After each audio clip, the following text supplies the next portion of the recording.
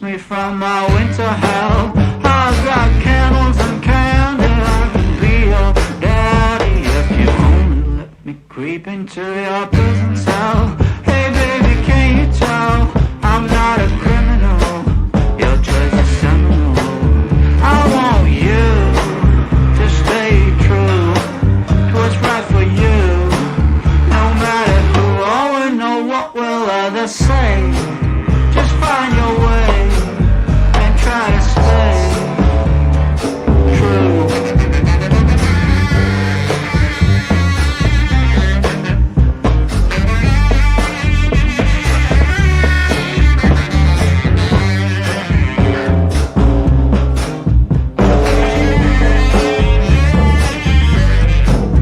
Speak low, stand in your row, try not to show this life's a show. Try not to glow way down below. Oh, it's a lot of woe, and that's not a place where you would like to go. I've got cigarettes and brandy, which could come in handy if you just help me loosen up my hand grenades fuse. Baby, don't refuse my truth, but it's up to you now to choose. I want you to stay true to what's right for you. No matter who or know what will others say, just find your way and try to stay true.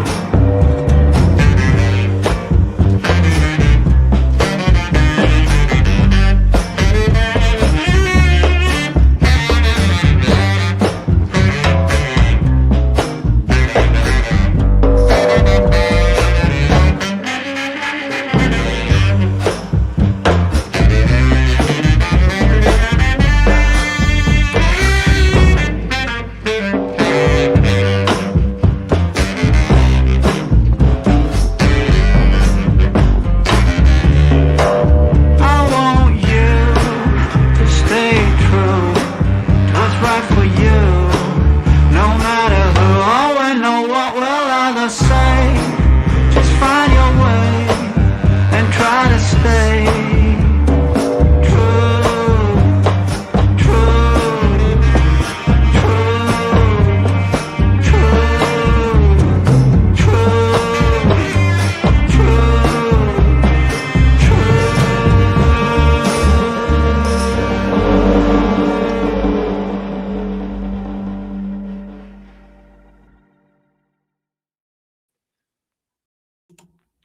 Good morning, everyone. How are you?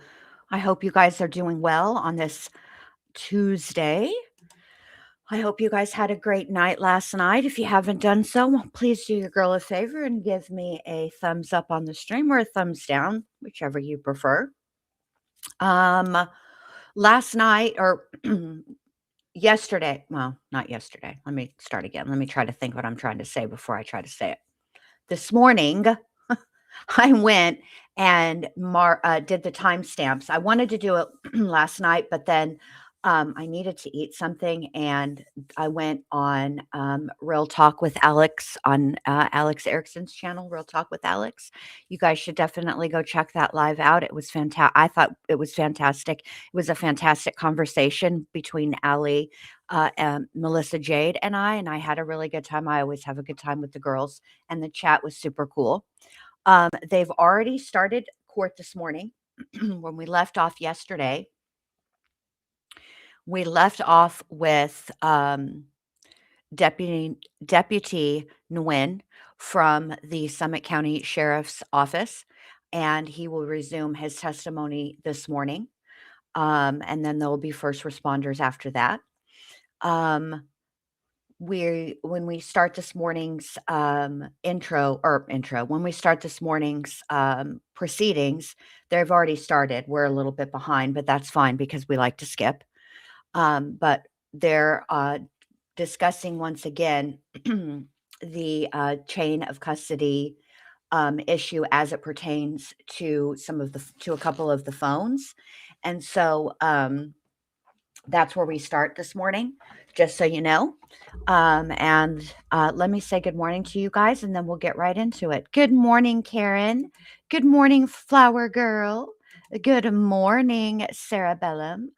Good morning, Kelly. Drive safe, babe. Good morning, Brooklyn. I think that's how you say Brooke. Let me just say it like that. Brooke. Good morning, Brooke. Good morning, Violet. And good morning, Brandy Lee. Good to see everybody. Glad you guys are here. And let's go ahead and get into it. Oh, I have added, if you missed it yesterday, I found the screen recording that I made of a new little sound clip for when people say things on this in the courtroom that I don't agree with or I find to be rude. I played it at the end of last night's stream. I'm sure it'll come in handy today because um yeah, it's just been one of those mornings already. All right, so here we go.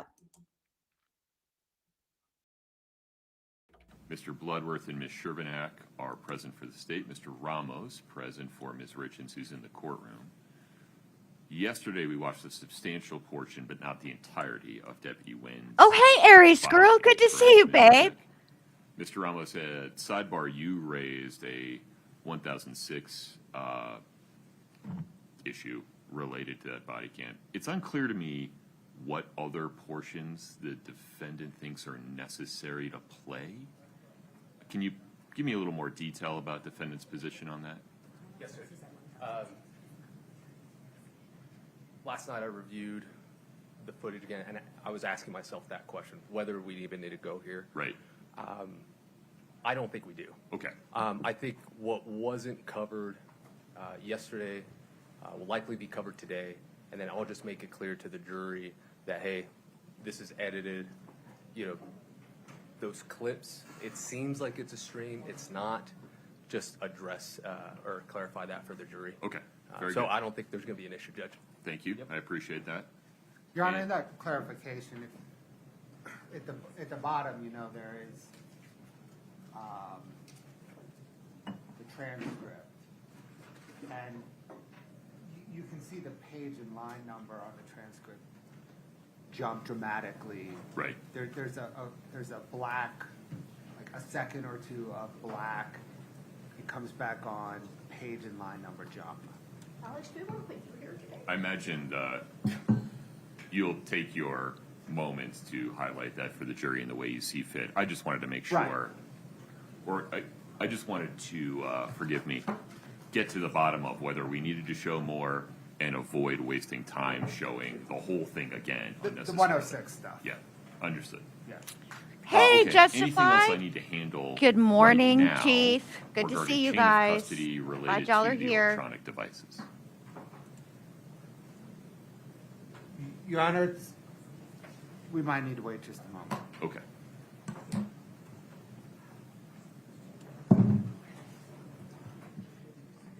I don't think Miss Nestor is in the courtroom right in this second. Let me just go forward a little and wait while they wait for her. Hold on. Oh. Here she comes. Chain of custody related. Ms. Nestor, may I put you on the spot for a moment? Yes, sir. Late in the day yesterday, we had Hey, chicken lady, good to see you, babe. Conversation regarding chain of custody related to some electronic devices like phones. Right. Anything further on that we need to discuss today, or at least this morning?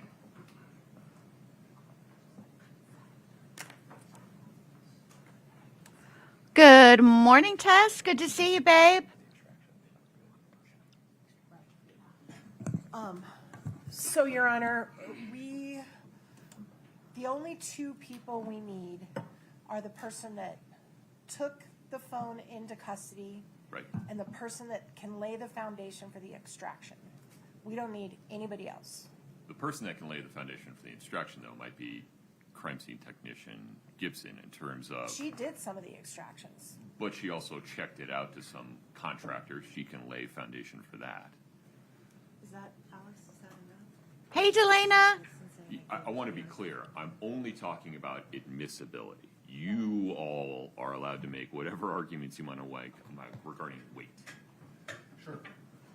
In interviewing chain of custody witnesses leading up to the trial, we discovered that there was just some Irregularities. thank you, as to how the devices themselves were handled. Okay. And so that was our initial concern. Now, we believe that everything could actually be said by either Ms. Gibson, if she's the one who did the extractions, or gave it to another officer who then did the extraction. I think really the foundation issue is going to come in through their expert, Coach Demas, Okay.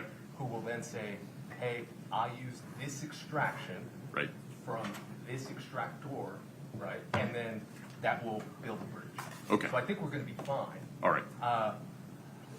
That was our main concern, is just making sure that we know, however they want to put it up, which extractions and who handled them. That's it. Sounds like this is a non-issue at the moment, Mr. I think Bledsoe. so. Yeah. Yeah, thank I goodness. agree, Your Honor. We'll burn any bridges we need to when we get there. Understood. Okay, very good.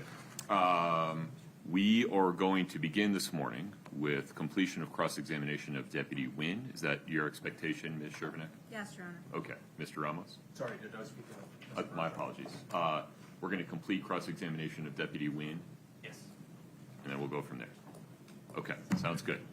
Yes, Anything Crafty else Chris, from they the are defense definitely before team we too invite the much. jury in?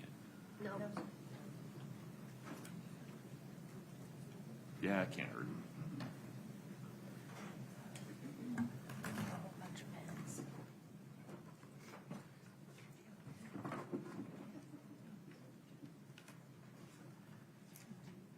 Oh, also, I wanted to update you guys if you're wondering about when the Mr. next. Bloodworth, I'm sorry to put you on the spot. May we invite Deputy Wynn in and get rolling? I apologize, Your Honor. Yes. Okay, very good. Let's invite the jury in, please. Sorry. Oh, I'm sorry. We just have 1 minute. Of course. Just to make sure everything's set up on our end. Yeah, do you want to test it? I think so. Just to make sure. That way we're not Yeah, doing let's it do in it. front of the jury. Okay. For those of you guys who are following the West Memphis 3 episodes, I just wanted to let you guys know that I think what I'm going to do is just do the next episode, hopefully by the Are you end of ready this to week. test that table over there? And I'll just give you 2 Patreon episodes. No problem. I'll just put both Patreon episodes out together. So we're, Okay. Okay. Scott, can we test you while we're doing it? Do you have something else, something I can put up? At the very latest, it'll be done by Sunday. I'll use if I need to. What I can do is tomorrow I don't have to be up at 4:30, so I can use the hours that between when I See, wake up hold and on, when give I me a go. moment here, Hold on, Scott. let me turn this down a little bit. can see I your don't desktop, but I can't. like being like I feel like I'm screaming over it. I'll just use the hours between when I wake up and when I go live at 9:30.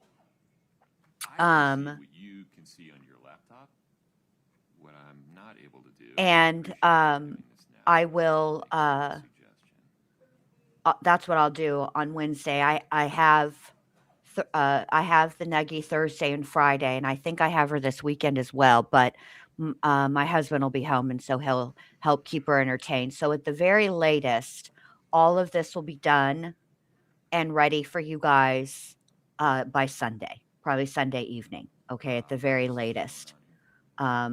So if you guys are interested in that, hey Jennifer, good to see you, babe. Something's going on between Synap and the HDTV. And yeah, I caught this yesterday as well, Violet. Violet said, did anyone else catch that she said she put her kids to bed at 9:05, had a drink at 9:15, and the son had a nightmare at 9:30? So the son slept 25 minutes and had a nightmare. Seems odd. Folks, I apologize. I- This is going to take 5 Yeah, I'm not like through no fault. of sure yours. If you're how- wondering what I'm looking at. I'm looking at the reflection of the HDTV.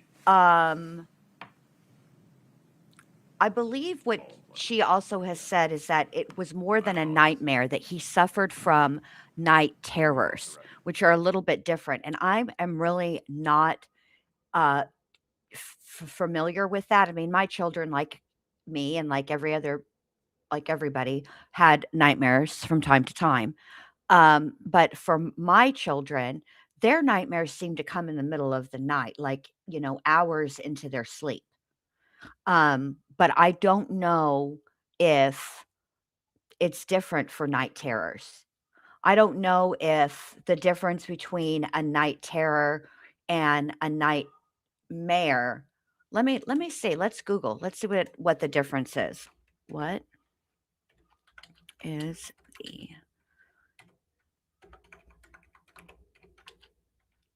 between? Oops. Here we go. Okay. Night terrors, sleep terrors, and nightmares differ primarily in timing and awareness. Night terrors occur during deep, non-REM sleep, first half of the night, resulting in intense, unremembered physical and confused episodes, whereas nightmares occur during REM sleep, later in the night, and are vivid, memorable, and dream-based. The key difference is sleep stage. Nightmares happen during REM, rapid eye movement sleep. Night terrors happen during deep, non-REM sleep. Memory. Most people rarely remember night terrors, while they usually recall nightmares. Physical response. Night terrors involve screaming, thrashing, and panic, with the person appearing awake but confused. Nightmares usually cause fear but less intense physical action upon waking. Timing. Night terrors occur early in the night, 1 to 3 hours after falling asleep. Nightmares happen in the second half of the night. Reaction to comfort. During a night terror, a child may not recognize or may push away a caregiver. A child having a nightmare is comforted easily. Age prevalence. Night terrors are most common in children aged 3 to 8, though they can affect adults, while nightmares occur in both children and adults. Night terrors often are triggered by sleep deprivation, fever, stress, or irregular schedules. Treatment often focuses on keeping the child safe during the episode and reducing overtiredness. A nightmare, often linked to emotional stress, anxiety, or upsetting experiences. So, it seems like on the very low end of, um, nightmare or a night terror, they have they that the person would need to be asleep at least an hour. You need to be in a deep sleep, not REM yet, but deep. And, I don't think that 25 minutes doesn't seem like enough time. Oh, here, hold on, let's skip through this just a little bit. So, yeah, I'm kind of, and the fact of the matter is, I don't know if any of the other children were interviewed or anything like that about what occurred in the home. At the time, they would have been relatively young, so maybe not, or, I don't think they're gonna be put on the stand for sure. Maybe they will, I don't know. Um, so I don't know what there is, if anything, to substantiate the claim of a night terror which caused her to leave the bedroom. I will say that yesterday during the body cam footage, Good morning, welcome back. Feel free to have a seat as you come in. you know what I noticed about Kouri Richins' behavior to me gave me more of an impression of somebody waiting. Waiting to be asked certain questions, waiting to be able to say what she did with way too many details added, I might add. And then I understand what the sister-in-law meant about the hair. She didn't look as if she'd just gotten up.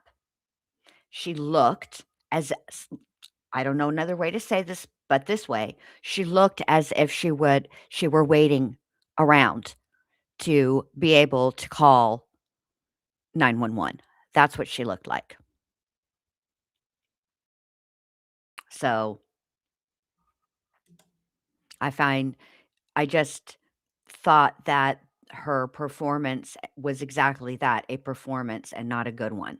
Like, it's very clear it's a performance. There are some people who are able to do it at a level where you something doesn't feel right, something feels a little bit off, and like later you can put it together, but in that moment, you're not quite sure whether they're telling the truth or not. Hers came across fake AF. All right, here we go.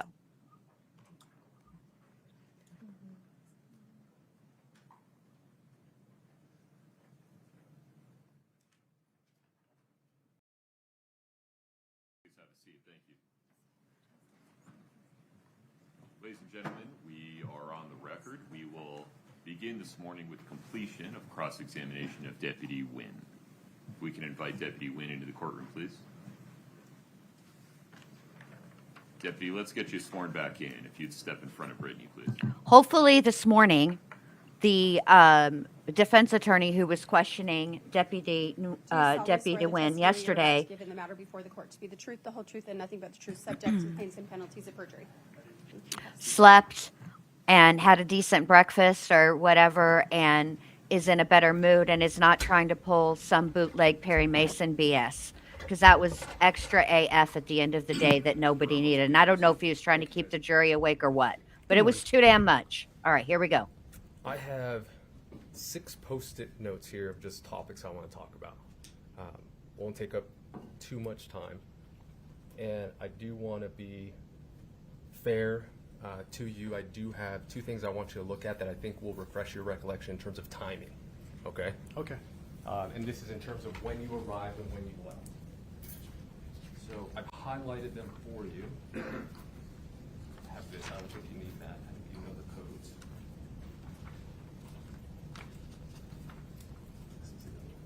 So take a look at those and let me know if you recognize them.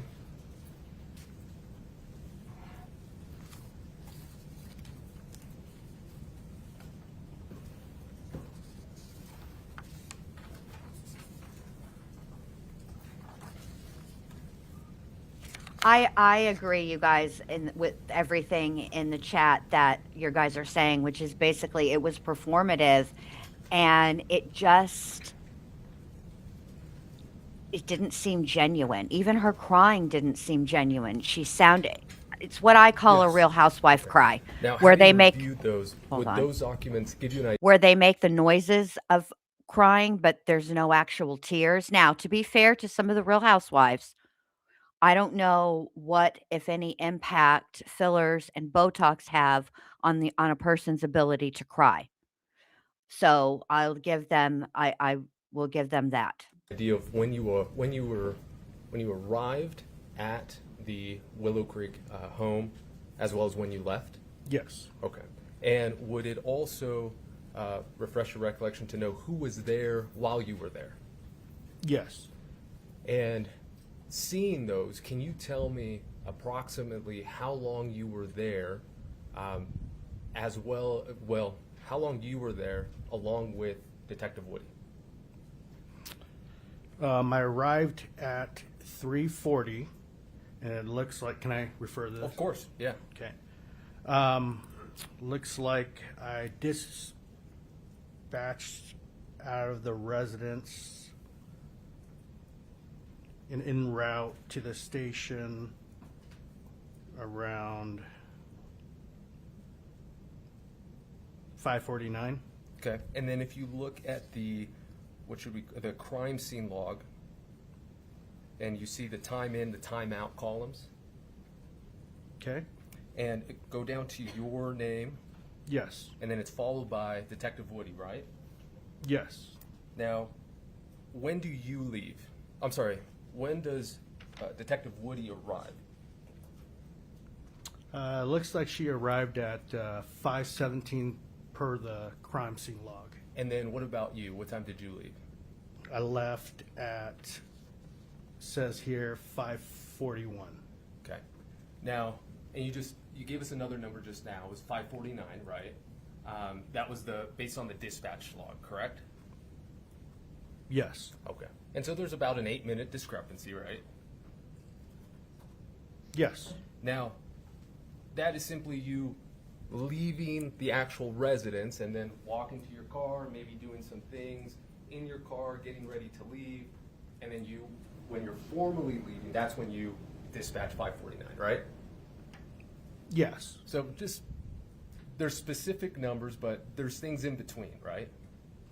Yes. Okay. Now, the reason I want to bring that up is obviously it's important to know who was there, how long you were there. Approximately 24 minutes between yourself and Detective Woody that you guys were at the crime scene together, correct? Yes, possibly, yes. Well, she checked in at, what do you mean possibly? She checked in. Because these numbers depends on who does the crime scene log. If they log me out, let's just say their watch at a certain time, that's their time logging me out. Okay, so So I'm not not actually writing the time I check out okay, so who on the did crime that? scene log. Who did that? I'm assuming Deputy Orgel. Deputy Orgel. Orgel. Now, you have no reason to think that Deputy Orgel's watch would be 10 minutes off. I can't. Okay. But we can tell that more or less 5:41, 5:49, it's around that time. Yeah, it's pretty close. Okay. So let's give it 15 minutes instead of the 24, based on the crime scene log. You were with Deputy or Detective Woody for about 15 minutes, correct? Possibly, yes. You were in the same residence, in the same vicinity. Yes. Okay. I'm not saying you're, linked arms with her, right? You were just there at the crime scene. Yes. Okay. According to the crime scene log. Yes. Okay. So, just like you explained now, things could be off, right? Watch what you remember, right? Yes. Okay. Now, we all watched the video yesterday, and there was a portion in that video where you informed Officer DiVotello, kind of the information you're gathering. We talked about that a lot yesterday. Okay? Yes. So I want to direct your attention there. Okay. I don't expect you to remember exactly what happened. The state has presented a transcript, okay? So I'm going to provide this to you, okay? Okay. And I want you to review this area that I am circling, okay? Just to refresh your recollection, okay? Okay. All right.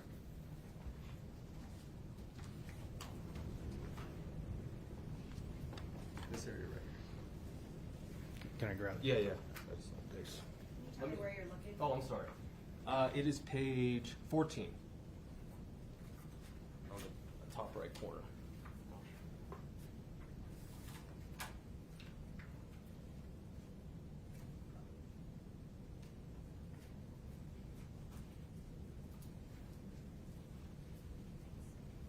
Okay. Does that refresh your recollection? Yes. Okay. So, tell us what you told Officer DiVotello at that point. Doesn't have to be exact, just give me an idea. So I advised him that, gave him a little brief of what I gathered, and what Miss Kouri Richins stated was, and I said that from approximately 9:30, she went to bed, and then approximately 3 o'clock, she went back into bed with Mr. Richins, at which time he was cold and heavy. Perfect. Now, I'm going to provide this back to you, and I'm going to be looking at the last line of page 9, and then the first paragraph of page 10.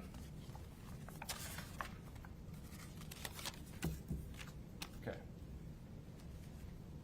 So it starts here, this line right here, and then move on to the first paragraph of this page, okay?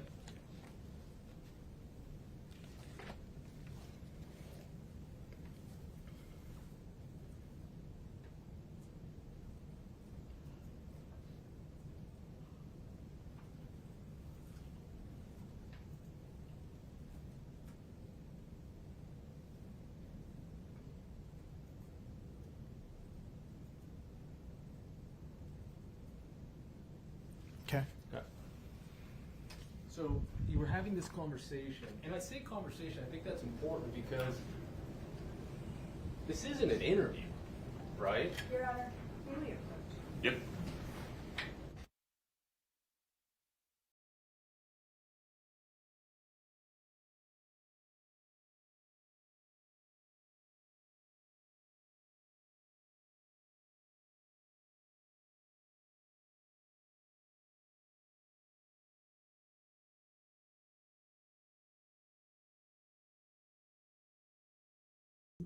Good morning, Nate. Good to see you.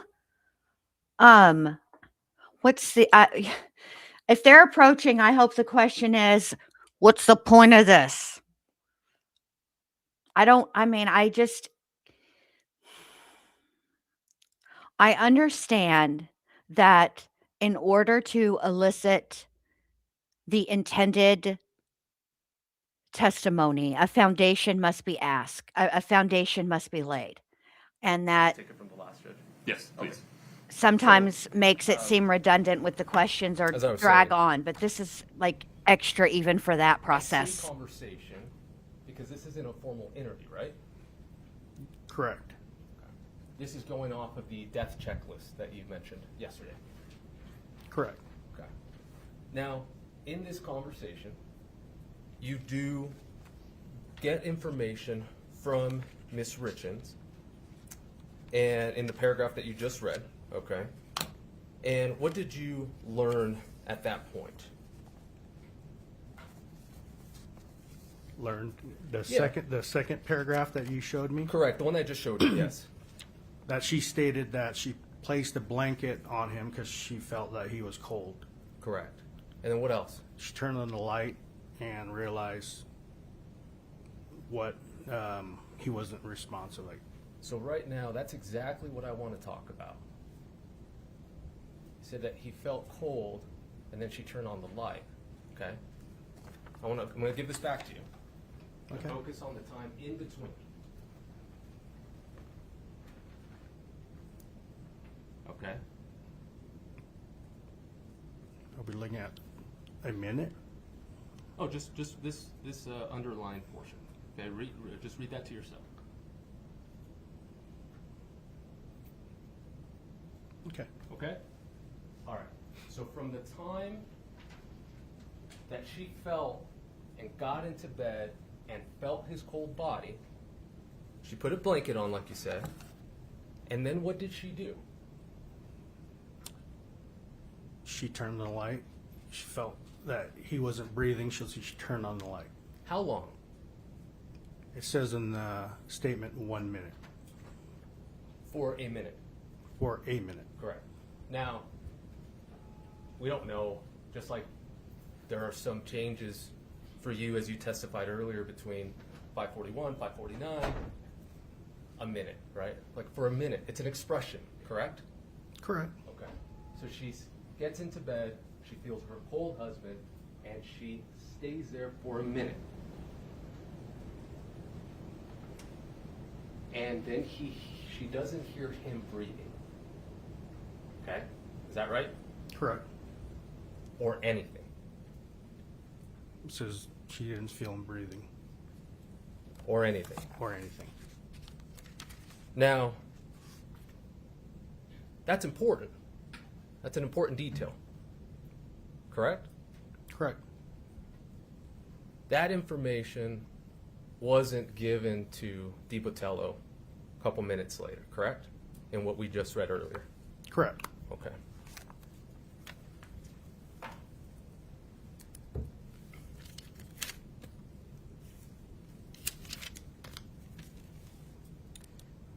Now, I'm getting through these. During this entire conversation that you've had with her, we saw yesterday, and just to reiterate, it was a edited clip, correct? Correct. Okay, and we could see on the bottom, the jury can follow along to see how quickly the edits are, okay? But I want to talk about that entire conversation that you had with her, okay? Ms. Richins was emotional, right?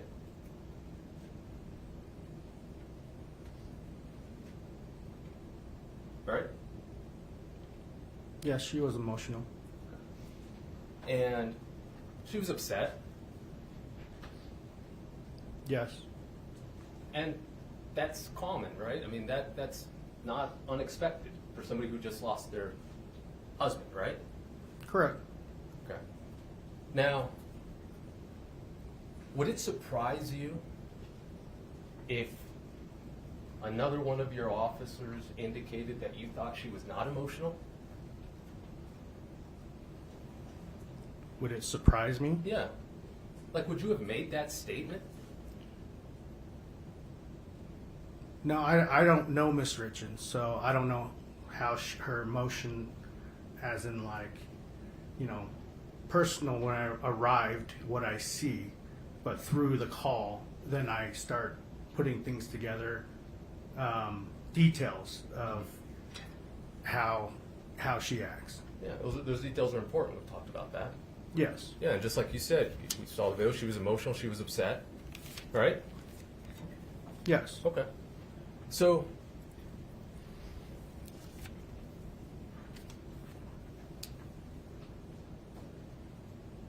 let's talk about the death investigation checklist. Okay? We talked about yesterday about what you did. Actually, scratch that. I'm going to go to this one. This was presented yesterday in evidence. That's the voluntary statement. You recall that? Yes. Okay. That is a voluntary statement. Now, you didn't give this to Ms. Richins. I did not. Okay. Now, if you look around right before Ms. Richins' written statement, you see there's a line there. I want you to read that line, okay? It's followed by a bold lettering. Which you, Do you mind pointing Yeah. out for Mr. Reynolds? It's right above written statement, this line right here. where it says describe. Correct. Just read that. Good morning, Coffee and Skeletons. Yep, well, where's Waldo is back. And Okay. Now, Mimi's did you not, could do would you this. sleep? We've done lots of these voluntary statements. Did not correct? dull You his did it now. spicy. He's still Yes. spicy. Now, the point of a voluntary statement is to get details, correct? Gather details, yes. And now, there are different types of voluntary statements. There are different purposes for voluntary statements, correct? Correct. So, for example, perhaps I'm a witness to a car accident. You might give me this voluntary statement, correct? Correct. I'm not under suspicion of anything. I'm just a witness, correct? Correct. Now, there's other ones where maybe I was the driver, and maybe I might be at fault, correct? Correct. And you would still say, hey, you know, maybe you want to give me that voluntary statement, correct? Correct. Okay. Now, in that statement, it indicates that it gives a discretion to the officer, deputy, who is giving this voluntary statement, correct? And what discretion is it? The bolded part here that's highlighted.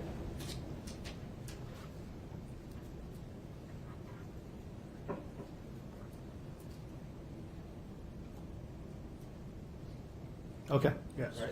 So what I mean by discretion is that it's the deputy who has to provide instruction to whoever it is that he's providing this to. Correct? Correct.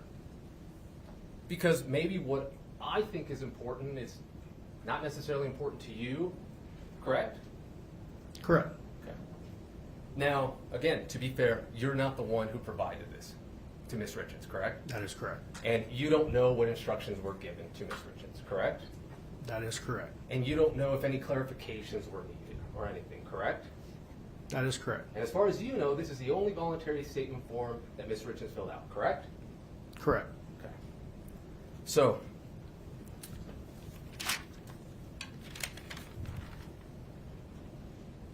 let's talk about the death investigation information checklist. I'm going to hand this to you, okay? Okay. Now, when you arrived, you were the third to arrive, correct? Not from EMS, just from Summit County Sheriff's Office. Correct. Pimeintel was there. Correct. DeBotello was there. Correct. Now, you were in charge of the death investigation checklist. That is correct. Okay. And how is that determined? The initial officer. Which was who? It was me. Okay. And why were you the initial officer, even though you were the third one to arrive? I was assigned to that zone to take calls in that zone. Right. So, this is your case. Your scene. Yes. Okay. So you're the one who gets to direct people on what to do. Me and the sergeant, yes. Fair. Now, you've done, I suspect, or you have this death investigation checklist, and you go through it, correct? That is correct. Okay. Now, I want to direct your attention to the scene response section, and I'll walk you through it. It's right here. Okay. Okay? Now, there are 1, 2, 3, 4, 5. There are 6 things I want that are highlighted there they're in bold, and we're going to go through them in order. Okay? Okay. All right. I'm going to start with the first one, which is securing the scene. Correct? Correct. Okay. Now, even if it was my first time doing a checklist, a death investigation checklist, I would be able to follow these instructions, correct? Correct. All right. Now, part of that securing the scene, which I think we saw you do, was you need to explain to everybody there kind of the purpose, right? Yes. And exactly what do you need to do? It says find a comfortable location outside. Let's go back to the first sentence there. Kindly explain to the family that the scene needs to be vacated until the scene is processed. Okay. Vacated, right? You want me to continue? No, vacated, correct? Correct. And you know what vacated means? Yes. Okay. Now, the following is, what is your duty in order to vacate a scene? What do you have to do? Remove people from the residence. From the residence, right? Correct. Okay. And it actually gives you examples of where you can go, right? Correct. Such as a comfortable location outside, right? Yes. Another family or member or friend's house, correct? Correct. Okay. That wasn't done here. Mr. Ramos, in fairness, it's unclear when you're asking your question. That wasn't done here, correct? Correct. Now, then you have to use a crime scene log, correct? Correct. And that's what we just read, right? Just a little bit ago, the sheet that I gave you, Correct. correct? Okay. Then you have to photograph the scene, all right? I want to talk about this specifically. When do you need to photograph the scene? After what? After an investigation is started. No, read it right there. Photograph the scene after what? First picture should be. No, before that. Nope. Use a crime scene log to document who comes and goes. Photograph the scene after it is secured. After it's secured.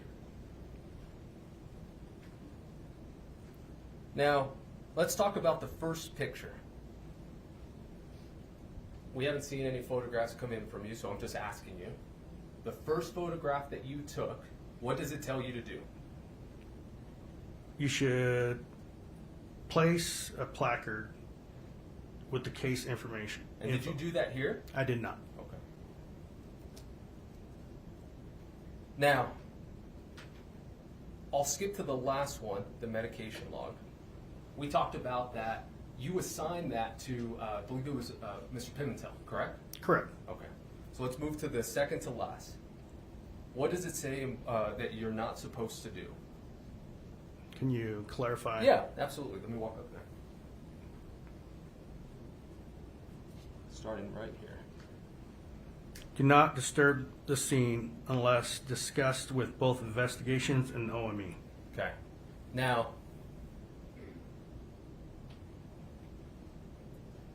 that's very important. You would agree? Yes. Okay. Now, we kind of saw some of it in the video. The jury can go back when it goes back to them and look at it for themselves.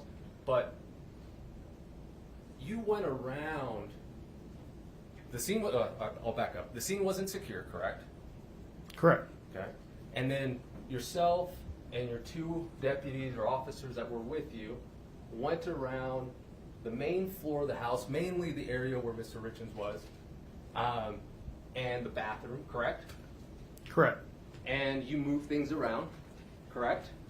Correct. And you were finding things, correct? Correct. And when you took photographs, you didn't put on the photographs or in your report what you moved, correct?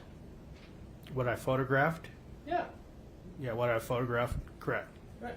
The scene that you photographed was an unsecured scene, correct? I would say semi-secured. Okay. Go back to that whole scene response paragraph that we just read, okay, that we just walked through. Can you find semi-secured for me? For the love No, of it's not. Pete. Okay.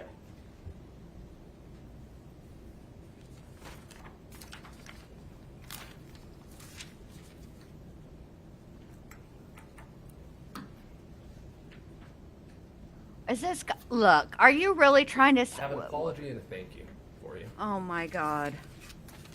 Apologize and Apologize for thank putting us. you on the spot. As you know, this is my job, so I appreciate your time. I have no further questions for you. Thank you so much. Thank you. Thank you. Peace out. Ms. Shervanick, redirect within the scope of press.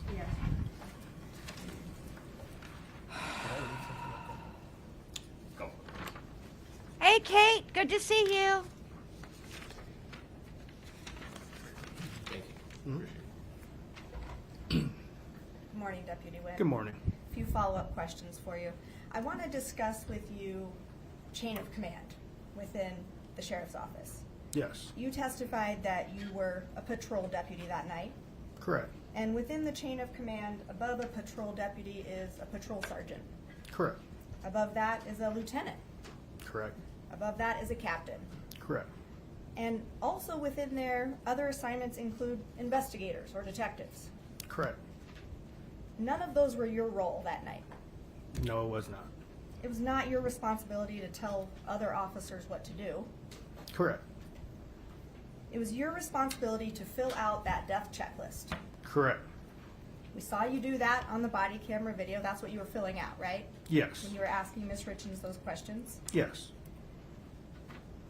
And after you filled out that checklist, what'd you do with it? I When you placed- left the scene. I logged it into the case file. You logged it into the case file, and that means that it's within the police system at that point. Yes. Other officers can see that checklist. Absolutely. They can review it once you upload it. Yes. Same thing with the report you filled out. Yes. The summary that's in your report was treated the same as the checklist. Yes. It was uploaded to the case file Yes. where other officers can review it. Yes. Good morning, lunch As soon as lady. it's uploaded, right? It's immediately available to them. Immediately. Same situation with your body camera footage. Yes. Once it's uploaded to the system, every other officer can view it. If they have authorization to view it. Right, but officers that would need to view it have that capability. Yes. So all of that information was passed on to the other officers on the case. Correct.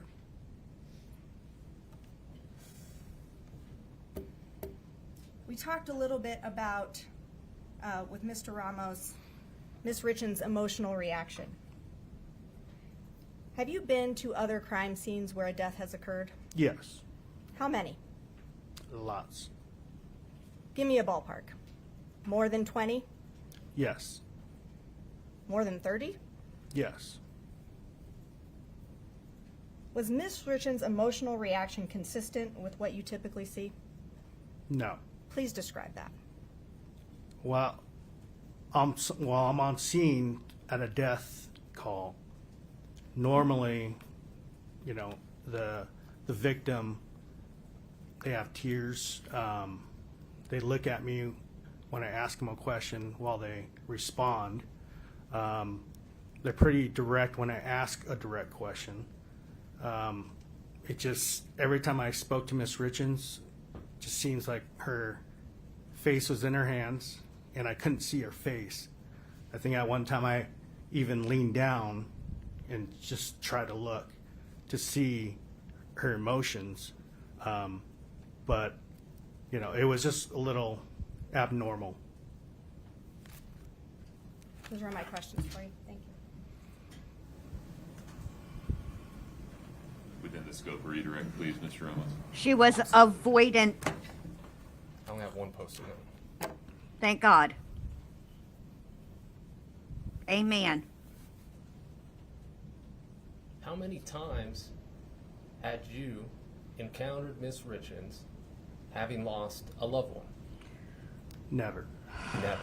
In fact, when I was just asking you questions before, you said, I don't know Miss Richins. That is correct. That you can't tell what exactly she's feeling. Oh, Correct. thank you, Chief. I You can't appreciate that, say it's babe. abnormal. I said it was abnormal to all the other calls that I've been on. Let's talk about those other calls. What did you say? You said victim. You specified victim in response to Ms. Shervanak's question. That it was victims looking you in the eye, crying about what had just happened to them. Correct? Correct. Okay. You didn't mention that it was somebody who lost somebody. Correct? I did not. Okay. Now, we could argue forever about whether your emotions on the stand or mine are abnormal or not. Correct? Correct. The fact is, at the end of the day, no matter what Ms. Shervanak asks you or what I ask you, you don't know whether or not or what Ms. Richins was feeling. Correct? Correct. No further questions. Ms. Shervanak, may we let the deputy step down? Yes, sir. You're free to go, sir. Thank you.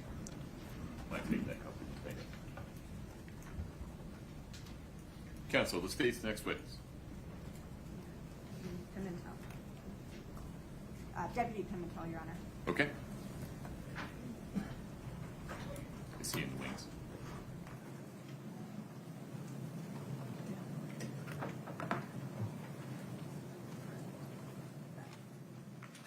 Let me clarify the appointment. It says Nestor and her business partner, Wendy Lewis, along with Alex Ramos. Ms. Cameron Sessions. Hold on. Were appointed to the Richins case in 2024 after her previous defense attorney had a conflict that couldn't be resolved. So it sounds like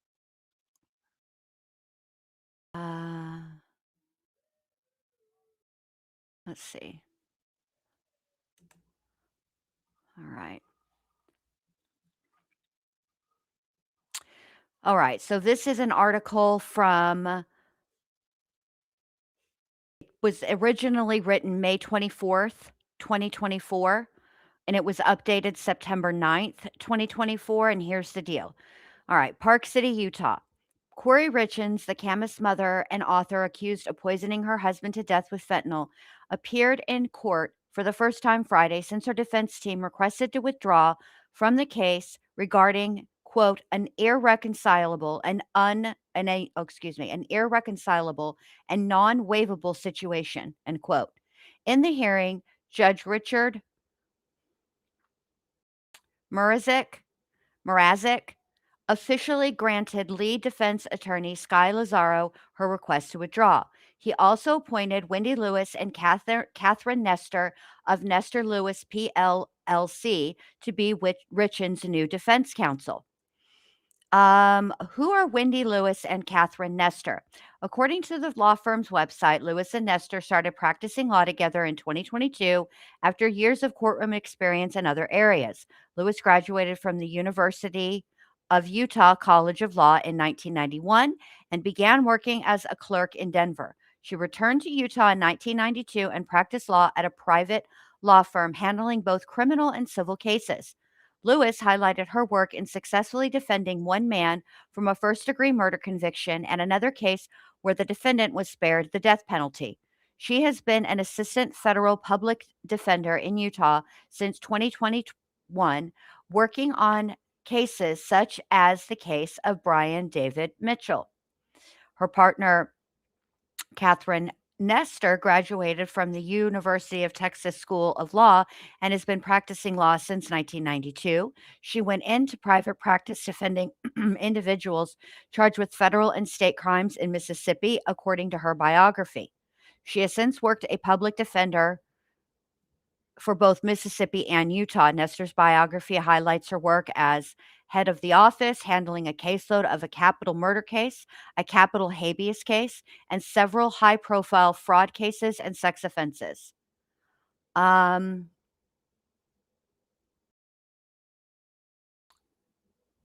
It doesn't say anything about Ramos. I'm thinking he must work with them in some capacity with their firm. All right, here we go. Okay, Just a moment. no problem. I do want to see.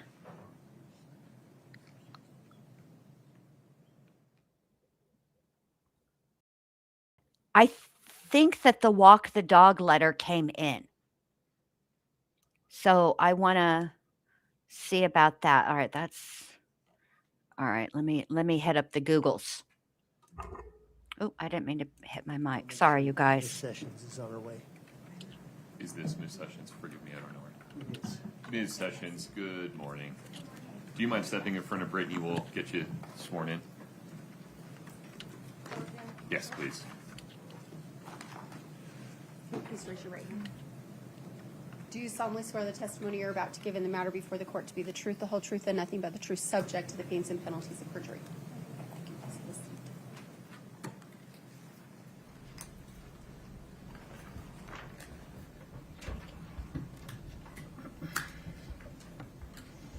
Mr. Burmester, please proceed.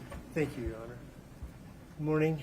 Could you please state your full name and spell your last name? My name is Cameron Larson. Hi, Cameron. Nice to meet you. Okay, so the walk the dog letter. As of late February 2026, the court's final decision on the walk the dog letter has been delivered in phases with recent rulings determining its admissibility. In February 2026, Judge Richard Mrazek ruled that the first 3 pages of the letter are admissible and can be used by the prosecution. So at least that letter in part is coming in. All right, here we go. Larson. Now, May I ask you to do me a favor? Yes. You can sit wherever you're comfortable. Will you pull the mic a little closer to you? Yes, absolutely. It's easier to move the mic. Okay. You can just pull it towards you. Thank you. now we called Cameron Sessions. Now Ms. Larson ends up on the stand. What has happened? I changed my name since getting married. Okay. And since March 4th of 2022? I was married in October of 2021. I just didn't change my name until later. Got it. Perfect. Thank you. What is your current employment? My current employment is an evidence technician with the Park City Police Department. I see. Now, back in 2022, did you have an assignment with the Office of the Medical Examiner? Correct. Your voice is so soft. Really get that mic close to you. I just want to make sure your testimony is important.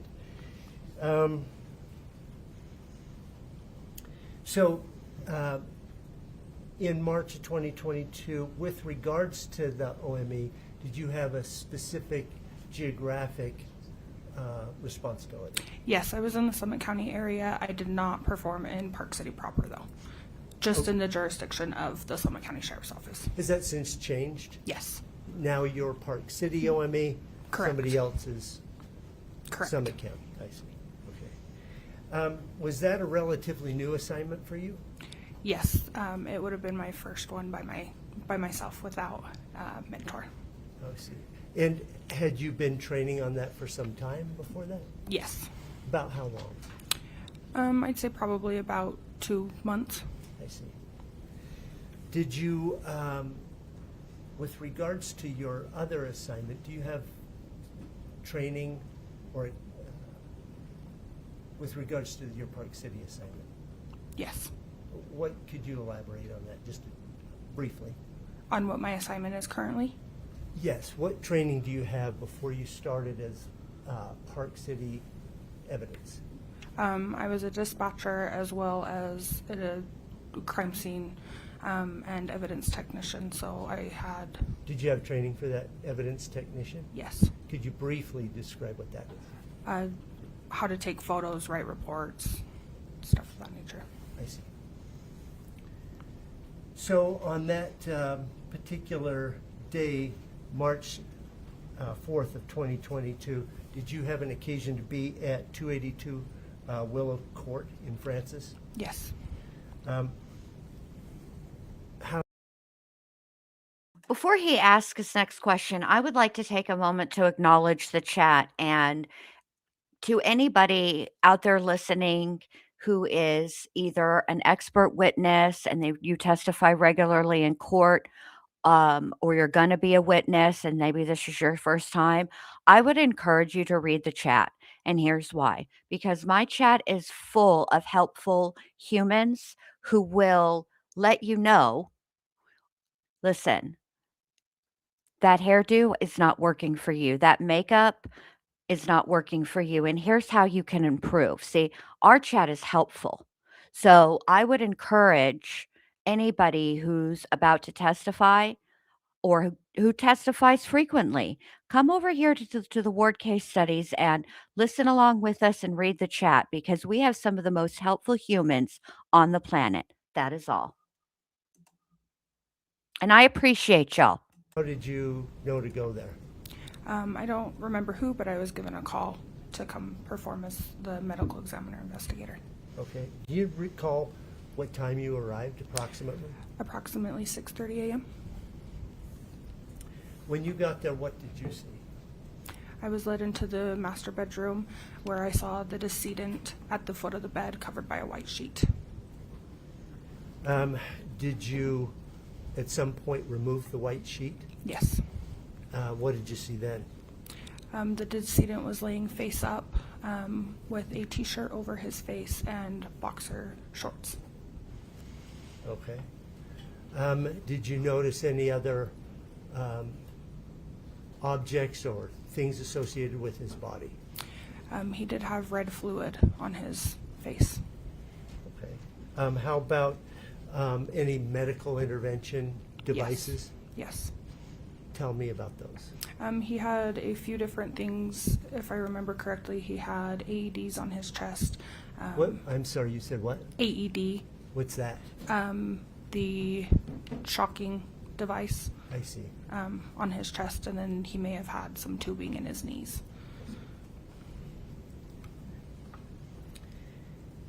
Did you have an opportunity to get closer and look over his body, inspect his body, Yes. front and back? Yes.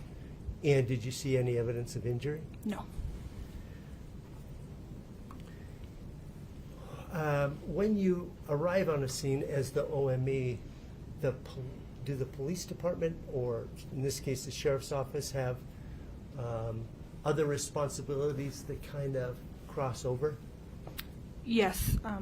They're not supposed to touch the body until I arrive, but we were working in the same room. Okay. Does that include collecting evidence? Yes. Okay. Did you work with anyone from the Summit County Sheriff's Office? Yes, Chelsea Gibson as well as Detective Woody.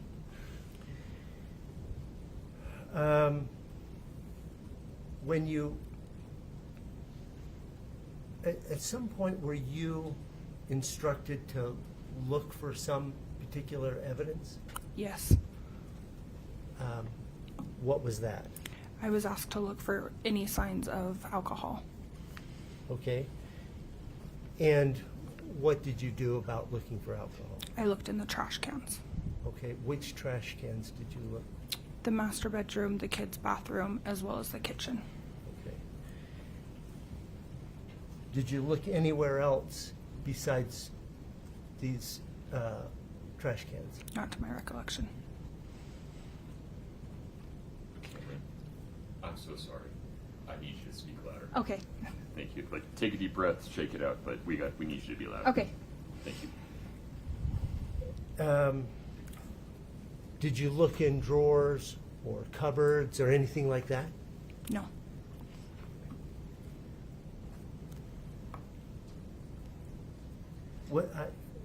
Why not? My job as the medical examiner investigator was to go and check the body and the decedent.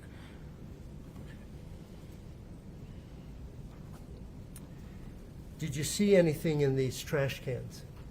To my recollection, there was nothing in the master bedroom or the bathroom. However, in the kitchen, there was coffee grounds, a newspaper, and a cock and bull bottle.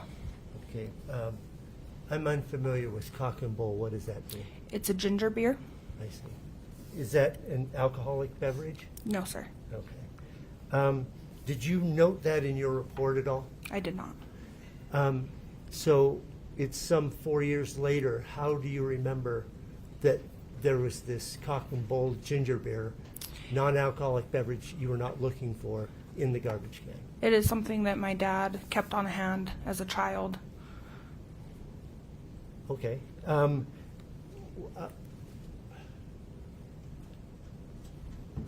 But just because you had it in your house, was there something about cock and bull ginger beer? It has a very distinct name and a very distinct bottle, and so it was something that just jogged my memory. I see. Did you look around the master? Just FYI, if I saw anything, I don't give a rat's fat kneecap what it was. If I saw something labeled in a trash can that said the words, or that read with that had the words on it which read cock and bull, I would remember forever. It would be indelibly burned into my brain. That is all. Bedroom where Eric Richins' body was for medications, things like that. On surface areas, Did you look for any evidence of alcohol out in the open in the master bedroom? not to my recollection. Did you see any? No.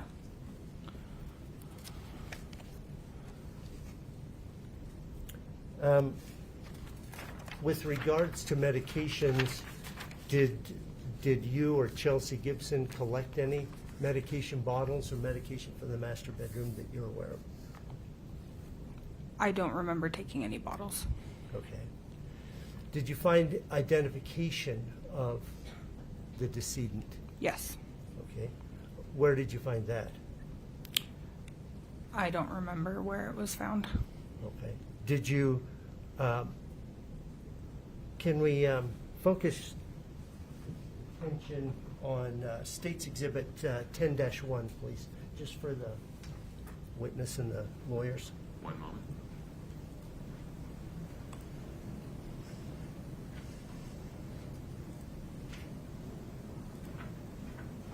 Are you able to see that? Yes. Okay.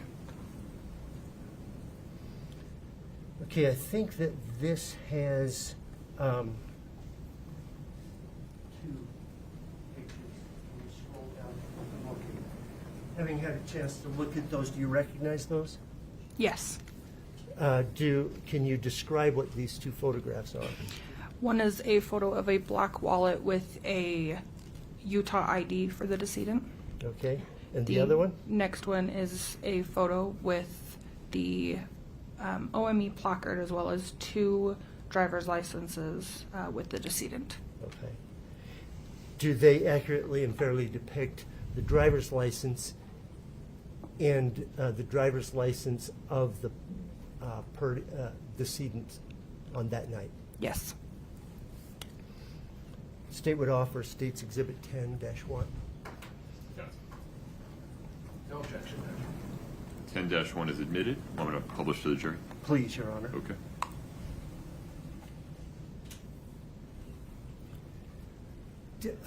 Did the person depicted in the driver's license appear to be the same person who was the decedent who was laying there? Yes.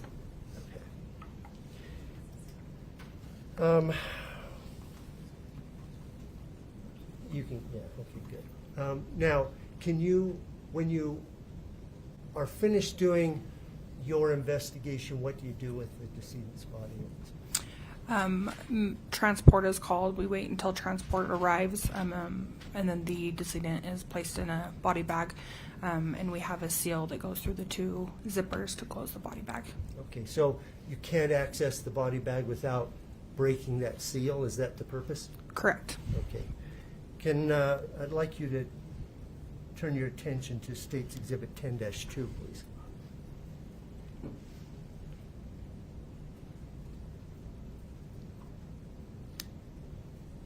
Do you recognize that? Yes. What is that? It's a picture of the tag that will be placed on the body bag. Okay, and does that tag have a specific number? Yes, it is 0002713. Is that number important?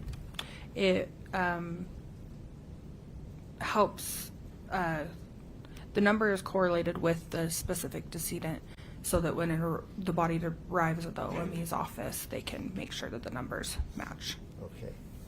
So it's unique. It's not everyone for Summit County is 2713. No. Okay. Does this photograph accurately and fairly depict the tag at the scene? Yes. State would offer State's Exhibit 10-2. We're not going to have an objection to that, but housekeeping, if we may approach. Yeah. Oh, for the love of Pete. Now we have housekeeping.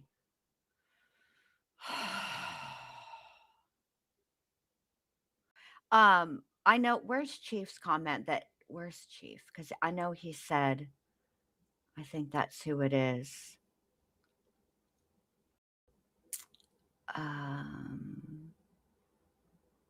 Who said it? Maybe it wasn't Chief. I don't know. But in the chat earlier, there was oh yeah, no, Chief did say it. I remember. Chief said Kouri does not look confident, in my opinion. I agree. She looks more nervous today than she did yesterday. Yesterday, it felt like she was trying to give the no face. And let me tell you something. There are very, very few defendants that I've watched in my lifetime of watching trials that are actually good at not giving any face. And the first person that comes to mind is George Washington Wagner IV. If you watched Ohio versus Wagner, if you want to just check it out, it's in a playlist on the channel. That man had no facial expressions ever. He was absolutely, totally, and completely blank. There was only 1 or 2 times that he got riled, and it happened once when he was testifying, Yes. and once Okay, so when we're his gonna publish ex-wife was this testifying. version to the jury, and Scott, if you would Quite make a note interesting. to have this version of, I forget the number here. Yes, It's Daybell 10-2. as well. If Daybell you had have this 0 version of face, 10-2 be the one that just gets it. blank. All right, we'll publish 10-2 as amended by the state. I appreciate that right now.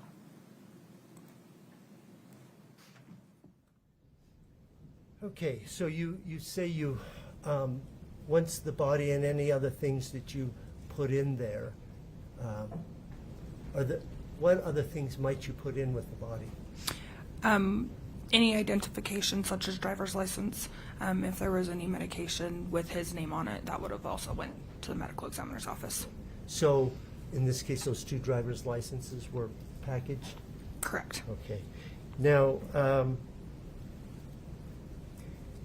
I'd like you to turn your attention to 10-3, please. The name of the person who gives no face? I don't understand your question. I said George Washington Wagner IV was the first person that I ever saw that was absolutely expressionless during his trial, and it was a rather lengthy trial. George Washington Wagner IV and Chad Daybell. Do you see that? Yes. Do you recognize that? I recognize the tag. It appears that that photo was taken at the medical examiner's office. Okay. Were you at the medical examiner's office? No, sir. Is the body bag and the seal on the zipper accurately depicted as you last saw it? Yes. In that photograph? State would offer State's Exhibit 10-3. Any objection to 10-3, counsel?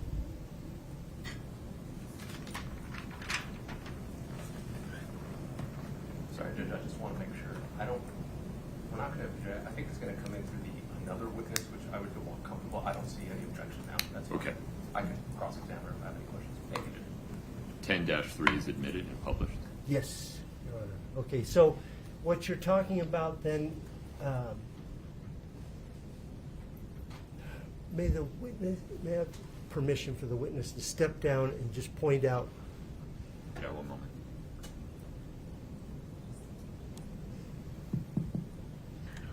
Jennifer says George's vest wouldn't allow him to make any faces. George Washington Wagner IV was absolutely poured into that vest. Yes. Correct. Is this working? Okay. As you can see, there's the two zippers right here with the tag that cannot be taken apart unless it's cut. Perfect, and that's the way you saw it when you last saw the decedent in the body bag. That was how it looked? Yes, sir. Okay, thank you. You can return to your seat. Also, good morning, Chicken Lady. And yes, So what happened next after you've sealed the body? excuse me, prosecutor. I think his name is Bloodworth. Yes, Taylor Shabusiness gave all the faces. She is not a well woman. You know, she ended up pleading to that assault on the nurse in prison. So what happened next after you've sealed the body of Eric Richins in that body bag? What happens next? I escorted the body bag out with the transport team. Once the decedent was in the van, that's the end of my role. Okay. And what's the transport team? It's a team that we contracted with at the time with Summit County that is just responsible for moving decedents from scenes to the medical examiner's office or wherever they need to go. Okay, perfect. I have no further questions for this witness.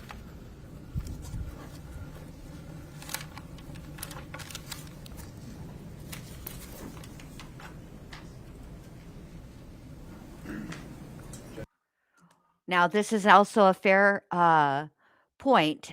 J.L.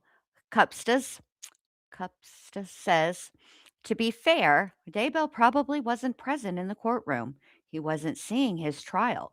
He was over on the Vale with fairy ghosts, having deep conversations about end days. To be fair, you're right. He probably was in a dadgum portal. Sure was. And what do they call it in the movie, the Insidious movies? The Further. His ass was in the Further. He had gone in a portal into the Further, and he weren't there. I don't think I'll be going to we need a break. We just got started. We don't need a break. No further questions? Understood. I'm sorry. That's okay. Mr. Ramos is stepping up. That is Oh, he is stepping. Yes. Okay, I'm sorry. It was a bit, no, I was just shocked that you didn't have questions. You and my wife both.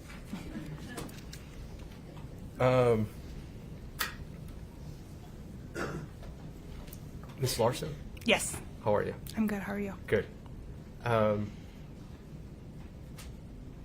That this is wild that this would be your first crime scene that you're showing up to.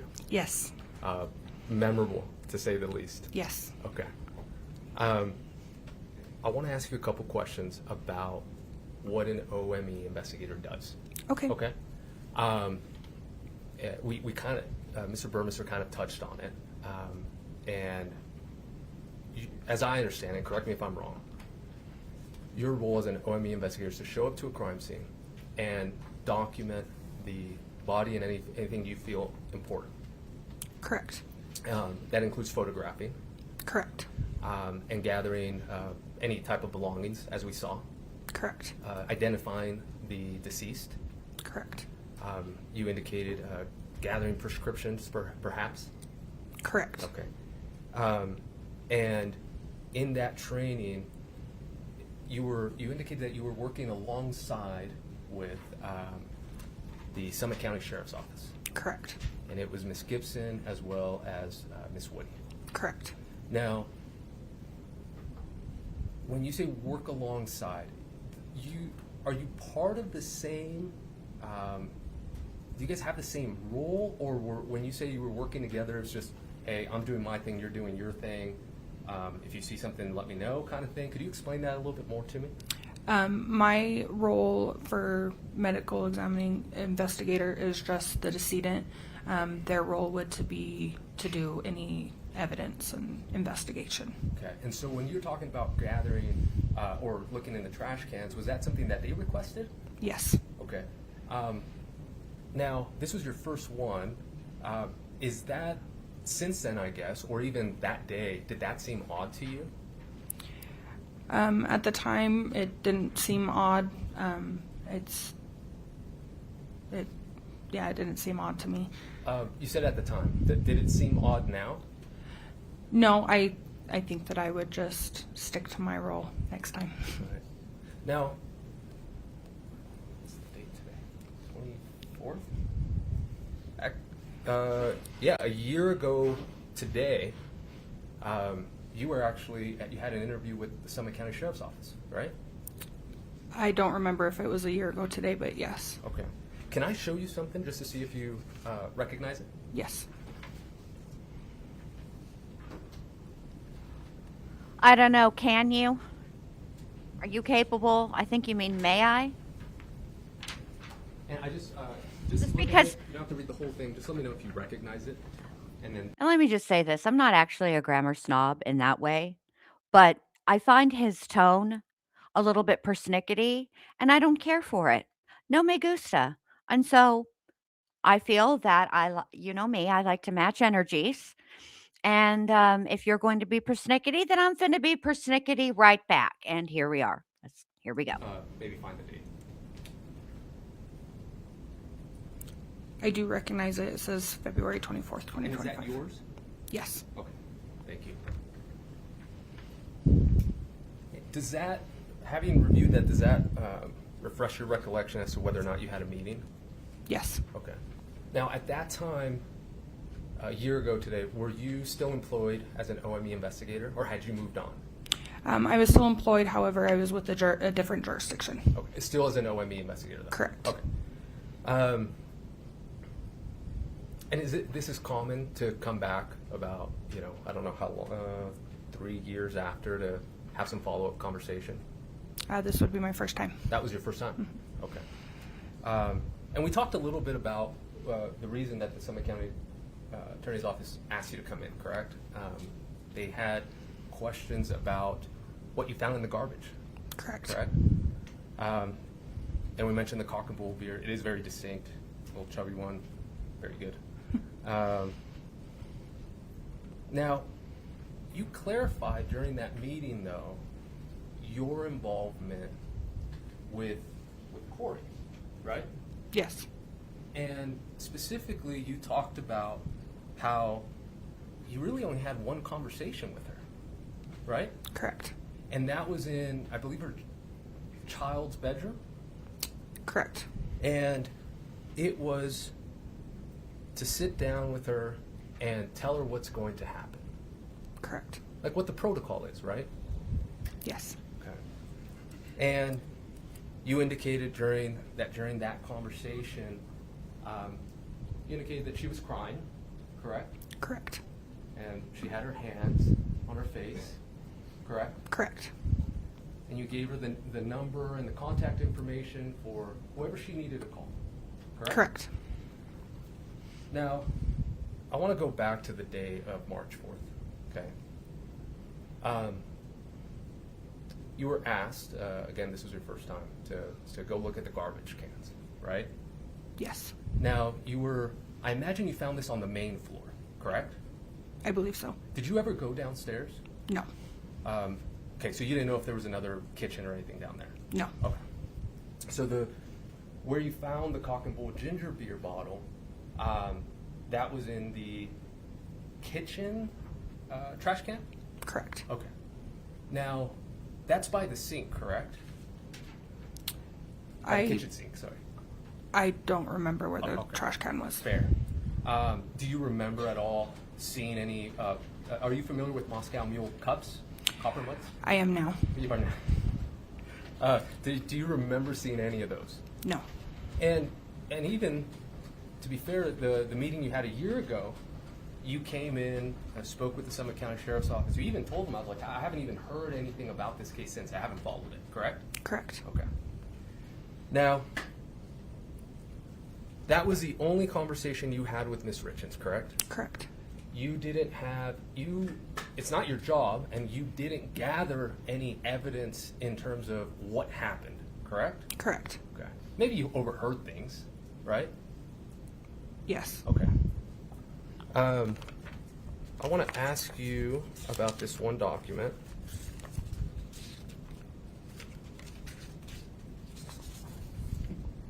Just to see if you remember.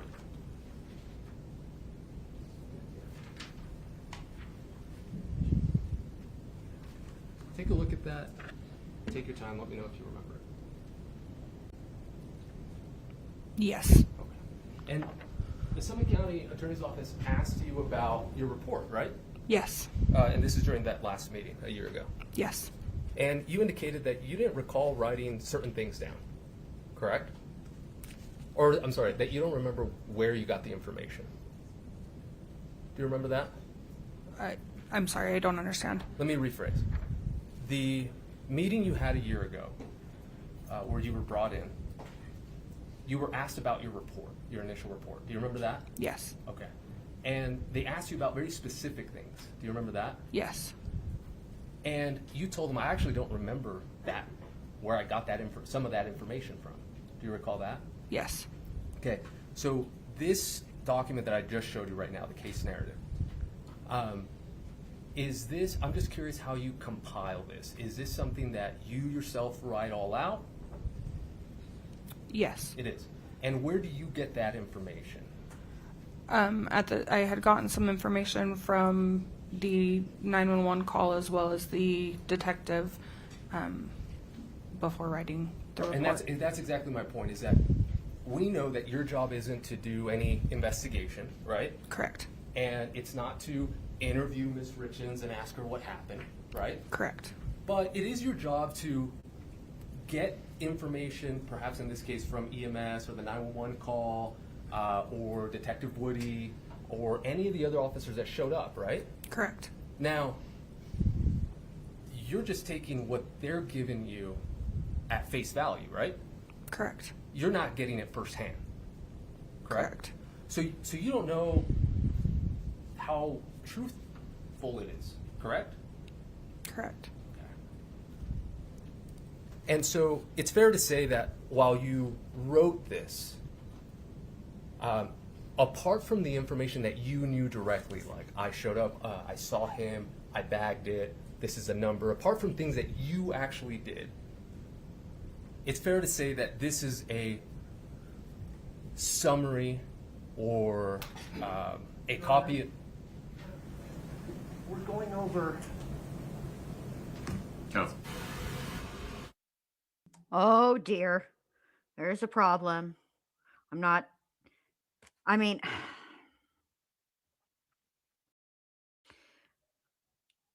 how do I put this? Let me think about how to say this correctly.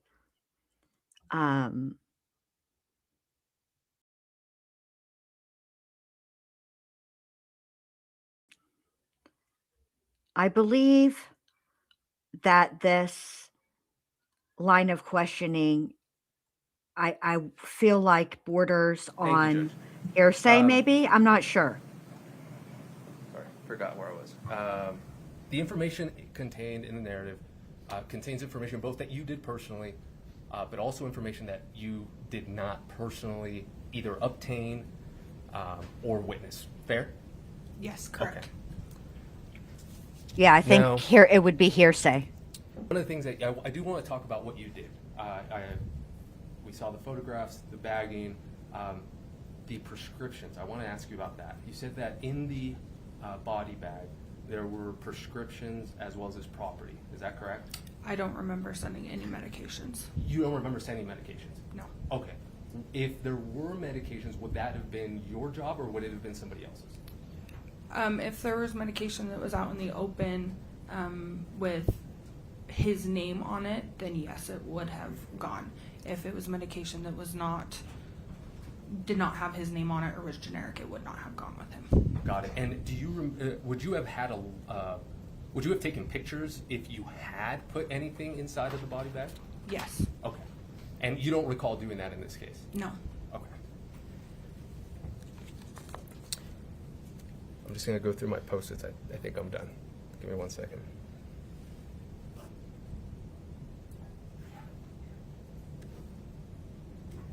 No, this is cross-examination, Donna. Good to see you, by the way, babe. Thank you so much, Ms. Larson. Thank you. Appreciate you. Thank you, Judge. No further questions. Mr. Burmester. When you, before you seal up the bag, you put anything that you fits within the confines of your duties to put within the in the bag with the decedent's body.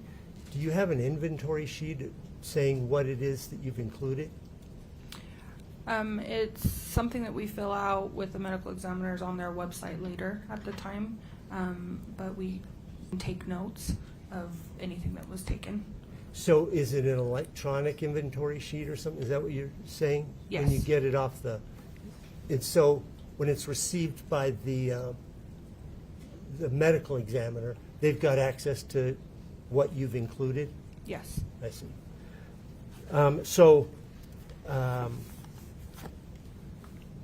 If there were medications, that inventory sheet would have what you had included. Yes. Is it possible that other items of medication with his name on it were included in that bag that you don't remember today? Yes. Okay. Now, defense counsel asked you about this meeting. Do you remember the location where that meeting was with? It was at the Summit County Sheriff's Office. At the Attorney's sheriff's office, okay. And was anyone there besides the county attorney? It was myself, Miss Olson, and Hopper, Okay. if I remember correctly. Hopper is an investigator? I'm not certain what his role is anymore. Okay. Do you recall if Detective O'Driscoll was there? He was not. Okay. I have no more questions. Thank you. Just related to the scope, Judge. Ms. Larson, the state just asked you about what would have been put in the bag and if it would have followed it, and then OME would have received it. I want to talk to you about that, okay? Okay. As I recall, you actually have to escort the decedent out, correct? Is that correct? Yes, correct. And that was for the whoever you contracted with, I think is what you indicated. Correct. Okay. Now, when you do that, do you recall the names of who that was? I don't expect that you do. No. Okay. I'm going to show just something to bless you, Miss Larson. Approach for 1 second, Mr. Burmester. Uh-oh, why are we approaching? What's happened? What has happened? Oh my goodness. Not sure why we're approaching at this point. I do think that saying bless you is not beyond the scope. I'm not sure. I don't know what they're approaching for. But they approach a lot.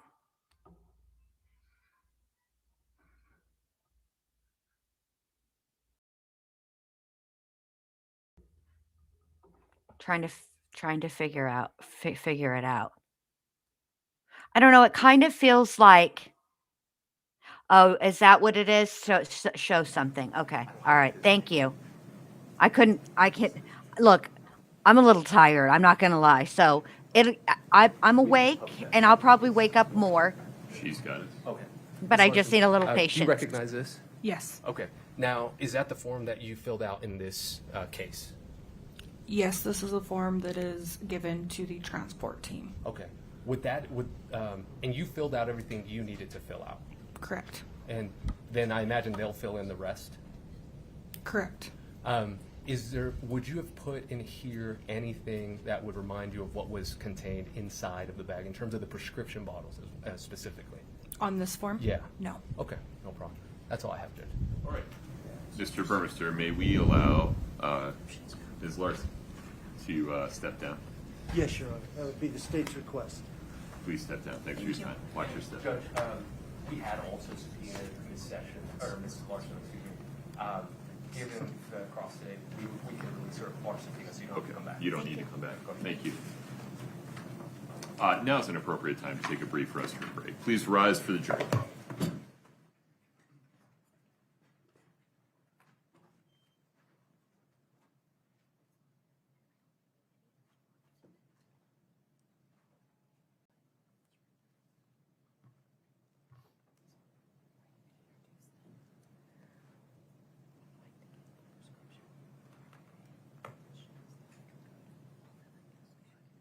Oh my God, I was talking this whole time on mute. Please. Okay. Mr. Cernich, just give me a preview of the state's next witness. Your Honor, it's going to be Deputy Pimeintel. All right, it's going to be Deputy Pimeintel, which we know there's going to be issues on cross. We already know from yesterday.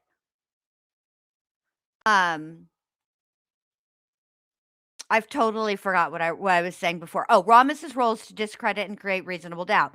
He'll be drawing this trial out to a full month. Well, they are scheduled for 5 weeks.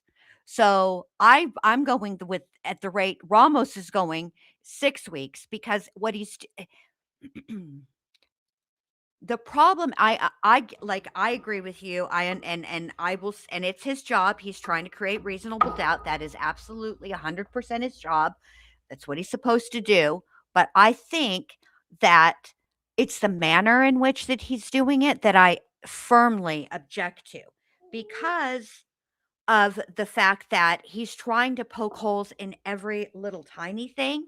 And rather than it being successful, it's kind of coming across as nitpicking, which is very annoying. All right. Let's skip ahead a little bit. Is that person in the wings? Hold on. Okay. Come back at 10 a.m.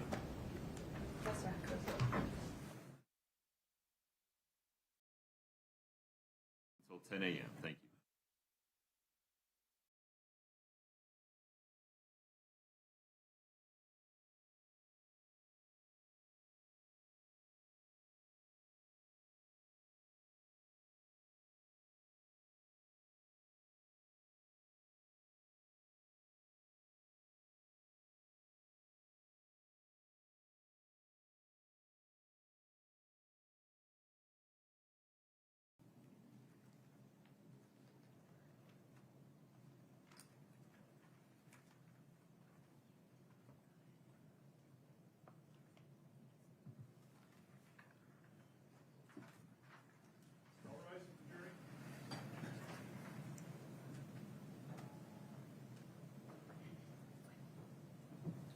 Have a seat, folks. Thank you.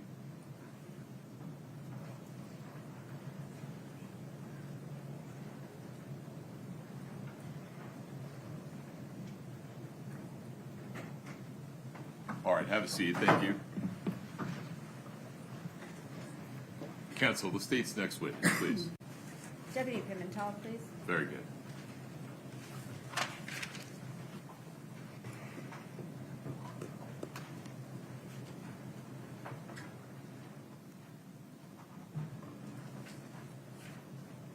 Will you step in front of Brittany? We'll get you sworn in. My apologies. Good morning, this is Rich Wright.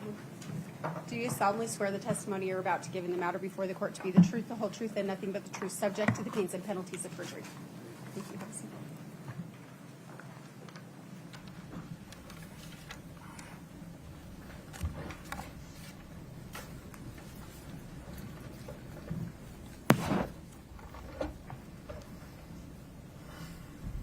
Good morning.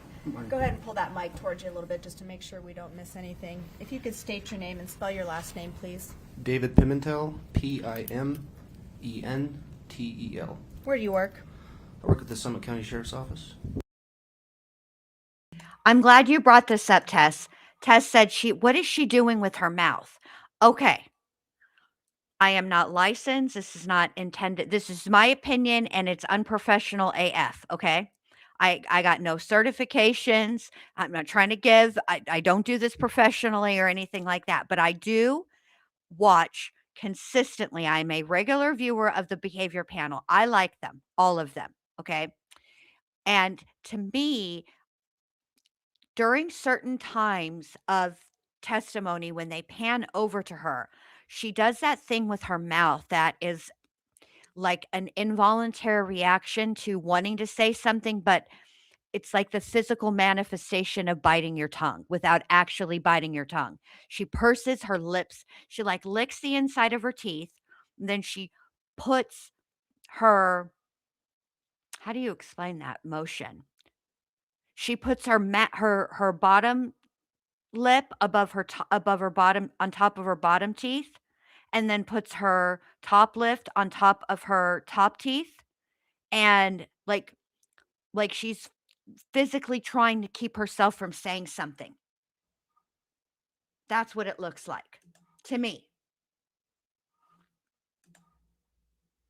How long have you worked there? Almost 7 years. What's your assignment at the Summit County Sheriff's Office? Currently, I'm on patrol with the K-9 unit. What about in 2022? What was your assignment then? It was the same assignment. You were working as a patrol deputy? Yes, correct. Before we jump into the case at hand, I want to talk a little bit with you about the chain of command within the police, within the sheriff's office. So you mentioned that you're a patrol deputy. Yes. And above that, there's a patrol sergeant. Is that correct? Yes. There's a lieutenant. Yes. There's a captain. Yes. And there's also an investigations division. Correct.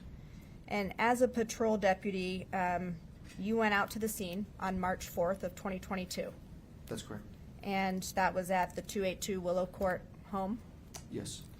What were your responsibilities that night?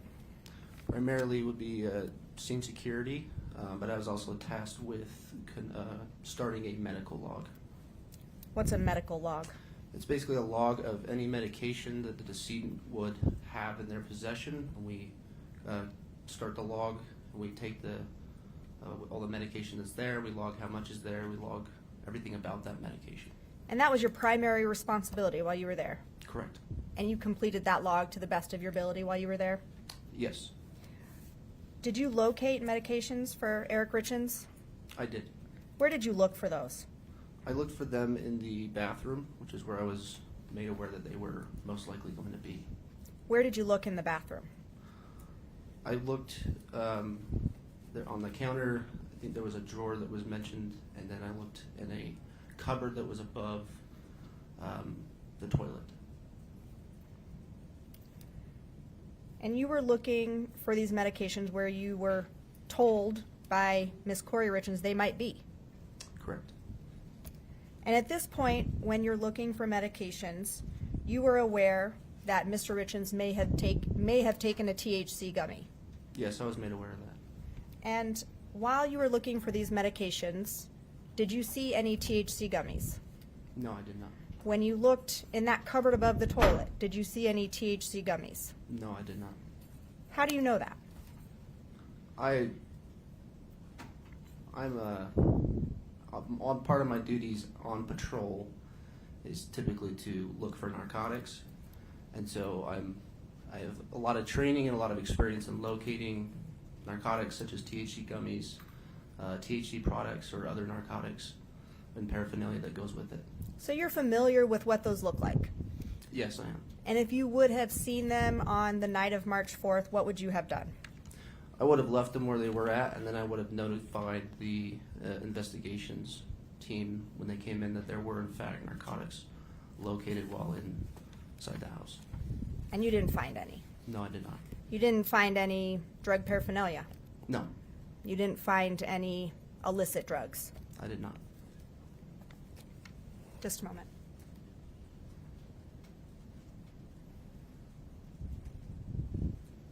Those are all my questions for you. I expect the defense might have some as well. Okay. Thank you.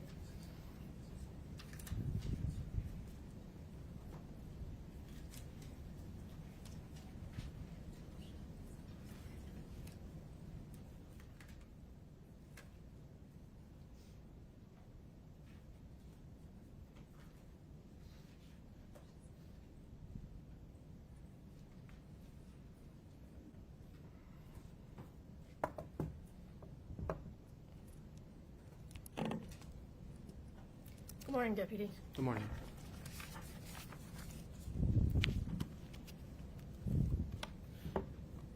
So the night of March 4th, your early morning, March 4th, really, could you tell me what time you arrived at the scene?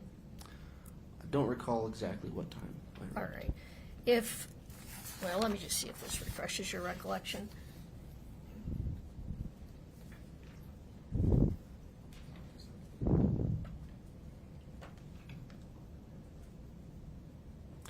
Yes, that seems about right. Yes. So about what time did you arrive at the scene?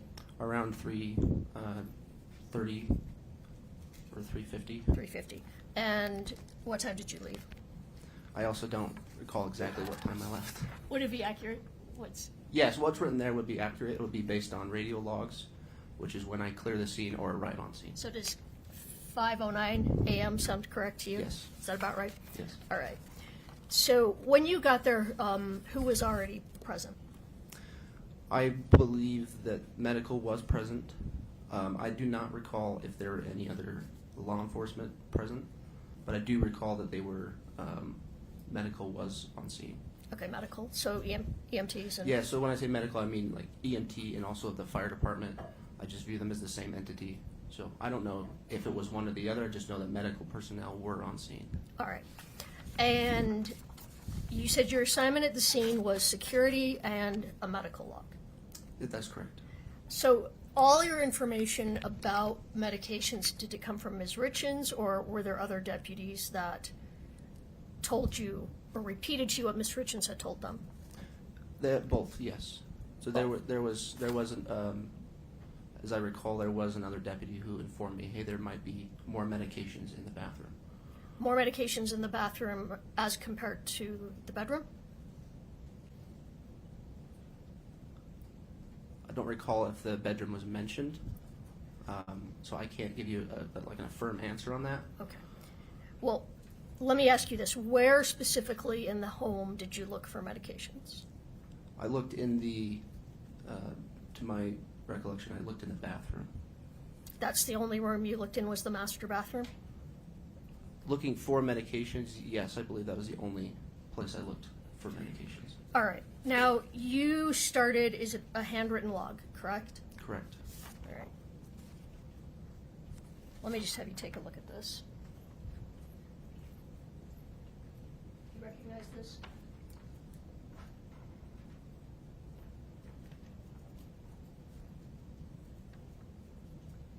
Yes. All right. So that's a list of medications that were found. Is that correct? Correct. And that is not all in your handwriting, true? Yes, that is correct. All right. So what part of that is in your handwriting? The first three of them that are in black ink, I believe, are my handwriting. And are you aware who finished that report? I do not know. No. Okay. Let me grab that back from you.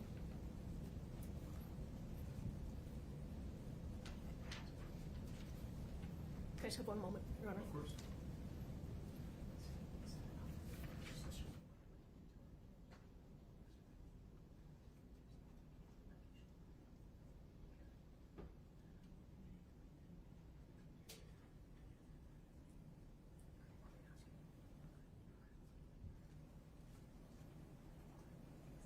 So, Deputy, the first three medications on this list were ones that you found. Correct. And what, do you recall what those three medications were, or do I need to have this back? Yeah, I do not recall the medications. All right. Some of them have longer. Before I get, I'm sorry, I have a tendency to talk over No, I'm sorry. My mouth goes faster than my brain. Are you aware where the other medications that are in someone else's handwriting, where they were found? I do not know. All right. Let me just have you take a quick look at the first three then that you found again. Okay.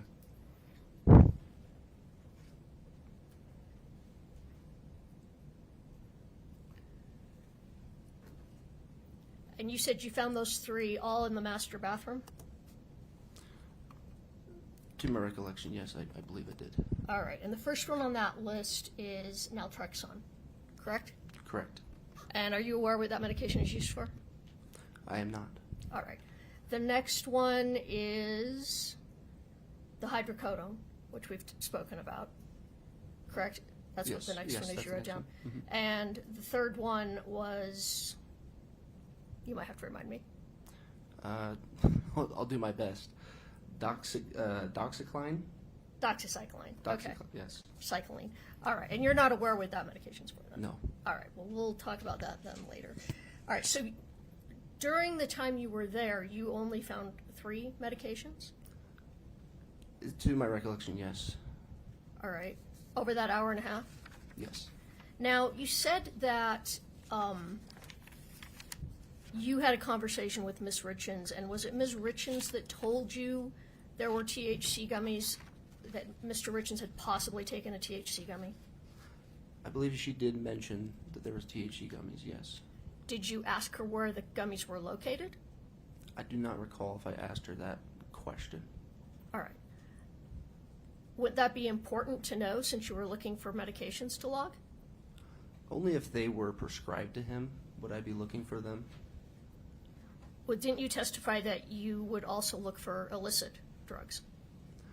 No, I was not looking for them, but if I had seen them during my time, then I would have made a note of them. You would have made a note if you'd seen them. However, you were told that he had possibly taken this drug, but you didn't think to ask where that might be located so you could log it? No. All right. So where specifically in the master bathroom did you look? I believe I looked on the counter. If you walk in and then on the left side, there's a counter there. I believe I looked on the counter. I believe there was a mention of one of the drawers had it, and then I also, on the opposite side, above the toilet, there is a cabinet, and I looked in there. I'm sorry, you say that last part again? So on the right side of the bathroom, there's a toilet, and then above the toilet there is a cabinet, and I looked in there. All right. And now that bathroom is connected to a walk-in closet, correct? Correct. So you go into the bathroom and then into the closet. Yes. Did you look in the closet? No, I did not. And you said you looked in the drawer, and I don't know if I understood you. Someone told you to look in the drawer? I believe that somebody mentioned that there was a medication, not a medication, pill bottle, but it's one of those organizers for pills in the drawer. And I believe that one of the deputies came to me and said that one of those was in the drawers in the bathroom. So that's why I looked in those drawers. All right.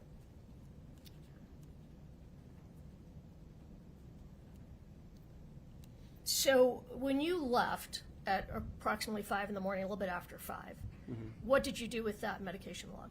So the medication log and the medication that was collected was left in the room on the dresser that was in that room. You didn't hand it over to the person that was taking over for you? No, I did not. You didn't write a report that night, correct? No, But you went back and wrote a report in January of 23, correct? that's correct. So almost a year later? Correct. And what was the purpose of that January of 23 report? I was asked to write a report for that incident at that time, so I went back and wrote that report. And was the purpose, well, let me rephrase. In that report, it was a very short report, correct? Correct. And it was basically that you left the medication log on the dresser, correct? It was, yes, to describe my involvement in the case with the medication log, yes. Why were you asked to do that a year later? I don't recall why I was asked to do that. I was just asked by my supervisor, so I did it. And you don't know why they needed that? I do not know why they needed that, no. Is it typical that you wouldn't write a report about what you did with the medication log at the time? It depends on the involvement, the overall involvement that I have in a case. If my involvement is just a medical log where what I had done is logged on a medical log, then no, it's not typical that I would write a report. All right. And did you type up what medications were found? Was that you or someone else who had typed up the medication list? No, my involvement with the medication would be this log that you've given me. So that's it. You were there for an hour and a half, and during the time you were there, well, about an hour and a half, you logged the 3 medications. Correct. And you only looked in the bathroom. You didn't look in the kitchen, correct? Correct. And you didn't look in the drawers in the bedroom? No. And you didn't look anywhere else in the house for medications? Correct. And you didn't ask Ms. Richins where medications for Mr. Richins would be located? I believe I did ask her. Well, you didn't ask her where the THC was located? No, I did not. All right. One moment.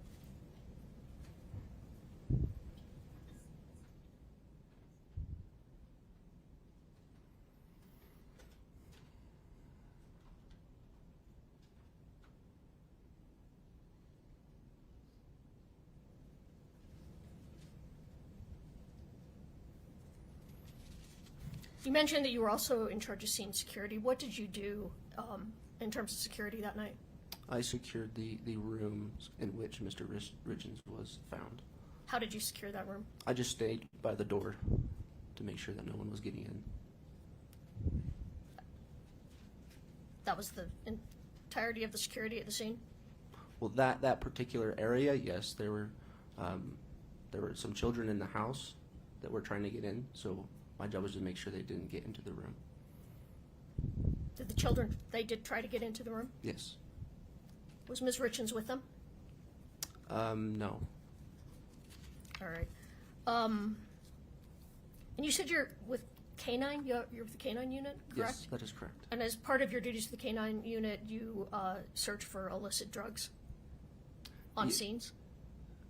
It Fair. depends, but yes, I have done that in the past, yes. Well, I mean, the point of a K-9 dog, isn't it a drug-sniffing dog? The point of mine, yes. Yes. All right. So you're familiar with searching for drugs on the scene? Correct. So is it fair to say that the search you did that day was not a complete search for drugs at that scene, correct? Correct. I was not searching for drugs at that time. Okay. So you were logging medication, but you weren't searching for medications? That is, I was logging medication, but I was not searching for illegal narcotics. When you weren't searching for medications either, right? Other than what was in the bathroom? Other than what was made known to me, yes.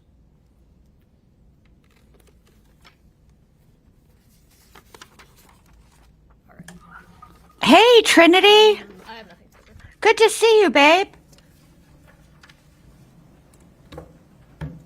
Ms. Shervanek, any further questions? Yes, Your Honor.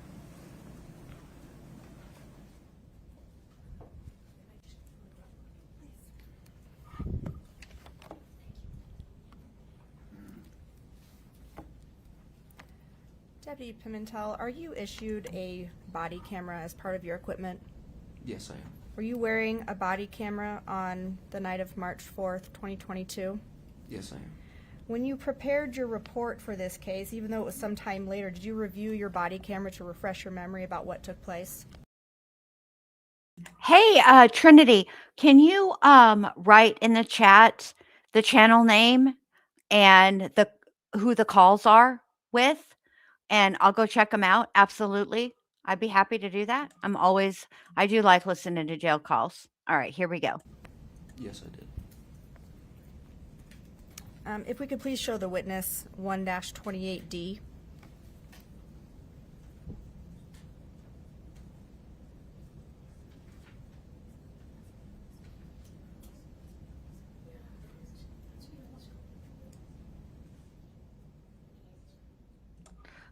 Oh my God. Ivelisse says the defense looks like Dexter the cartoon with those Do you big. recognize this? Hold on. With those big glasses. Are you talking about Dexter's laboratory? No ditis.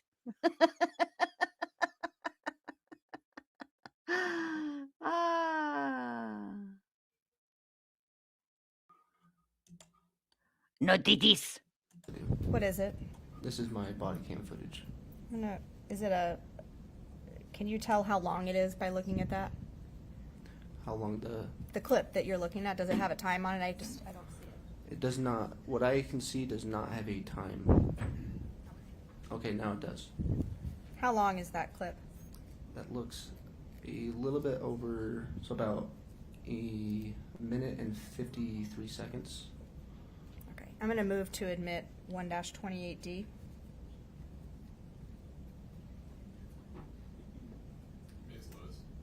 Oh, I'm sorry, what? Any objection to admission of states 1-28D? No, Your Honor. Okay, 128D is admitted. Is there sound for this one, Scott? There should be. Yes, Your Honor, I just had it muted for. Oh, my apologies. Okay, let me publish. Go ahead, sir. So describe for the jury what we're looking at here on your body camera. Are you talking about Letitia's calls? Trinity? Is that what you're talking about, babe? So this is the cabinet that was above the toilet that I was mentioning earlier that was on the right side as you walk into the bathroom. And this is the bathroom attached to the master bedroom. Correct. This is the bathroom that I had mentioned earlier. Okay, if you're talking about Letitia, babe, those calls are on mine and Allie's channels. We both have playlists of the calls with our commentary. So if that's what you're looking for, you want mine and Allie's commentary on those calls, we have them, babe. We have them. They're on the playlist. They're in a playlist. I have a playlist of the calls without commentary, and then I have a separate playlist of all the calls with the commentary. You opening the cabinet? It's kind of hard to see. We only have the bottom. Yes. And what are you looking for? So again, I'm looking for medication that is prescribed to Mr. Richins.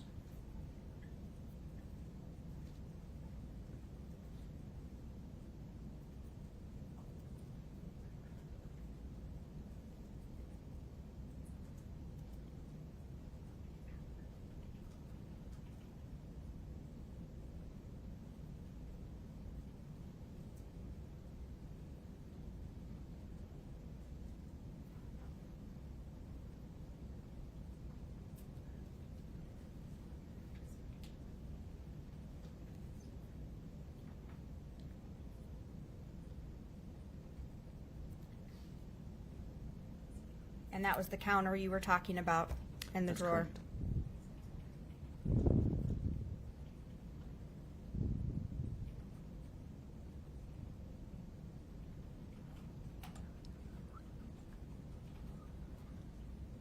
Now, if you want the video visits,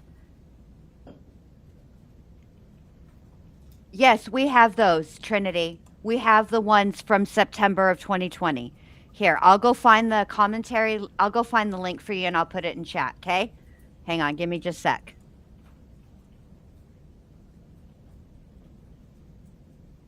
And so you testified that you're looking for medications of Mr. Richins, and you're not doing a full, complete search of this house, are you?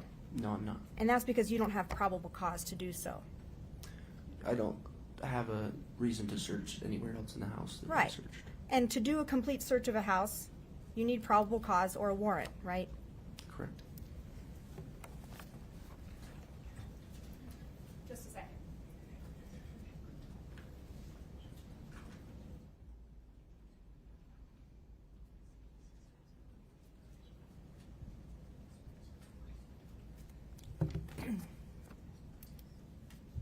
You're looking in that cupboard above the toilet. There were no THC gummies in there, were there? Not that I could see, no. And you opened it up and you looked inside. Correct. You didn't see any weed gummies in there. I did not. Ms. Lewis, anything within the scope of redirect? Can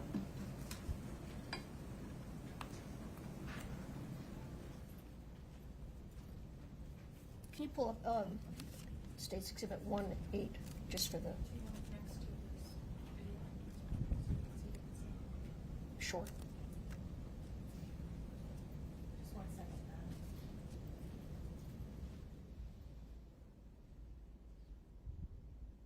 Let me know when you want the witness to see it. You'll see it at the same time as the witness, Ms. Lewis. Are you ready? Yes, I'm ready. Okay. You and the witness can see it. I have to go back over here, I'm sorry. Okay, so in the body cam that we just saw, which is on your left, you're looking at a pill bottle, correct? Correct. And you took a photograph of that bottle? I do not recall if I took a photograph of that bottle. So the photograph on the right, is that the same bottle? I believe so. All right, we'd move to admit 1-8. No objection. Okay. State's Exhibit 1-8 is admitted, and anything further on that, Ms. Lewis? That's the hydrocodone bottle, correct? Correct. All right. Now, you said you were, well, we saw in the video, you were looking at the cupboard above the toilet. Correct. Did you look on top of that cupboard? I do not recall if I did. Well, that's a very high cupboard, correct? Correct. I believe so. So you wouldn't be able to see the top of the cupboard unless you got up on the toilet, true? Probably. All right. And are you aware that later that is where all the THC gummies were located? I wasn't made aware of that, no. All right. So when you were looking for the gummies, well, you were looking for medications. I know you weren't specifically looking for the gummies. But in your experience, do people usually keep illegal drugs just right in their bathroom cupboard, or do they often put them somewhere out of sight? It depends. They often put them somewhere out of sight. True? I mean, they can, yes. Okay. Yes. But you didn't look at the whole cupboard, true? I just looked where there might be medication. But not on top of the cupboard. To my knowledge, I don't believe I looked on top of the cupboard. All right. And did you photograph that before you started taking things and moving them around the cupboard to document it? No, I did not. Let me ask you one other thing about when you secured the bedroom. Who came in and out of that bedroom when you were securing the bedroom? There were some other deputies and possibly some medical personnel. Anybody else at all? I do not recall if anyone else came into the bedroom. All right.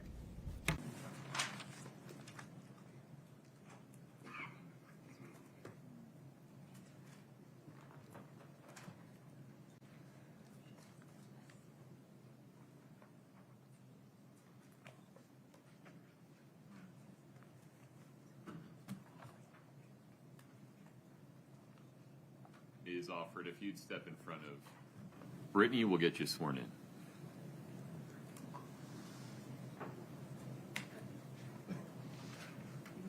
Please raise your right hand. Do you solemnly swear the testimony you're about to give in the matter before the court to be the truth, the whole truth, and nothing but the truth, subject to the pains and penalties of perjury? Yes. Please have a seat. Okay, I know where the discrepancy is with the Letitia jail calls. Hold on, let me push pause. Hold on, let me get to the. Allie and I did not get September of 2020. We started getting the calls in October of 2020. And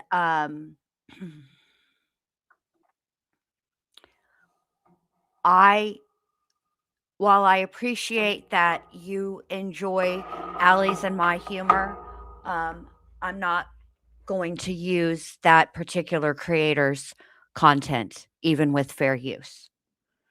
So there's that. All right, let's keep going. Good morning. Good morning. Go ahead and pull that mic a little close to you as we pick sorry. up your answers. Please state your name and spell your last name. Margaret Offret, Offret. You go by Margie? I go by Margie, yes. Where do you work?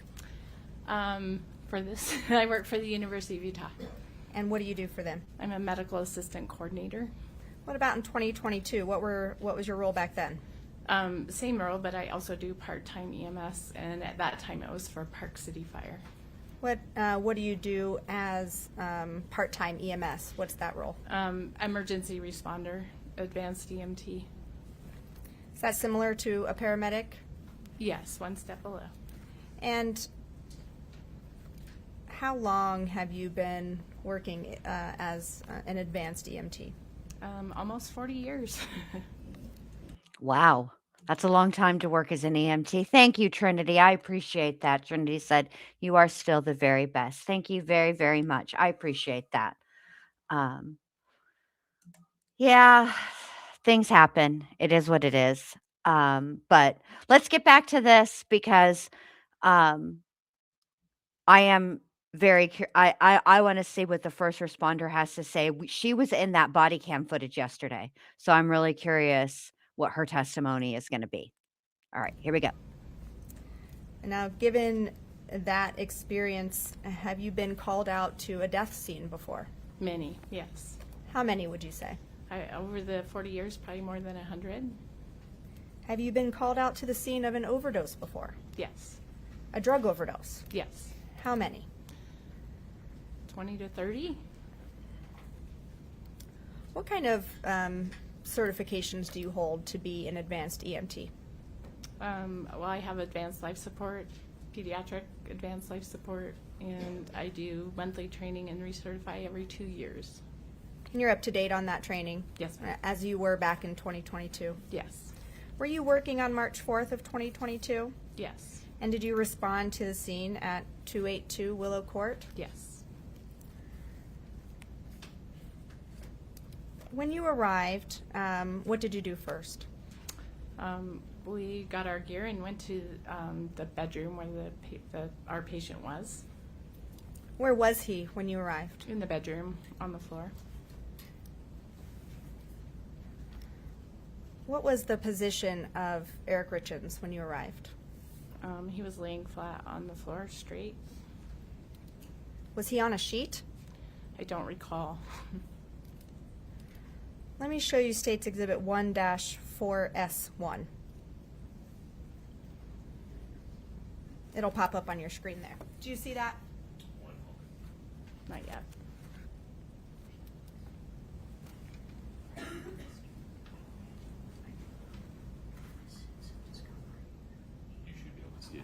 I can see it. I can see it. Do you recognize that? Yes. What is that? The scene in the bedroom. That's the scene that you were just describing? Yes. Judge, this has already been admitted. I would like to publish it to the jury. Well, thanks, Trinity. Trinity says it's Okay. Hold on. One moment. Trinity said, it's okay. I will just keep watching out for all of your true creativity. I just love it. I appreciate that. Thank you, thank you, thank you very much. I appreciate it.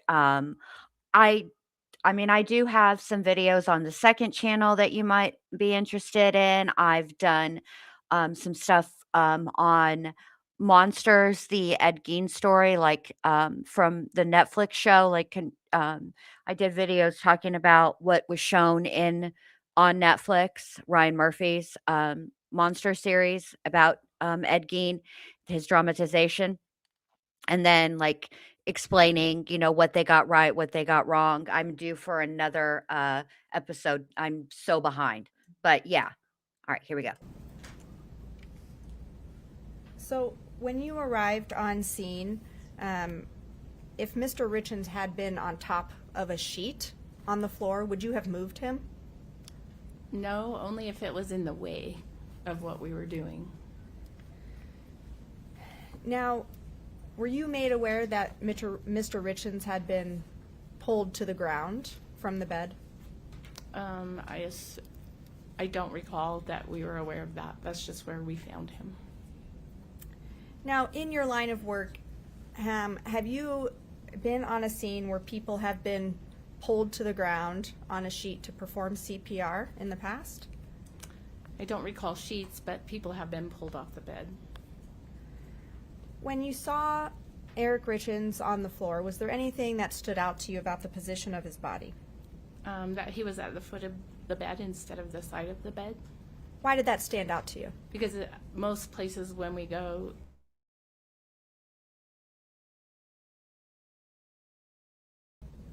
And anything about the physical position of his body that stood out to you? he was just very straight. What do you mean by that? Straight, like everything was straight. What would you expect if someone had been Sometimes pulled? arms are flailed about. Okay, just let me finish the question. Sorry. That's okay. I just want to make sure that our both of our voices are being picked up. So, describe what you said. What would you expect when someone is pulled off a bed? They're a little not straight, angled. Their arms are flailed about.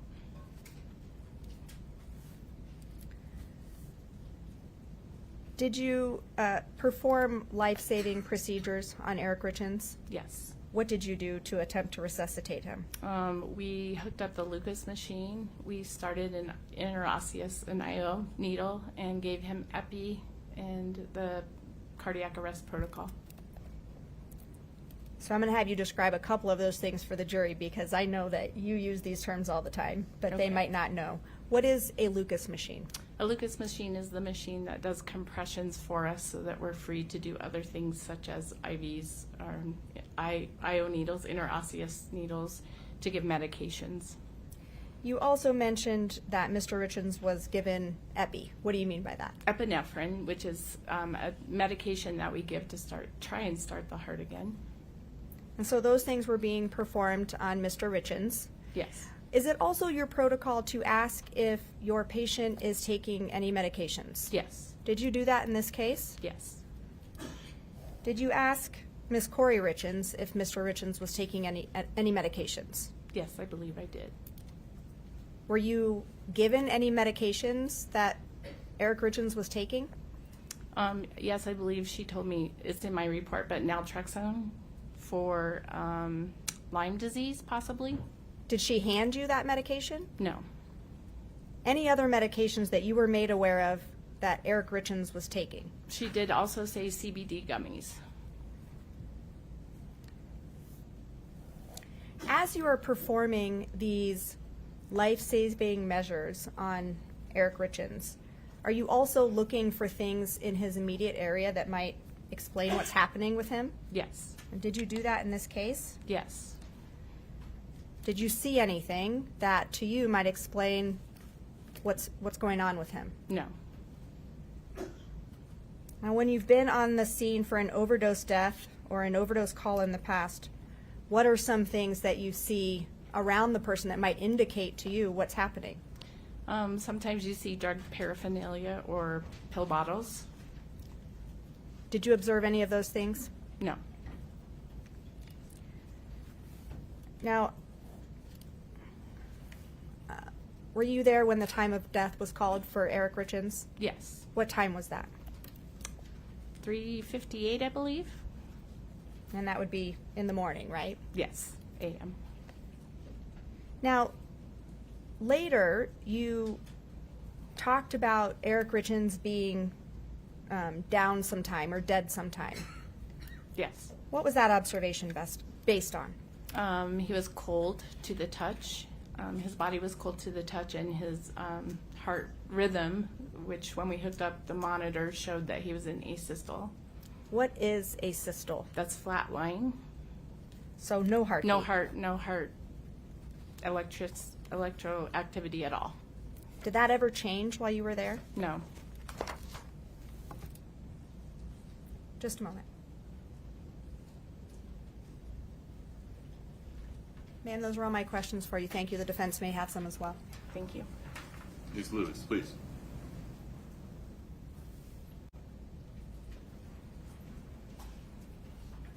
Good morning. Good morning. You weren't the first EMT or EMS to arrive on the scene, correct? Correct. When you arrived on the scene, others were already starting to work on Mr. Richins, true? One person, yes. Was working on him? Yes. All right. And what was that person doing? Compressions. All right. So you don't know if the body had already been arranged in any sort of way by the prior EMT? I do not. All right. Now, when you were first called to the scene, you believed it was.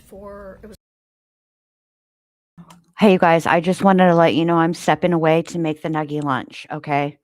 I mean, I've got it on my phone so I can listen to the stream, but I can't, and I can chat, but I can't do commentary. Like 15 minutes, maybe 10. All right. BRB. Let's keep going. It's a call for cardiac Let me arrest. rewind this a little bit, though. Yes. Shh. All right. Now, when you were first called to the scene, you believed it was a call for cardiac arrest. Correct. Yes. That was the chief complaint that was brought to your attention. Yes. All right. And what did you do? What was the first thing you did when you arrived? We hooked our I had a partner. We were hooking up our monitor to see what kind of heart rhythm we may have, and then attaching the Lucas machine, which does compressions for us. That's cool. It is cool. All right. So you went directly into the bedroom when you arrived. Yes. All right. And you later wrote a report. It's called a pre-hospital care report. Yes. Is that true? Mm-hmm. I'm just going to have you take a quick look at this and tell me if this is. Well, actually, can you just pull it up on the screen and show her?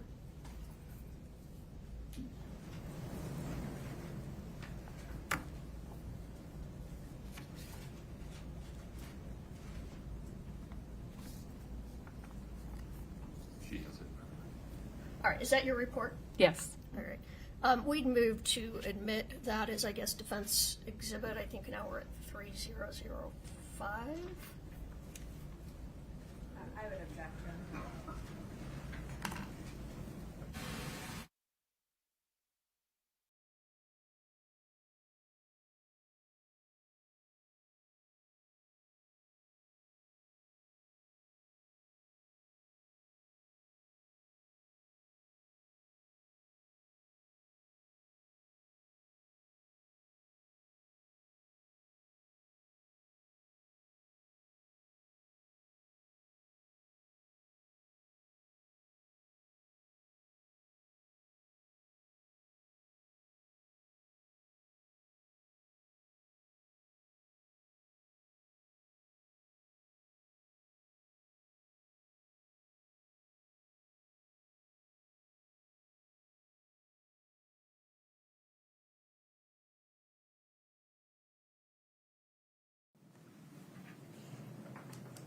The witness can still see it. Oh, she can still see it, you said. I'm sorry. All right. So In fairness to her, it's pretty small. it's it is small here too. I can. All right. So where did you get the information that he was possibly having a cardiac arrest? That's what the dispatch came across as. So, but you didn't know if that was correct. No. And it turned out not to be correct, right? That he was in cardiac arrest? He didn't die of a cardiac arrest. Well, I mean, he was in cardiac arrest. I did not know, and I don't know what he died from. All right. Explain that he was in cardiac arrest at that time. What is the He was in asystole, which is a flat line, which means there's no electrical activity in the heart. That's cardiac arrest. All right. So and he was not breathing, obviously. So as a layperson, I was reading that you thought he was in the process of having a heart attack, but that's not accurate. That's not accurate. All right. So that just means someone who is not having their heart functioning at the time when you're called in. That would just be called a cardiac arrest. Correct. All right. So that was the information that you based what you did Yes. following when you got there. Yes. All right. And when you arrived, you spoke with, well, first you said you went right into the room. Correct. Yes. And you administered epinephrine. Once we got our lines started, yes. All right. And you also, I'm just lost the word. You also admitted, Narcan.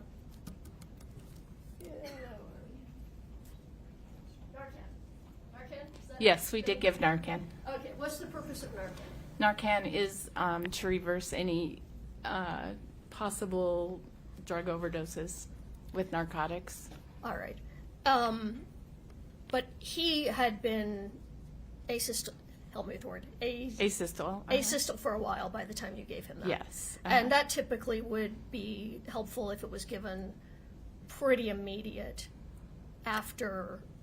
Yes, that's kind of a last effort. Let's try this. Okay. And then at what point did you go from in the bedroom to, well, let me rephrase that. What did you do next? You gave him the Narcan, you gave him the epinephrine, and what else did you do in the room? I just continued to work the code until the Park City Fire medics got there. What does that mean, work the code? Tried to save him, continuing CPR, trying to figure out why he's in a cardiac arrest. And breathing for him, things like that. Were you able to determine why he was in cardiac arrest? No. All right. Not at that time, anyway. No. And then you left the room, true? Yes. And at the point you left the room, you knew that he was deceased, correct? Correct. And you went out, and is the first person you spoke to one of the deputies that was there, Deputy Dewan? I don't recall. Right. Do you recall telling one of the deputies that you thought maybe it was possibly an aneurysm? I just possibly coming up with ideas, yes. Okay, that makes sense. And at that time, did you know his medical history? Yes, what I was given. And who gave you that? Kouri. Okay. And she gave you the same medical history that she had already given to the deputies, correct? I don't know. Did you talk to the deputies about the fact that he had Lyme disease? I think I probably told them that's what she told me. All right. And the information about what medications he was on, did that come from her or did that come from the deputies? That came from her. And this was after he'd already passed, you got this information? I believe while we were working the code, I had to ask those questions. All right. And you said that one of the medications that you were told he was on was naltrexone? Correct. And you were told that was for Lyme disease? Correct. However, that would be a off-brand use for naltrexone? Correct. Naltrexone is typically used for people that are suffering cravings either from drugs or alcohol, correct? Correct. Your Honor, I think we need to lay a little more foundation here. I'm done. We'll just move on unless you're going to ask this witness more questions about the Not about the naltrexone. on-label and off-label uses of medications. No, that was all. Okay. All right.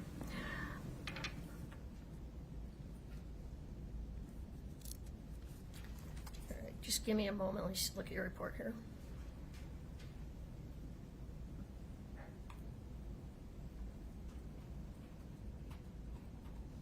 Can you tell me about, in your report, you talk about blood sugar obtained.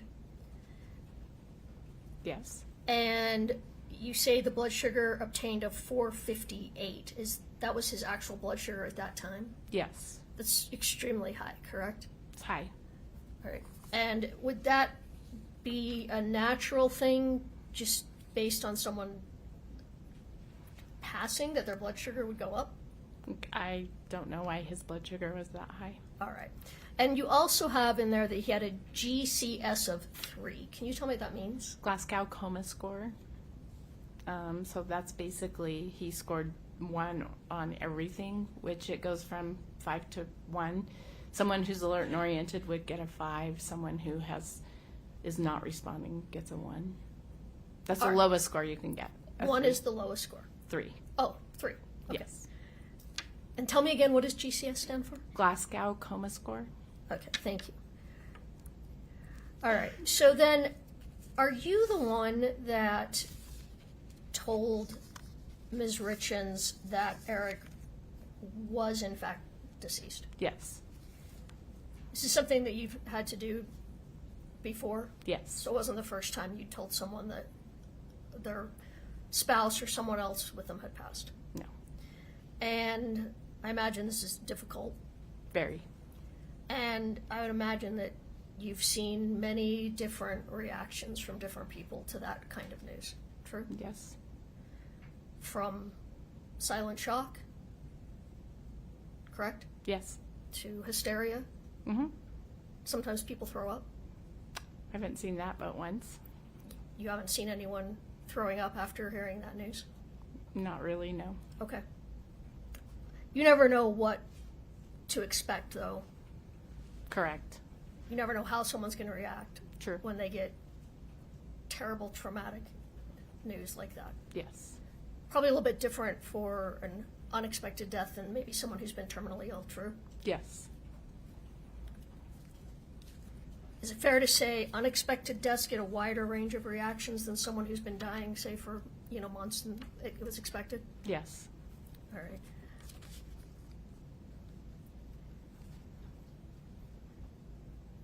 Just back to your report for one moment. So everything in your report was done, you were just writing down what you did based on the information you had. True? Yes. Yes. And you didn't know if the information was correct at that time, it's just based on the information you had. Yes. All right. I'd move again to admit Defense Exhibit 300. I'll withdraw my objection, Judge, if they want to admit it. Okay. Oh, okay. This would be defense, give me the numbering again. Believe it's 3005. 5, yes. Katie, is that right? Okay, D3005 is admitted. Is there any part you want to publish to the jury? Not at this time, I just wanted to admit it. Okay, very Thank good. you. Anything else for this witness, Ms. Charbonnet? Just briefly, Judge.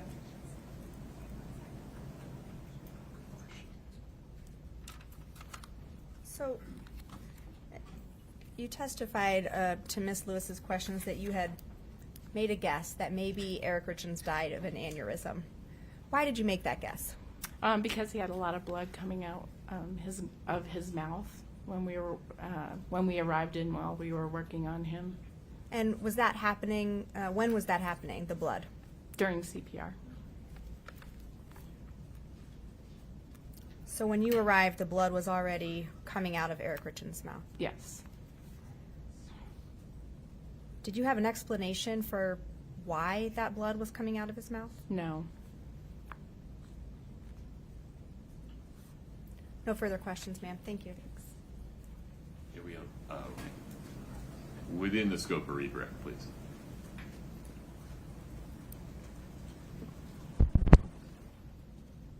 It's not unusual to see blood come out of someone's mouth during CPR, correct? Not normally, but it seemed more than normal. All right. So, the machine, the cool machine, what's it called? Lucas machine. The Lucas. That, can you describe the sort of pressure that machine uses? Well, it compresses the chest as you would in CPR. It's a continuous compression that, it's like doing CPR with your arms, only more steady than a human can do. And consistent in terms of the amount of pressure. Correct, yes. Whereas humans of different sizes have different amounts of pressure. Correct. Did the machine break any of Mr. Richins' ribs? I have no idea. You don't know. Does it sometimes do that? I don't know. All right. Well, as a trained EMT, when the compressions are being given hard compressions, Mm-hmm. if there's blood in the lungs, it wouldn't be unusual to see that come out, correct? Correct, yes. And in order to do efficient CPR, one, you would need to be trained, correct? Correct. And fair to say that a very small person who's untrained would have difficulty doing the strength of compressions that's necessary when giving CPR. They could, yes. Okay. Anything else? All right, I have nothing further. No questions, Jackie. You can step down. Thank you. Thank you.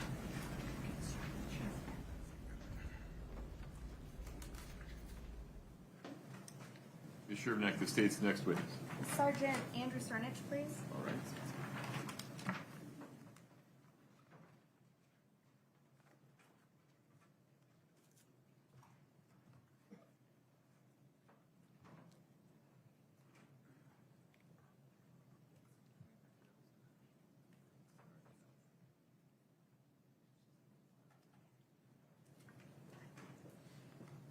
Sergeant, if you'd step in front of Brittany, we'll get you sworn in.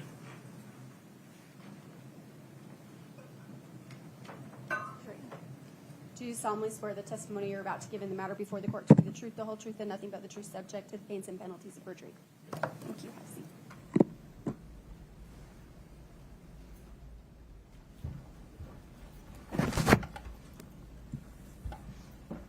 Good morning. Good morning. Go ahead and move that mic close to your mouth so we can get all your answers. State your name and spell your last name, please. Andy Cernich, Cernich. Where do you work? Summit County Sheriff's Office. And what's your role there? I am a sergeant on patrol.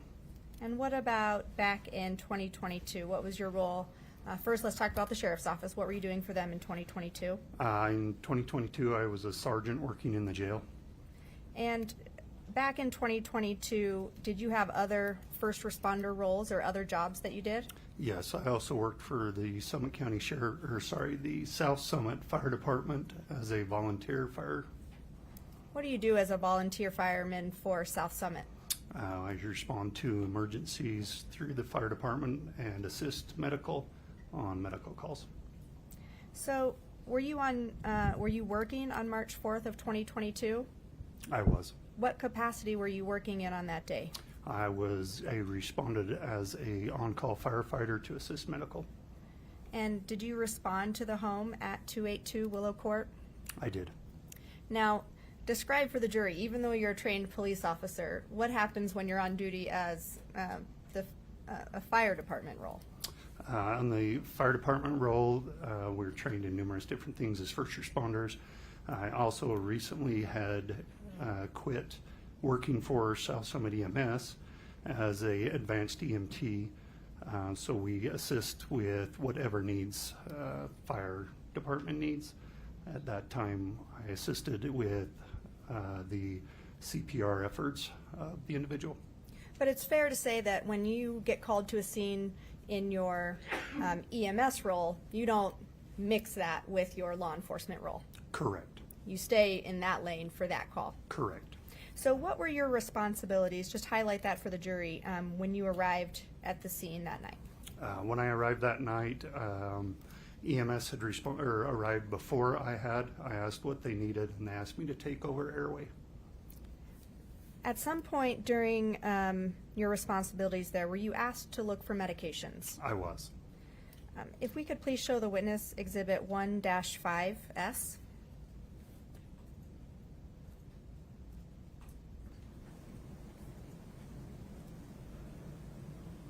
He has it.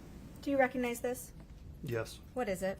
That is the bedroom where we were working on the individual, and it shows me reaching into the nightstand. Fair and is that photo a fair and accurate representation of you on that night? Yes. I'll move to admit Exhibit 1-5S.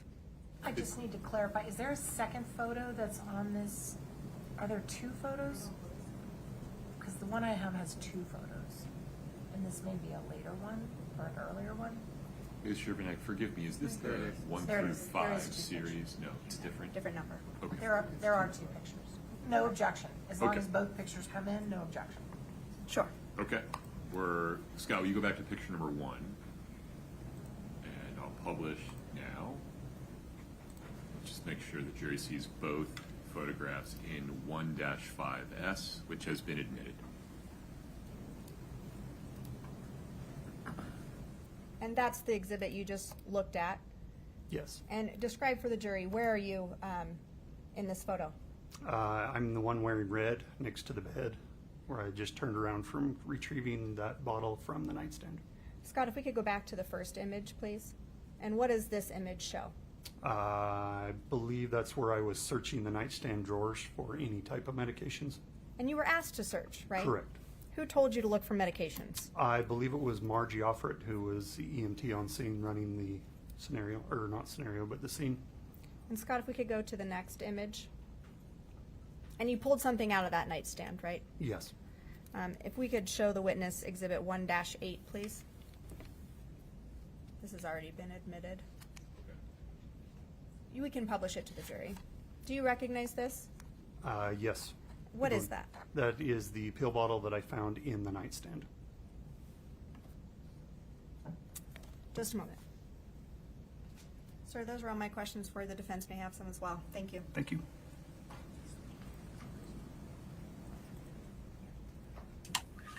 All right, I just need to say something really quickly. Hang on. Here's what I need to say. I know that the medications are not trivial. However, I think when first responders and the initial law enforcement arrived on the scene, when they found a pill bottle that the prescription expired in 2016 and the medication itself expired in 2020 and it still had medication in it, I don't think that they were thinking that this was a drug overdose, quite frankly. I don't think they were thinking that this was a situation where a person had taken too many prescription medications. That's what I think. And I think that is the way that they handled the scene. I don't think that they thought that Mr. Richins' death had anything to do with any drugs, whether that be prescription medications or illicit substances. I think that's why they treated it like they did. I think the only person that knew that there was substances involved was Kouri herself, because she gave it to him. Good morning, officer. Good morning. My name's Kathy Nestor. I represent Ms. Richins along with several other attorneys here. So I want to just clarify, you said when you first got there you were assisting EMT that were already on the scene? Correct. And someone was already doing CPR on Mr. Richins when you arrived in the room? I believe when I arrived, they were just hooking up the Lucas machine, which is a machine that does CPR, or chest compressions. Okay, so there was not a human doing compressions before they hooked up the Lucas machine? I do not recall if they were doing it and stopped to hook up the machine or if they were actually in the process of hooking it up. And the individual, before they hooked up the machine, can you describe, besides Ms. Offred, who was around the body? I believe there was my partner firefighter that was there next to them and the other EMT that was on scene, but I do not recall who that was. Can you describe their build for me? Medium build, males. Both males? Yes. Thank you. You took over the airway, so you had to just clear an airway so they could get oxygen to them? Correct. So my job was to deliver oxygen to him. So did you put a tube down his throat? Yes, I did. And when you put the tube down his throat, was there any blood on his face before you did that? Not that I can remember, no. Okay, great. And after you put the tube down his throat, did you see blood come out of his mouth? Shortly after, there was blood that showed up in the tube and coming out of his mouth. How far down does the tube go that you insert into his throat? Sits on top of the larynx. So down to about where your voice, that's your voice box, Correct. right? Sorry. Yes, correct. That Not area. great at biology. Okay. All right. So have you seen that before, where when you insert a tube into someone's throat, it can cause there to be bleeding in their throat? Not usually, but yes, I have seen that before. Okay, great. So then they're doing the CPR, and you were asked by Ms. Offred, who we just heard from, Margie, to check the nightstand for any medication. Is that right? Yes. And I noticed, can you pull up, please, Exhibit 15S, which has already been admitted, Your Honor. Can we please publish? One moment.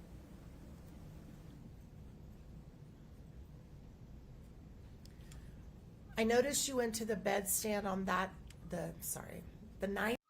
Well, Violet says, and if he was going all the way to Mexico to get substances, why would he be that desperate to resort to taking some medicine that expired years ago? Well, here's the thing. If he had resorted to going to Mexico to get medication, it would be because he had no other way of getting the medication, meaning no doctor would prescribe it to him. And if that were the case, I think he would have. I think somebody that is addicted to pain medication would take expired medication. I do. I mean, this happened in 2022. That's only a couple of years. I'm pretty sure that's just a suggestion. I don't know. I don't really know what happens with medication like that is expired, because as I've explained many times and been open and honest about, that would have never been an issue with me, because I would take all of my medication. It just, I think those pills would have been long gone, which I think is what your point is. I think that, and I think that is why the first responders and law enforcement treated the scene the way that they did. Stand on that side of the bed, right? Correct. So is your understanding that was the side of the bed that Mr. Richins had been on? Yes. Right. And you're pulling out a drawer. Is it the bottom drawer or the top drawer? Do you remember? I believe there was only one drawer, but I am not sure. Okay. I'd like to show you now exhibit, and this is not admitted yet, so if we could take down the publication and just let the witness and counsel see exhibit 14S. Is it up? He has it. Okay, thank you. Is that the nightstand you pulled the pill out of? That looks like the nightstand, yes. Okay. Your Honor, could we move to admit 14S? No objection. States 14S is admitted. It's defense, yeah. It's not the way it's marked. Oh, sure, right. It's 14S. Sorry about that. Okay, there's the nightstand, right? Yes. Okay. And on that nightstand, Katie, can you zoom in to... Okay, I looked it up.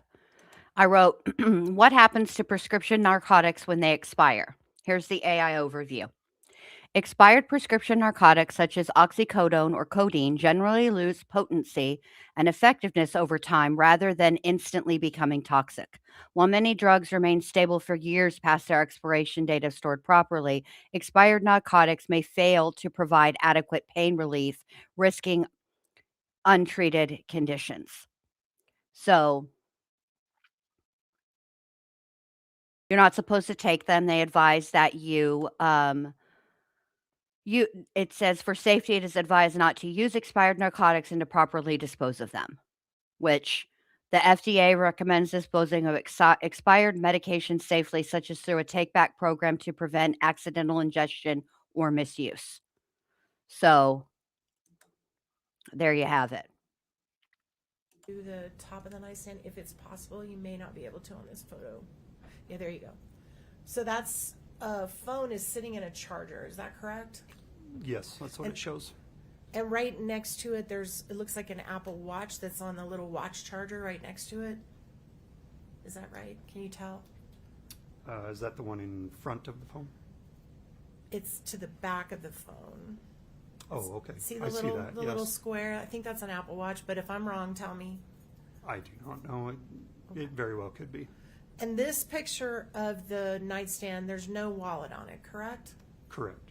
There's some pills and a little metal push thing that you push pills out of, right? Do you see that next to the TV power? Yes. All right.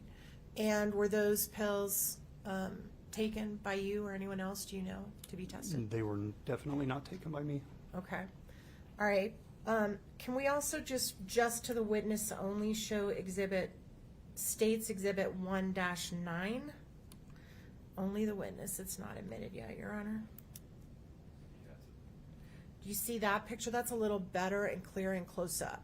Yes. All right. In that picture, were you still there when the wallet was put on the nightstand?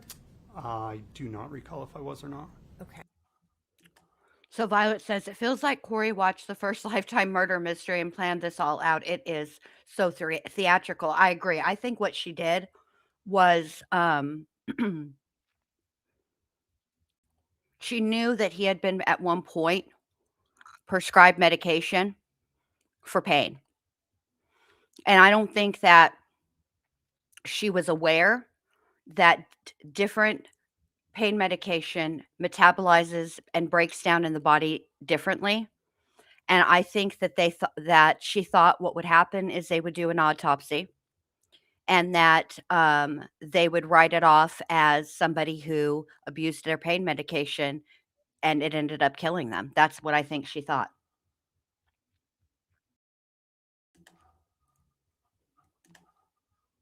Okay. But that is the same nightstand we're talking about. Yes. Your Honor, can we move to admit 1-9? No objection. States 1-9 is admitted. May we please publish it to the jury? Okay, Can we please blow that up as big as we can, just focused on the nightstand? Okay, so here you can see the Apple Watch a little more clearly, right? Yes. And you can also see a wallet that's been added to the table that was not there before, right? Yes. Did you put that? We don't know the timing of these photographs. That foundation has not been laid.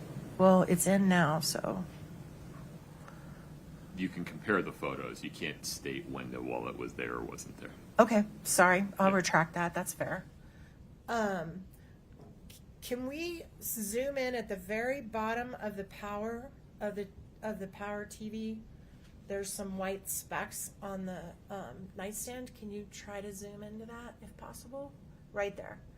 Do you see those white specks on the nightstand? Yes. Did you see the white specks on the nightstand when you were there that night? I do not recall it being there. Did you gather them or swab them or put them in a little plastic bag to be tested later? I did not. So as you sit here now, can you tell the jury what those white specks are? White specks. That's it. All right.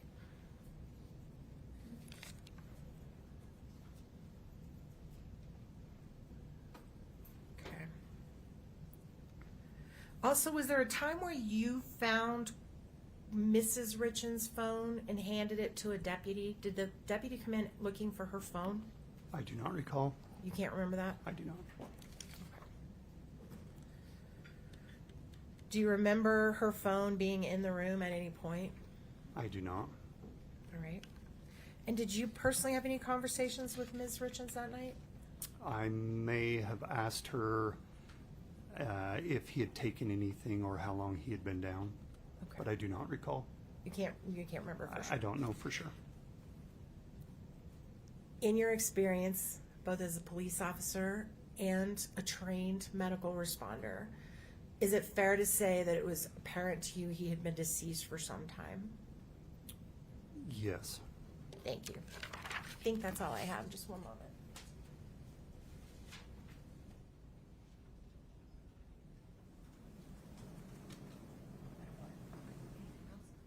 Thank you, Your Honor. I tender the witness. Ms. Sherman. One question, Judge. Sergeant Cernich, was it your job that night to collect evidence? It was not. That's all I have. You can step down, sir. Thank you. Mine. You might He bring can a be- glass of water. Your Honor, he can be finally excused. Yes, you are released, sir. Thank you. Thank you for asking. Mr. Bloodworth. Your Honor, the state has a witness ready, but I think the defense wanted their expert to be present. Judge, yes, we had an agreement that we would be notified of when an expert would be testifying. that we are expert to listen in. That wasn't done. And so we're trying to work that right now. We emailed or texted our expert, and we're working on that, but he has not responded as of yet. So I've asked Mr. Burmester if he could move it to the back of the line until I get notice. That expert is somebody that's physically present in the state of Utah? Yeah. They're expert. Yours? No, he's going to be remote, WebEx listening in. Okay. May we take I'm going to let you stretch your legs here for a minute. This may take a minute. Rise for the jury, please.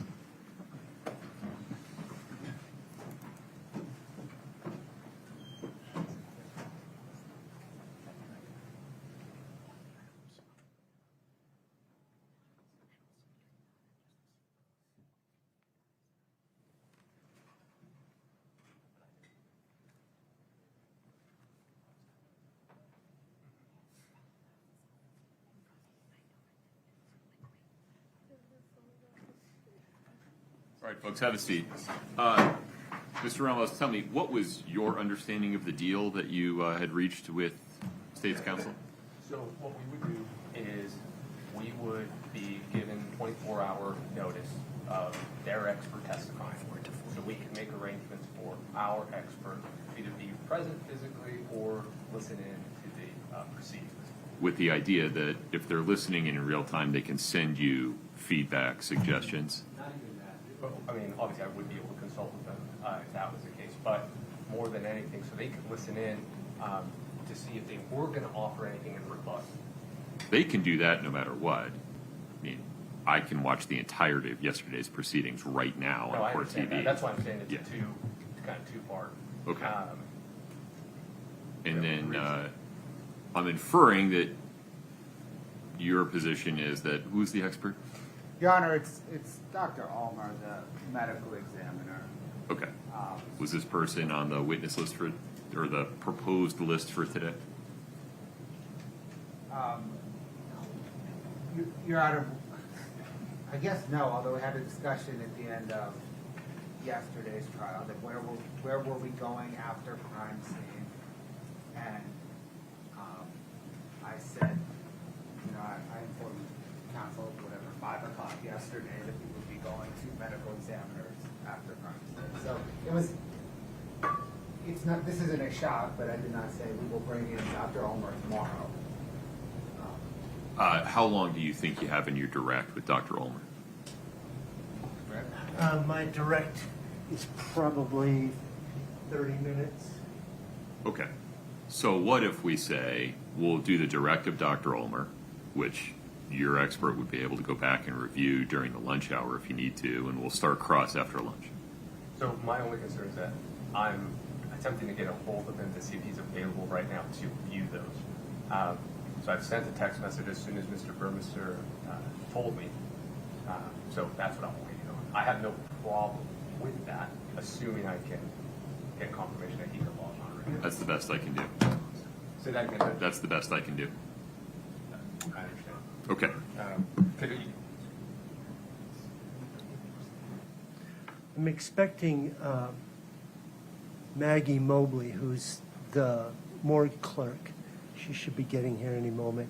You want to slip her in first? Yeah, if she gets here in the next minute or two, it would All right. be no We problem. could, Your Honor, we can also start with Chelsea Gibson. We've been trying to accommodate Dr. Ulmer. She is out of town Right. and all the things. And so that's why now. But we have we can start Chelsea Gibson, but I think she's going to be along with. I don't know if you would. that's better for us because we get more time to be able to, and that's that is what we expected. When you say start, though, we would not be able to get her direct completed before lunch, correct?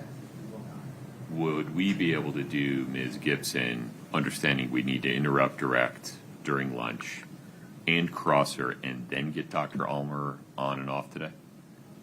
That's the state's concern, is that crosses have been tending to take longer than direct. They take what they take, sure. And I can't say that. I mean, if we were to start Chelsea Gibson, Let's not do that.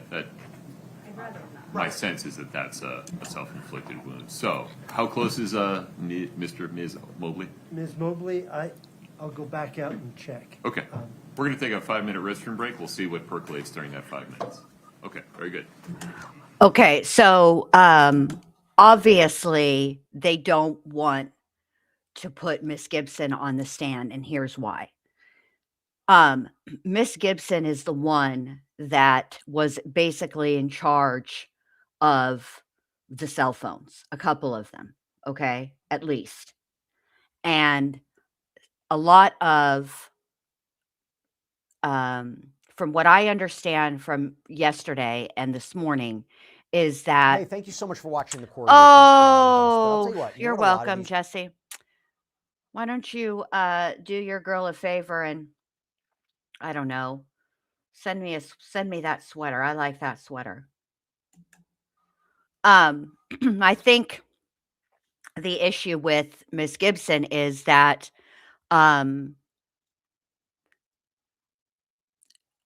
her testimony is going to be quite impactful because she also performed, as I understand it, a couple of the extractions on the relevant cell phones. And I would imagine that the relevant cell phones are Kouri Richins' cell phones. And so I think that that's why they're trying to put her off because it's going to be rather lengthy on cross. So I think that that's what they're trying to do. And I don't understand. What he's asking, what he's wanting, the defense attorney, is for his expert to be able to hear the direct testimony of the medical examiner in real time. And that whether that be through WebEx or whether that be on Law and Crime, the local news is streaming it. So is Court TV, along with many other channels. And that's what he's really holding out for, is being able to hear the testimony in real time. Also, hey Becky, it's good to see you, babe. Is it a normal thing for an expert yes, it is.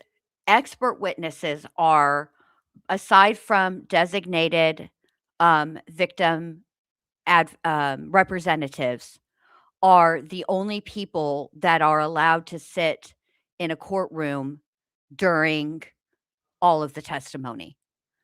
Regular people, and there's almost always a sequestration order for witnesses. They're not allowed to talk in the waiting room for witnesses. They're not allowed to discuss once they take the stand. They're not, and like there's a break or whatever, the judge admonishes them and reminds them. I shouldn't say, admonishes is the right word. That they're not allowed to speak to anybody about their testimony. It's a big deal, particularly overnight. That none of the attorneys for either side, regardless of who they are testifying for, are allowed to contact them. They're not allowed to do any of that when there's a sequestration order in effect, and there is in this case. But expert witnesses are allowed. They are the exception to the sequestration rule, which I think is really kind of cool. So I think what Ramos really wants is he wants his expert witness to be able to listen to the testimony to help prepare for rebuttal, but I think also to help prepare for cross. That's what I think. Uh-oh. The cats have the zoomies. Feel free to take your seats when you come in. Thank you.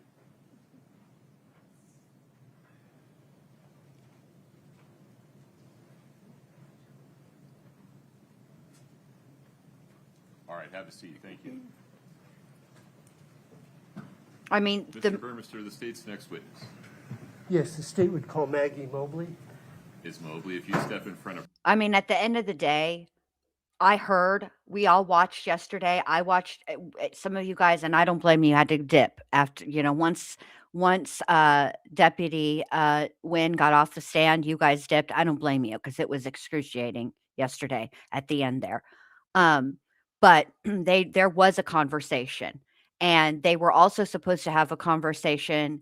You know, the judge asked them told them to have a conversation after he recessed yesterday. So certainly the defense was, I mean, obviously the medical examiner is a witness and was on the witness list. And they did say yesterday after after the crime scene would be the medical examiner. They did say that. So like, get your poop in a group, bro. We got, we can't be dilly-dallying around because you need a cheat sheet. Brittany will get you sworn in.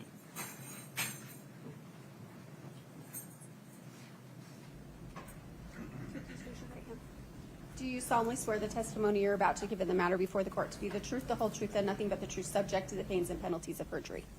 Thank you. Have a seat.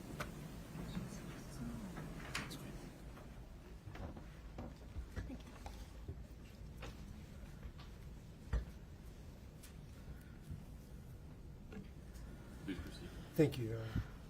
Ms. Mobley, can you please state your full name and then spell your last name for the record? Maggie Mobley, Mobley. Are you employed, Ms. Mobley? Yes. How? I am employed with the Utah Office of the Medical Examiner. In what capacity? Right now I'm a medical examiner's assistant. Okay. Do you know a term morgue clerk? Yes, that is what I was in 2022. Oh, okay. So it's a different job assignment, not a Yes. rotating one. Mm-hmm. Okay. May I ask you just to pull the mic a little closer to you? Thank Yeah. you. I appreciate it. So in 2022, you were a morgue clerk. Correct. Could you describe what a morgue clerk does? A morgue clerk is responsible for receiving and releasing decedents, as well as answering phone calls and the door. I see. So could you tell us just very briefly how a body comes in just generally, and what the procedure is? So a case will come up in our system. We will make a folder with the decedent's information, and then transport will bring the decedent to us, and that's when we take custody of the decedent, and then we will inventory the decedent's belongings. I see. So you say transport. Is that oftentimes a vendor that's contracted with the Office of the Medical Examiner? Yes. Okay. In this case, were you working on March 4th, early morning? Yes. March 4th? Did you receive the body of Eric Richins on that morning? I did. Okay. So walk us through.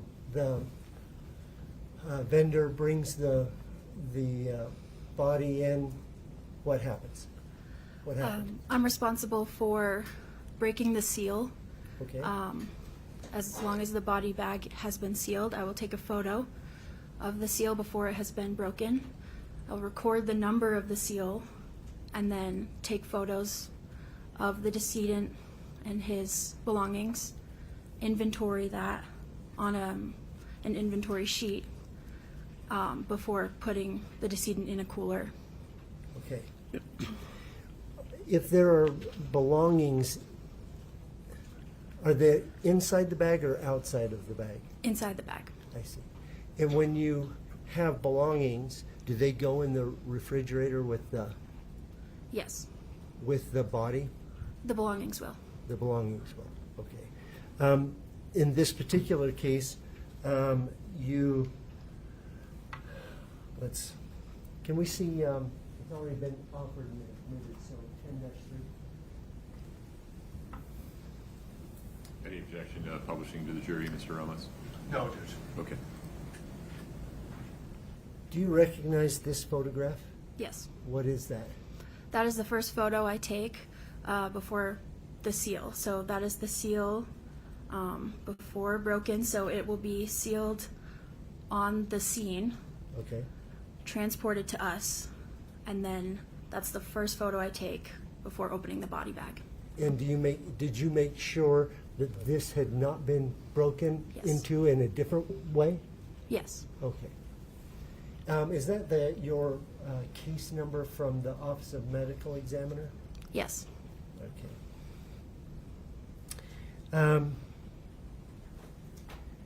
So how do you break the seal? With scissors. Okay. And then once that's happened, what did you do in this case? You'll open the bag. We will write down the seal number on our papers for Okay. our record. This is a written checklist or a written form Yes. that you fill out? Yes. I see. Okay. And then we record the clothing that the decedent would be wearing, any medications that would have come with the decedent, and any identification as well. Okay. Did you record that in this case? Yes. And what did you do with the identification? Driver's licenses, we make a copy on our copying machine, and those will stay with the folder and the Okay. paperwork. How about any medications or medication bottles? Yes, we receive those and put those in a locker as evidence. Okay. And are those made available to the medical examiner doctor who later Yes. does an autopsy? Our investigation will take custody of that, and the doctor has access to all of that information. I see. Upon completion of the autopsy, and if it comes to a point where there's no more need for the physical body, in this case of Eric Richins, what happens next to the body? With the body, as you mean as a morgue clerk? Yes. We would release to a funeral home. In this case, I'm unaware. Okay. Are the driver's license and those sorts of things released to the funeral home as well? Yes, as long as they were not collected as evidence. I see. Okay. I don't have any more questions for this one. Mr. Ramos. Thank you. Very briefly. Good morning, Ms. Mobley. Good morning. We've spoken on the phone before. Mm-hmm. Just to get clarification, it was unclear to me in the way the question was asked. When you receive the body, the medications are inside of the bag, correct? Correct. And I imagine they're in a separate bag? They would be in either a paper bag or a plastic bag.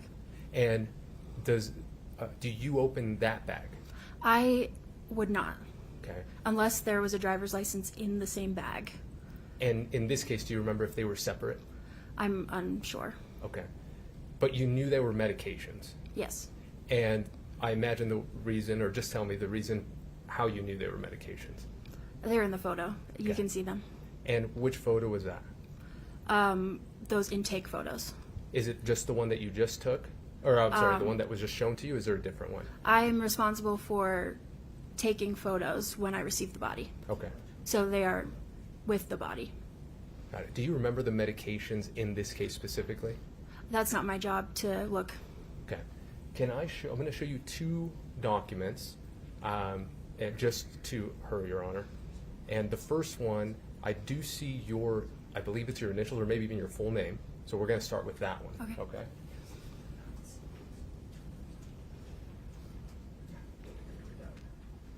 Do you recognize that? I do. Okay. And could you tell me kind of what it is? That looks like a printout of the record that I put the medications in a locker and the chain of custody aspect of it. Perfect. I'm going to show you another document, Mhm. okay?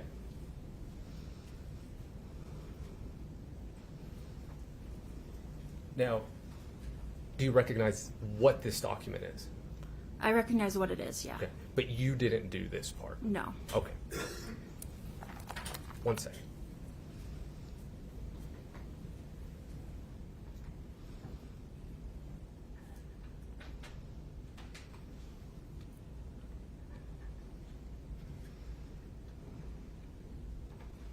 is this, this document that you're looking at right now, is it related to this case?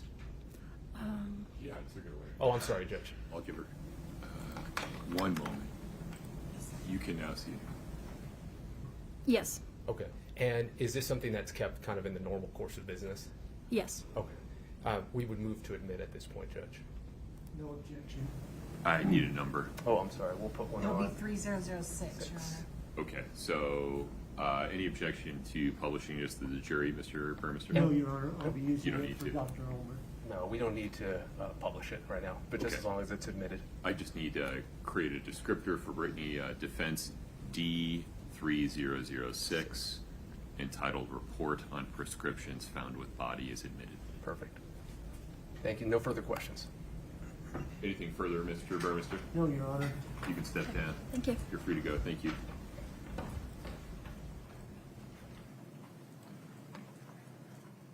What's next?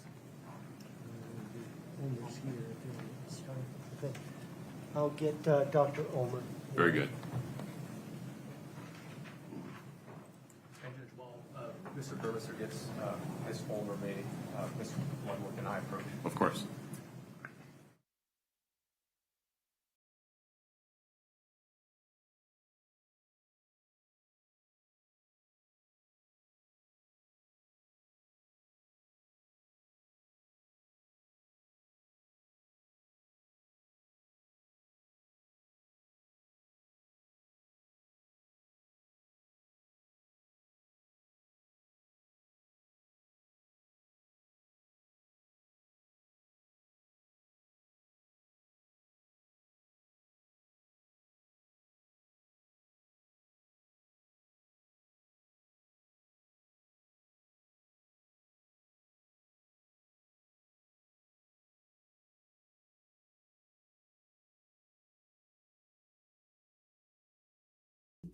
All right, sorry about that, you guys. I had to adjust a blanket to make it like a cape, but it's not a cape. It's armor, like from Minecraft. It's very important. There's a huge distinction. Lunch was served, lunch was eaten, then a candy was asked for. And when lunch is served and lunch is eaten, and I mean all gone, you've got to reward your nuggie with a piece of candy. So now we're back. I'm guessing we're getting to the medical Dr. Ulmer, good examiner at morning. this point. If you would step in front of Brittany, we'll get you sworn in. Here we go. Please raise your right hand. Do you solemnly swear the testimony you're about to give in the matter before the court to be the truth, the whole truth, and nothing but the truth, subject to the pains and penalties of perjury?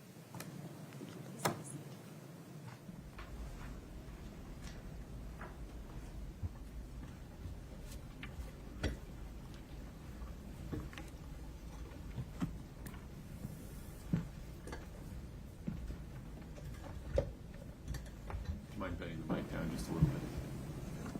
Thank you. Mr. Okay. Burmester. Thank you, Your Honor. Can you please state your full name and spell your last name for the record? Pamela Sue Ulmer, U-L-M-E-R. Ms. Ulmer, are you employed? No, I'm retired. In 2022, were you employed? Yes, I was a medical examiner at the Utah Office of the Medical Examiner. There's a term forensic pathologist. Is that what the capacity you were serving in? That's correct. What is a forensic pathologist? So a pathologist is a medical doctor who has gone through all of the medical training and then done residency in pathology. For a forensic pathologist, we do additional training in forensic pathology specifically, and then we sit for boards and take all of our board certifications for both pathology and forensic pathology. I see. So when you receive a body, just generally speaking, into the OME, what is the procedure? What happens? So basically, I'll start at the scene because an investigator will be at the scene, and then the body at that point will get sealed in a body bag that has a seal identification number on it. goes through the zipper pull so that it can't be tampered with while it's being transferred from the scene to the office. Once it gets to the office, then it's brought in and documented by a ward clerk who's going to put various information into the computer, identifying information and stuff. We used to actually open the body bag at that time and take an identification photo, and then the body would go into the cooler. But I believe we changed our policy though, so that at the time that this event was going on, the body bag was still sealed when it went into the cooler, and it wasn't unsealed until we would start the autopsy examination. I see. So did you perform an autopsy on the body of a person named Eric Richins on March 5th of 2022? I did. Do you recall about what time that began? I don't have any paperwork with me, but it was around 7:30 in the morning. I see. You very briefly went into your education. Could you give us a brief description of your education to become a forensic pathologist? Sure. So medical training is a 4-year degree. I specifically went to an osteopathic school, but whether it's an osteopathic or an allopathic school, it's the same type of training. So I did my medical school at Des Moines University in Iowa. Then I went on to do my pathology residency training at Creighton University in Omaha, Nebraska. So that's typically either a 3-year or 4-year program, depending on what you're doing. For me, because I was going into forensic pathology, I opted to do 3 years of pathology and then 2 years of forensic pathology training to take care of all of my residency and fellowship training. I see. So after all your training, where did you go next? So I did my fellowship. The first year of my fellowship was at King County Medical Examiner's Office in Seattle. And then at that point, I still had 1 more year of training that I needed to do, but I got hired on at the Medical Examiner's Office in Salt Lake City. And so we coordinated so that my first year at the office would also count as my 2nd year of forensic pathology training. I see. Did you stay on then after that year? I did. Okay. How long did you serve then, the Utah Medical Examiner? So I started my employment there in July of 2009, and I retired January 1st of 2023. That 2009 is including that year of training, yes. Yes, okay. Are you, or at the time, were you certified by any certifying board? Yes, so I was certified in anatomic, clinical, and forensic pathology by the Board of Pathology. Were you a member of any professional organizations? Over the years, I've been a member of a variety of pathology-related and forensic pathology organizations, including the National Association of Medical Examiners, as well as the American Society of Clinical Pathology. Have you ever testified as an expert in forensic pathology? Multiple times. Okay. Do you have a ballpark figure for how many times?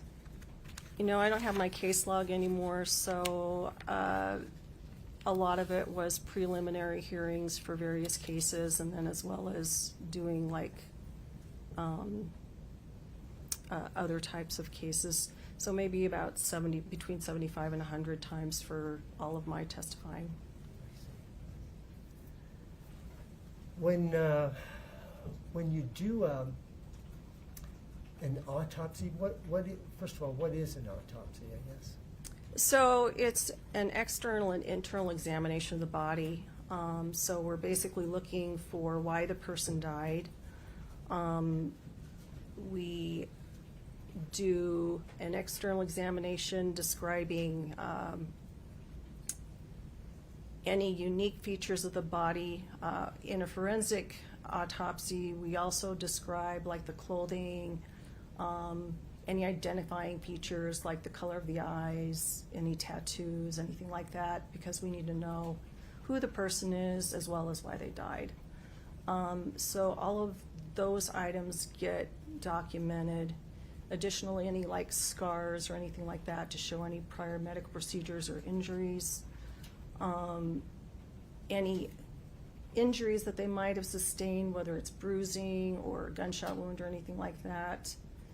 And then once all of the external items are documented, then we start on the internal examination. So we'll do a Y-shaped incision on the chest. Skin gets reflected as well as the fat and muscle. And then we can see the rib cage. The rib cage will get removed. Then we're looking at all of the organs in the chest and abdomen. So those all get examined in the body, and then they're removed and weighed to see if they look normal and whether they're of normal weight or within range of normal weight. And then we do the same thing with the head. We'll make an incision across the top of the head, reflect the scalp, and cut the skull off so that we can look at the brain in place and then remove the brain and look at it out on the table and weigh it. Everything is sliced so that we can make sure there's no natural disease on the inside that would explain why they're dead. Like if a person had a stroke, you might see that in their brain. If they had a heart attack, we might see a blood clot in their heart, or there might be muscle deterioration. So a lot of different things that we can examine and document to explain why the person is dead. We also draw different blood samples, urine sample, gastric contents. We're looking at all of that so that A, we can see what it looks like, and B, so then we can retain it for toxicology purposes. I see. So you go through, it sounds like you go through these methodically, like system by bodily system. Yes. Okay. Is that the standard in your field? It is. You mentioned also that you take samples, blood, gastric, etc. Do you always analyze those, or is that just by case by case? Some items are case by case. We'll routinely do toxicology analysis on blood and vitreous fluid. So that allows us to screen for common things, and then we can determine whether an expanded panel is needed or other testing. Since this case was during the COVID era, pretty much everybody was getting swabs so that COVID PCR could be done. And then there's other microbiological cultures that might be performed on a case-by-case basis, as well as other types of laboratory testing for, say, like potassium level or something like that. So it depends on why we think the person might have died to answer those questions. Do those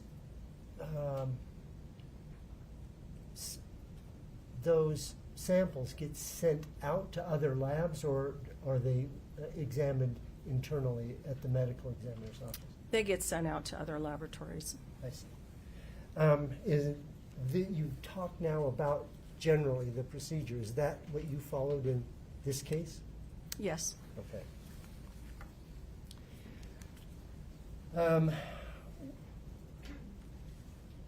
With identification, you mentioned right off the bat is an important thing.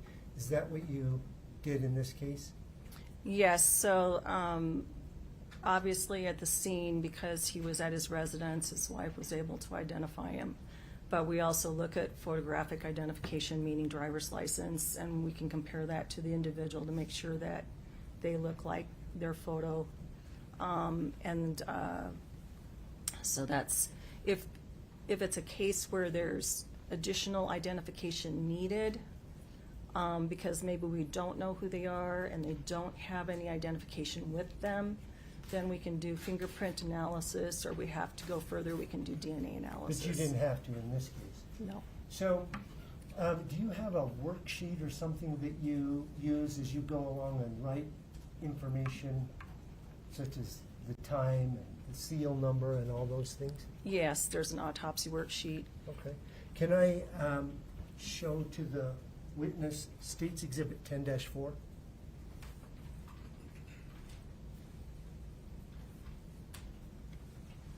Do you see that up there? Yes.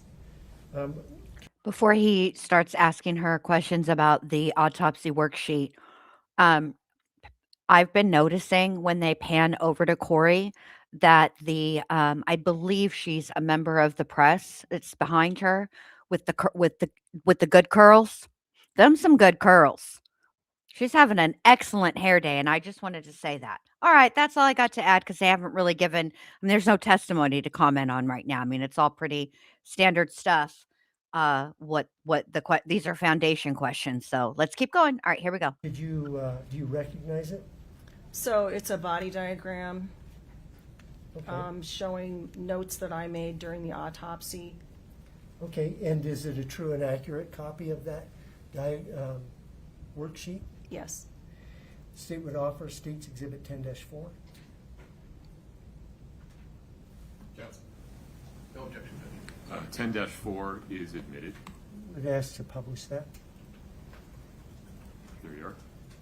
Okay, there's one thing I wanted to have you identify. Have you written down the tag number from the seal? Yes, I have. And what's that number? It's 0002713. Okay.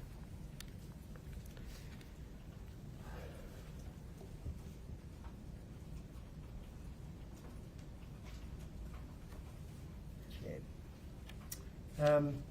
Let's move on then to the external exam. What did you notice or anything? We can take 10. I don't think that 10-4 is necessary. So basically, he had evidence that he had received CPR. He had an endotracheal tube in his mouth. He had needles in both shoulders in order for IV fluid to be submitted. He also had defibrillator pads that were on him.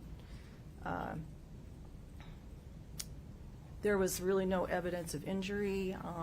EKG pads were also present, and I'm not sure. Okay. Well, was there blood present externally on his face? There was. Can you explain that? So,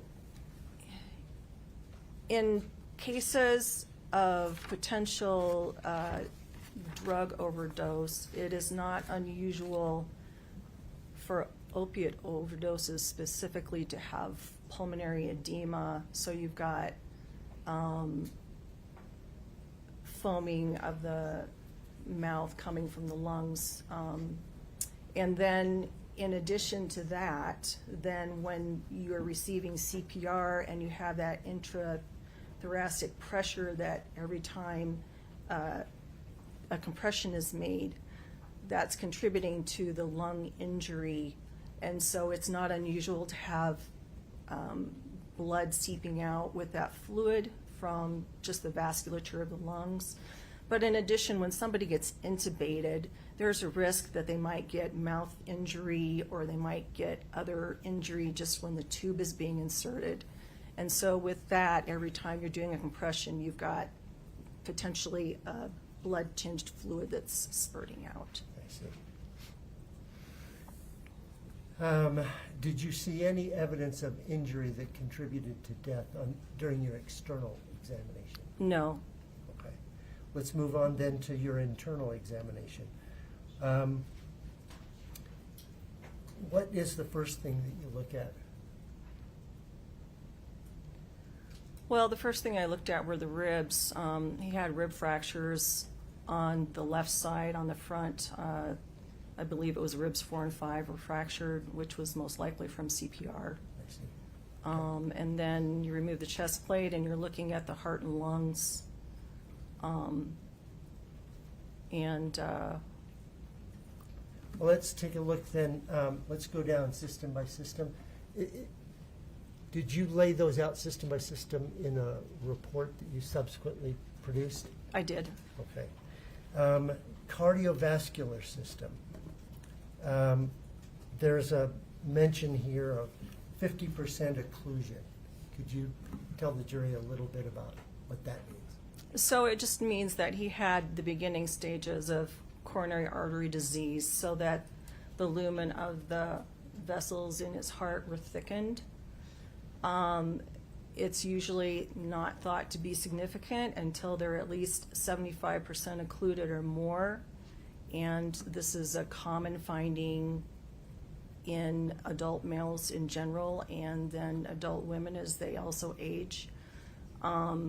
There was no indication of any kind of coronary artery thrombus to indicate that he had a blood clot form in his heart and cause a heart attack. And so there was no damage to the heart muscle. The heart was within normal range for weight. Okay. So that was not a cause of death? No. Okay. Respiratory system, you noted trachea, bronchi, foam present. Correct.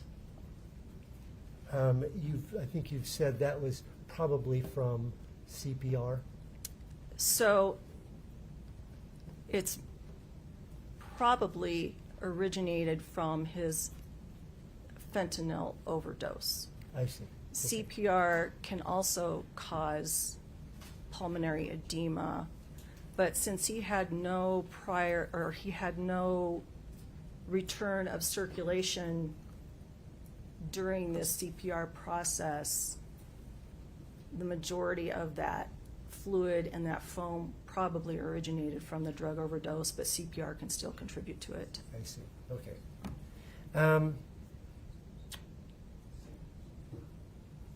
Pleural surface small tan white nodules. Yes. What does that mean? So on the surface of his lungs, he had these little tiny white nodules all over, which are little granulomas. I looked at them. So in addition to removing all of the organs, I also did histologic examination on the main organs, which means I took a little piece of tissue so that it could then be cut very thinly and then stained and looked at under the microscope. And did you look under the microscope at these? I did. Okay. And so you can visually see them on the lungs just looking at them grossly. They were very obvious. And they're just little small granulomas that were coating the surface of the lungs. I see. And, is there some significance in this case about those? There is, because his history, his work employment history, he was a stonemason. And so all of that dust that's created when you're cutting either brick or blocks, you can inhale it if you're not wearing a respirator or a mask. And then that goes into your lungs, and your body tries to protect itself by sequestering that stuff off. And so then these little granulomas form. I see. Did that contribute to his death? I don't believe it did. Obviously he had the granulomas present. He also had a small amount of pleural fluid present associated with these, but it wasn't significant enough. There wasn't like scar tissue that it was in his lungs that was preventing him from breathing or anything like that. So I felt like it did not contribute to his death. I see. Did you note anything about his liver and biliary system? Biliary? From my recollection, the liver was normal. There was no surprises there. Okay. What did you note, if anything, about the digestive system? Again, I don't have any notes in front of me, but he had about 700 milliliters of pink fluid that also had like food particles in it that were partially digested. Some of that was retained and saved for toxicology purposes. Did you have a discussion with Brianna Peterson from NMS about the volume? that you measured from the gastric? I may have, I don't recollect it. I see. Do you have any idea about the pink coloration? Was that from anything that you're aware of, or? No. Is it, okay. Urogenital system, Okay. was there anything, did you know? anything? Kidneys looked fine, bladder looked fine. The genitalia all looked normal within limits, so. Reticuloendothelial system. So that's referring to more like your organs like the spleen or lymph nodes, things that have to do with immune response. And he did have, so when you have those types of granulomas in the lungs, it's not unusual for the lymph nodes surrounding the lungs to also have the same kind of stuff in them and also have granuloma formation. And I did see that when I did histology on those lymph nodes in that area. I see. Otherwise, the spleen and everything looked normal. Okay. Endocrine system? Was there anything that you documented? No. Excuse me. And musculoskeletal system, anything? Other than the rib fractures, it was all normal. I see. Now, you mentioned you sent some samples out. I know that this is really, really dry testimony, but I'll say this. In this case, all of this is really important because, of course, the finding was a fentanyl overdose. That was the cause of death, and the manner of death was ruled a homicide. Now, and so they've got to rule out and testify to any other underlying factor that could have made this anything else that could have caused his death, because they got to prove that she's the one that did it. To histology. Did you receive those things back and look under the microscope yourself later? I did. For part of them I did. Part of them were examined, I guess, at the state lab. So let me clarify.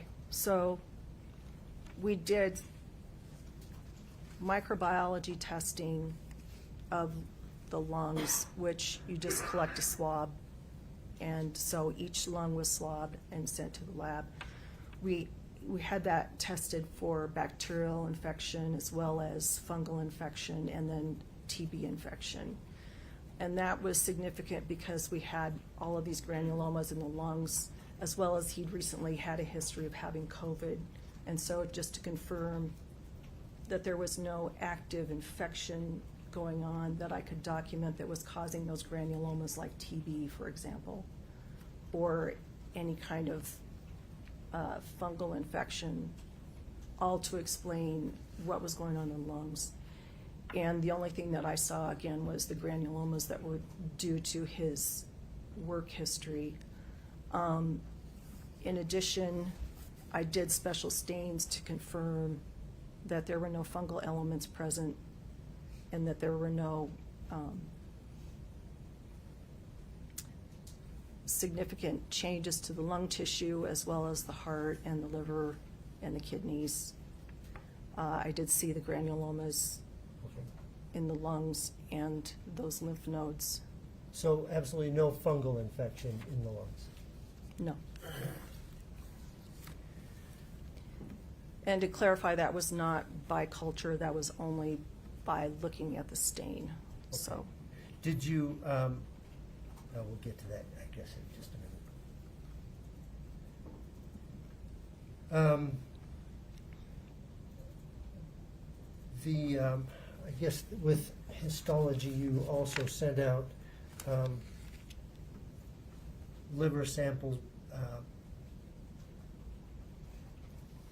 epiglottis, or was this just part of your internal exam? Maybe I mixed that I think I did submit a section of the epiglottis, and I'm not sure whether that was specifically because he had a history of allergies that was reported, and just to confirm that there was no evidence of anaphylaxis. And was there? The tissue was denuded, but I did not see any evidence of histamine release granules that were in the tissue itself, so I can't.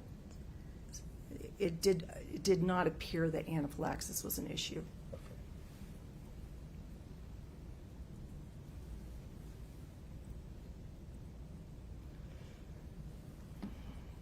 Did you send out samples or send out samples to the health department for disease and fungal cultures? So I did for the bacterial cultures, I did for the TB stain or the Mycobacterium stain, and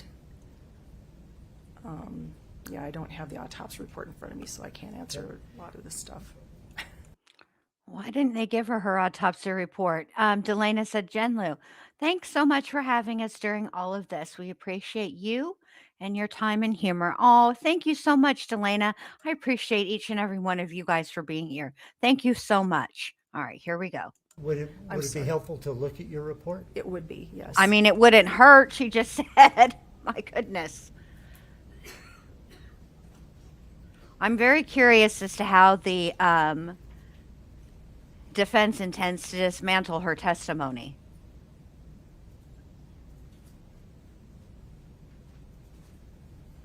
Excellent point, Neat Noodle. Neat Noodle said this must be where Kouri got the lung fungus COVID excuse. It was ruled out, but she saw it in the report. Right. You got to keep, you have to read the whole thing, not just one little tiny part.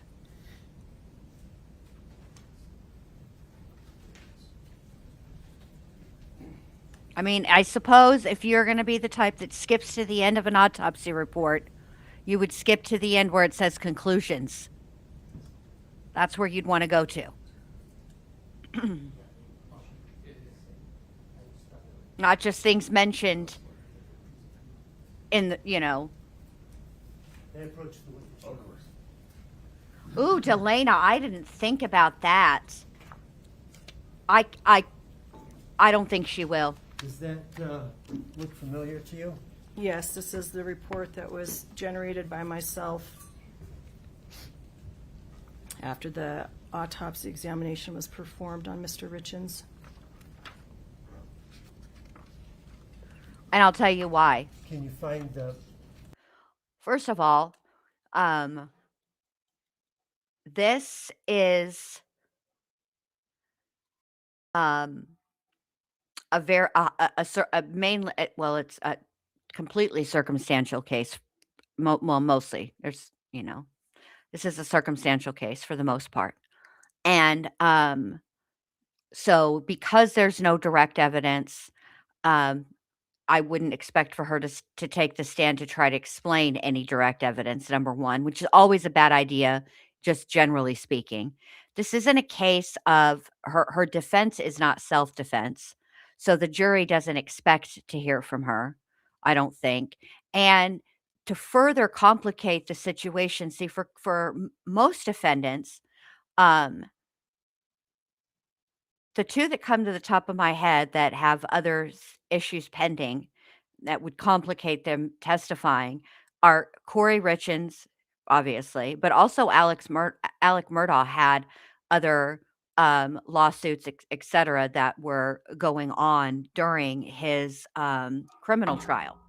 So I think because there's a civil trial pending still, I think that it would not be a good idea for her to testify because, as you know, testimony is under oath and it can be used against you in other cases, specifically the civil case that is pending currently. So I don't think that she would take the stand. I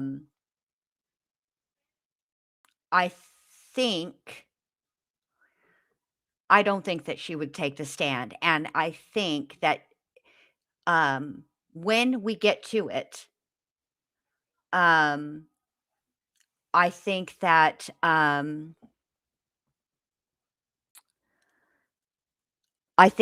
the things that were discovered on her cell phone are probably going to be among the most damning. The cell phone evidence is going to be the most damning. Um, and it isn't really that she had an affair. People have affairs all the time and they don't murder their spouses. So it's not really the affair, although like from a it's not going to look good. It's not going to paint her as a good person, but I don't think the affair is going to get the jury there to be, to equate, well, she had an affair, so therefore she killed her husband. No, I don't think that, but I think that the text messages, the walk the dog letter, and she would have to answer to those. And so even if, the defense was incredibly careful respective to what they asked her, because obviously the cross-examination would be limited to the scope of direct, it's still not a good idea. It's not really ever a good idea for a defendant to take the stand. They don't have to. There's a reason why there's, the right to remain silent. There's a reason why the burden is all on the prosecution. The defense doesn't have to put up a single witness. They don't even have to mount a defense. Right? Isn't that right, Chazzle Dazzle? How'd that work out for you, bud? I think even if they had put on a bunch of witnesses or tried to, I don't think that it would have been successful. But anyway, no, I absolutely do not think that she's going to take the stand at all. I would be surprised if she did. The portion of your report where you're talking about disease, the samples that you sent to the public health lab? So for the public health lab, we did an Auramine O stain, which is a special stain that they do looking for acid-fast bacteria, and that's to help rule out tuberculosis, which again would be something that would cause that type of granuloma pattern on the lungs. And that was negative as reported by them because they observed it. I did not look at that particular slide. In addition, we did bacterial cultures, again, on the right and left lung. Those grew up multiple organisms, and when I see that, usually what it means is it's just normal flora from the respiratory tree, and then as you are dead, these organisms just continue to grow inside your body, and so you will see more of them show up with these postmortem cultures.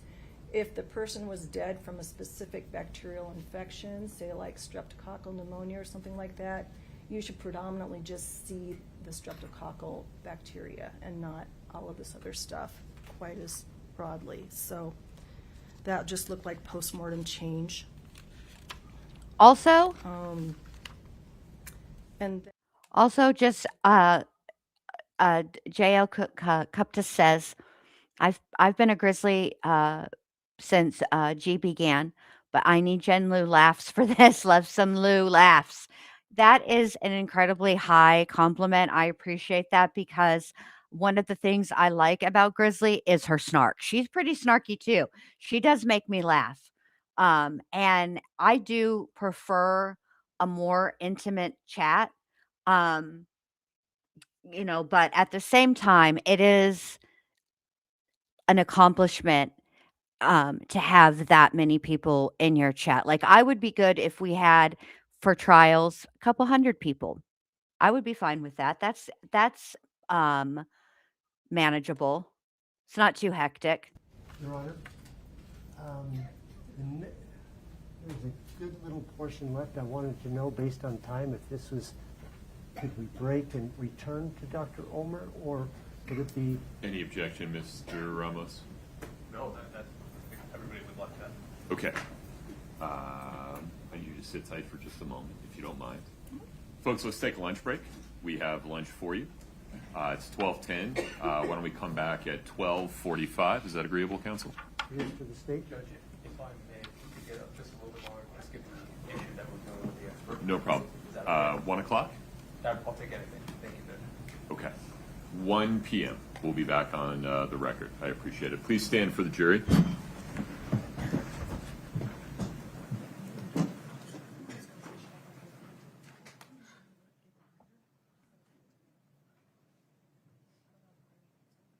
Oh, please do, Jennifer. Invite all of your personalities. Mine are here.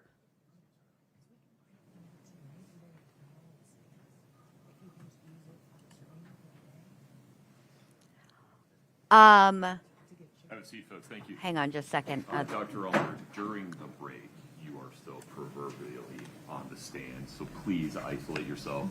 Please don't interact with anyone. If you need to go get a sandwich or something to eat, that's fine. But please do not interact with anyone, especially not any attorneys or investigators. Can you live with that? I just need a yes or no. Yes. Okay, thank you very much. If you would be back ready to take the stand again by 1, I'd appreciate it. Okay. Counsel, anything else on the record before we recess for lunch? No, Your Honor. No, Your Honor. Very good. Court's in recess. Thank you. All right, so we roughly have about 30. Hey, thank you so much for No, watching the Kouri Jesse. Richins No. trial with us. But I'll tell you No. what, you know what a lot of these trials remind me of? No. I appreciate that these trials remind you of things, but no. No, sir. Not today. Okay. So, Hive Mind, by the way, hello, good to see you. Didn't she slip into the business insurance policy and add her name? That's especially damning. I believe that the charge that she's faced with regarding insurance is forgery because she took out an insurance policy in or on Eric, but signed his name, and he did not take out that insurance policy. That is how I understood it. Now,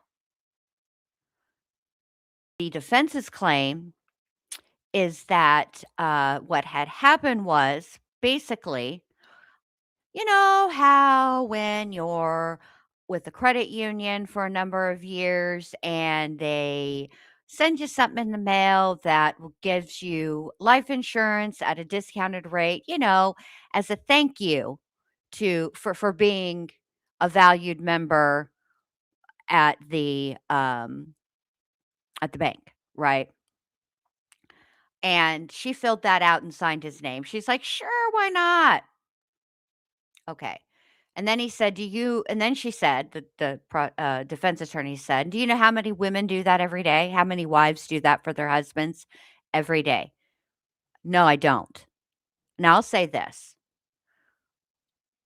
What my experience has been is that wives do tend to fill those types of things out for their husbands, but they have their husbands sign them because right at the bottom of all of those types of documents is that you're telling the truth, that you're signing it under penalty of perjury. I mean, you're not like all adults know that if you sign a name to a document other than your own, that is forgery and it is a crime.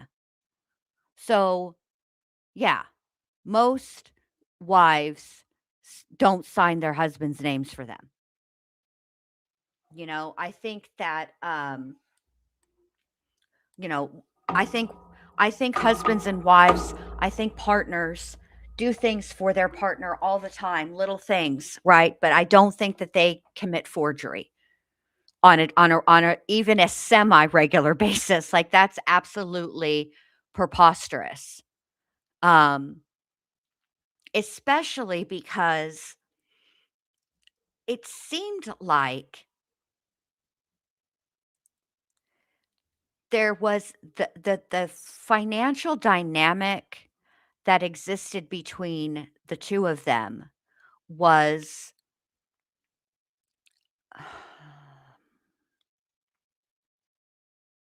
his and hers, not ours, which is not a judgment. Many people, that's how their financials are. And, you know, it's not been my experience in my relationship, and that's because when you ain't got nothing, which we did for so many years, 'cause, I mean, we started having kids at 18 and 21. We had 0 business, having children that young. But when you have children that young, you don't you haven't even you're barely an adult, okay? You don't have assets typically, So we there was no um there was no his hers. There was just ours because both of us were at 0. So it's like a really simple computation. Um but I think that their financial situation was that they kept things like that um separate. Um, and that's just how they were. And that is how their relationship was. And there's nothing wrong with that. A lot of people are like that. People do tend to get funny about money. What is the saying? The love of money is the root of all evil, and that's true. I think that the defense attorney in her opening statements yesterday made a huge mistake saying that, how did she put it? Let me think of how she put it, because now I'm buffering. If your internet's buffering, I don't know. I'm buffering. How did she put it yesterday? Um,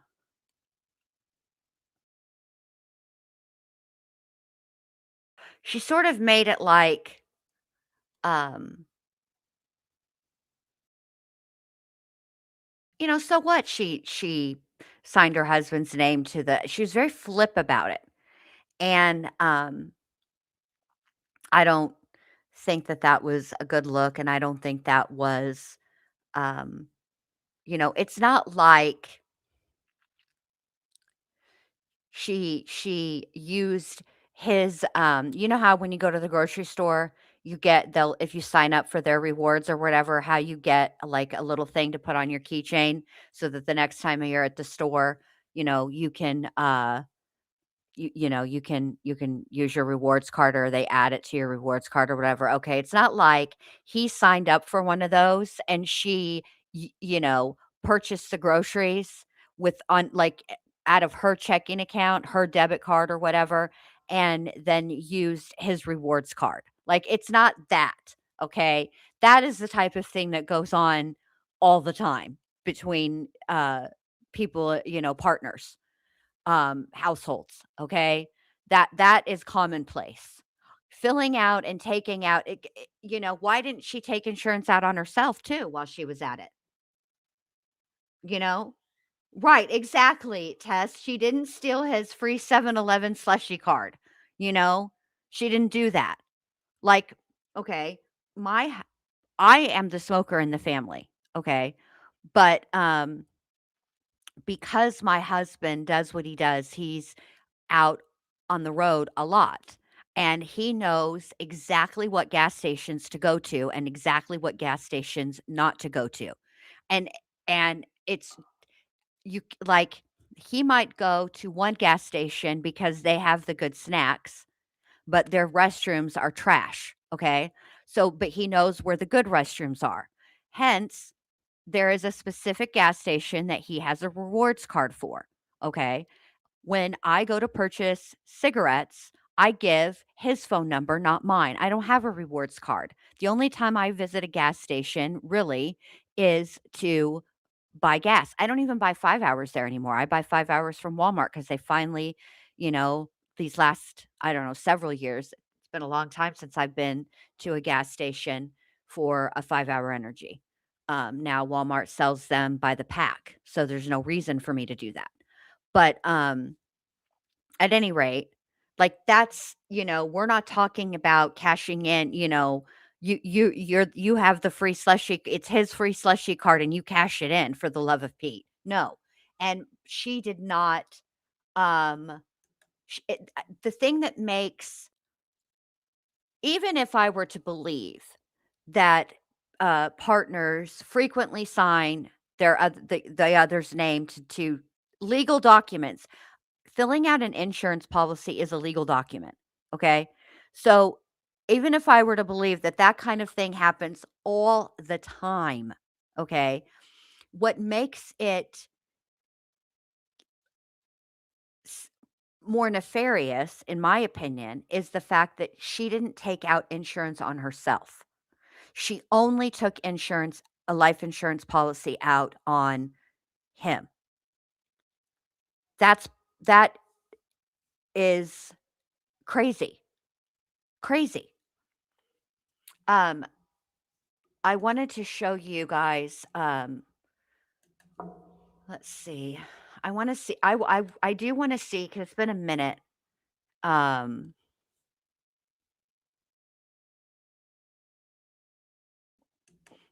on. I want to see what this walk the dog letter is. Hold on. Let me do it a different way. Let me see if we can hear it.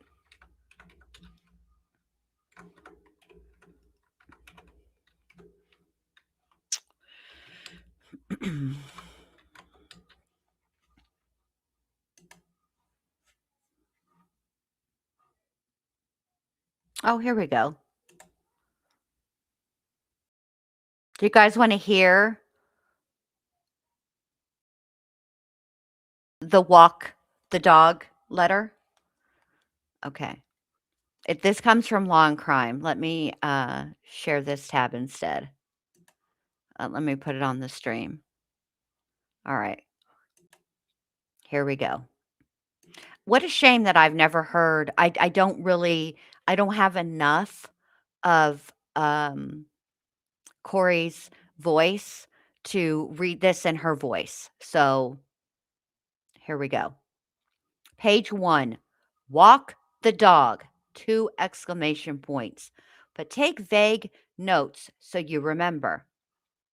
Sky is saying even if the gummies have fentanyl in them, the prosecutor will say, I tried to put the fentanyl in the gummies so Eric would have them.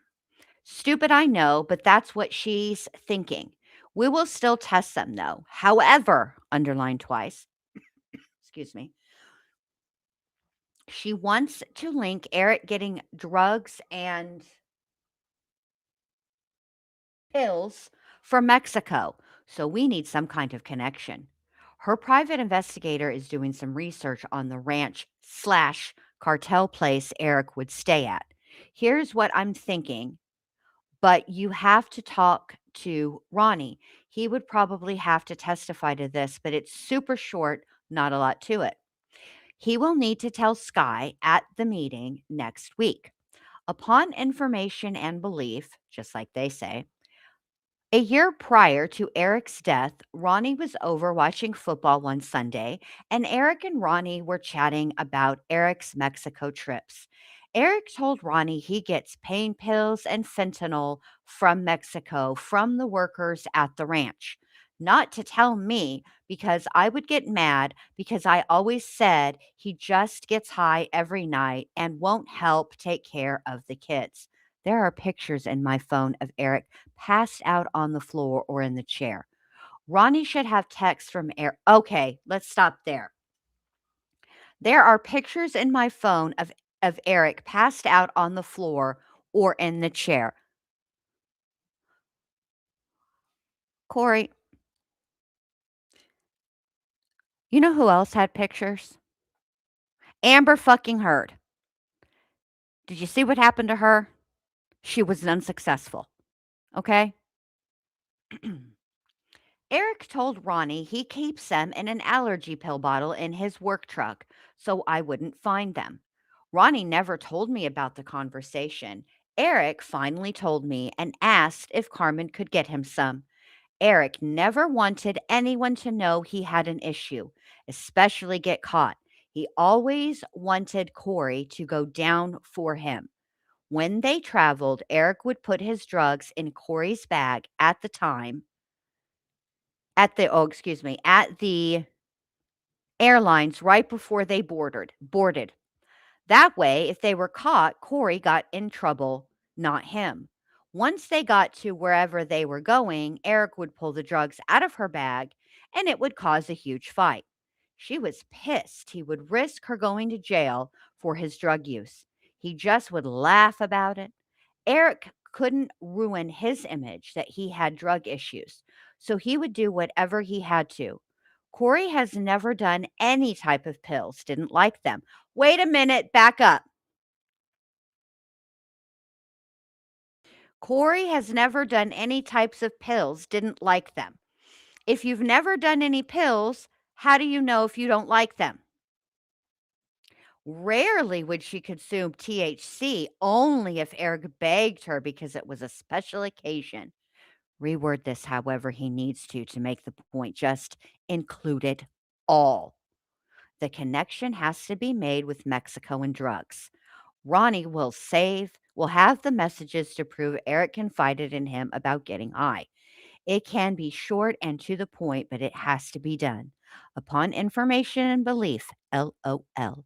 They never found pain pills or fentanyl in my house because he had it in allergy bottle in work truck, and Cody emptied out work truck within a week, so they were never found. They did find pain pills in your house. There was hydrocodone, Norco. When you talk to Ronnie about this, meet up with him in person. I worry sometimes your house and phone are bugged. Maybe drive down to SL, I'm sure that's Salt Lake, and meet him after work without Bree. Sky has to make the connection between Eric and Mexico because that makes the most sense in her mind. If it's Ronnie's information and belief about the conversation over football, she can use that as a connection. Tell Ronnie don't overanalyze it. It was a quick 2-minute conversation, LOL. Tell him I need him to do this. Bring me home and then we will get those damn bitches. Also, please text Lotto or call. Tell him do not text me anything about us doing things together ever, like church, skiing trips. Nothing that puts us together. It doesn't look good. We're so close to the end. Let's push through. Have the conversation with Ronnie before he meets with Sky. Then tell him to tell Sky at the meeting about the conversation. Hang in there. We're almost there. Love you to the moon. Take vague notes of all the this is such poor syntax. Take vague notes of all this so you remember before you walk the dog. Ridiculous. This is the dumbest shit ever. Okay? All right, here we go. I saw a commercial yesterday. Utah Mortgage Relief. Google them, please. It's for people behind on their mortgage. Can you see if they can help at all on Manassas house, please? I don't know what that word is. Whatever. On that house, please. We have to get hers, yours, and Chelsea's taken care of ASAP.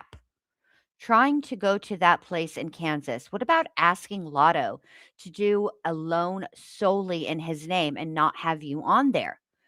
There should be a question mark there. That's poor punctuation. You're a writer, right?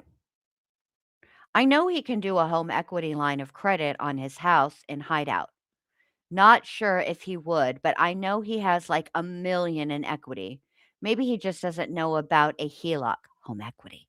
If he wants to help me, taking care of those loans is most important.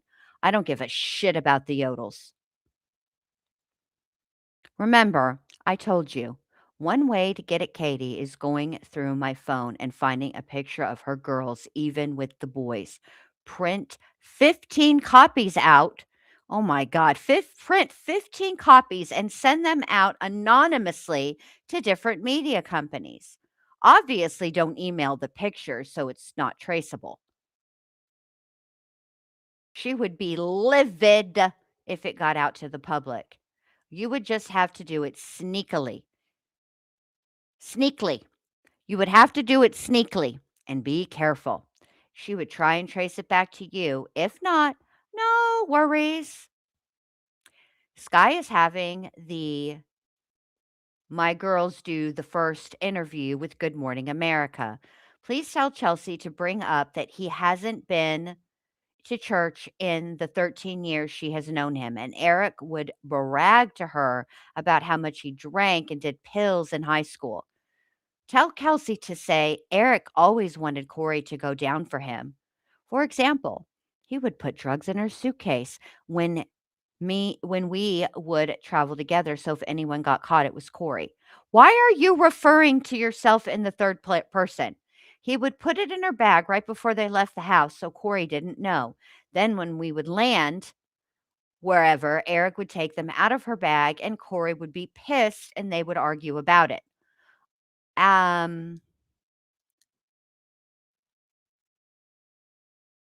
Tell Kelsey to say how Eric didn't care and would just laugh about it and say, well, I can't get in trouble, as if it was okay that I got in trouble. Have Selma talk about Eric in Spain not being able to drink, so he was looking for drugs the entire time. And explain the drink the waitress gave him and how I called his doctor and went to the pharmacy immediately. Have Allie talk about how the sisters have always been jealous of me because anything they could do, Kouri could do better. Being a mom, college, stay-at-home wife until she built $1 million company. A nice house, car, everything she had, they wanted. This comes down to jealousy, money, and Eric's partying that they don't want to acknowledge, and sadly, an accidental overdose. Lastly, don't forget to work on the gun receipts. We want to file charges and let the prosecutor not do anything about it to use in her defense. Oh, shit, that scared me.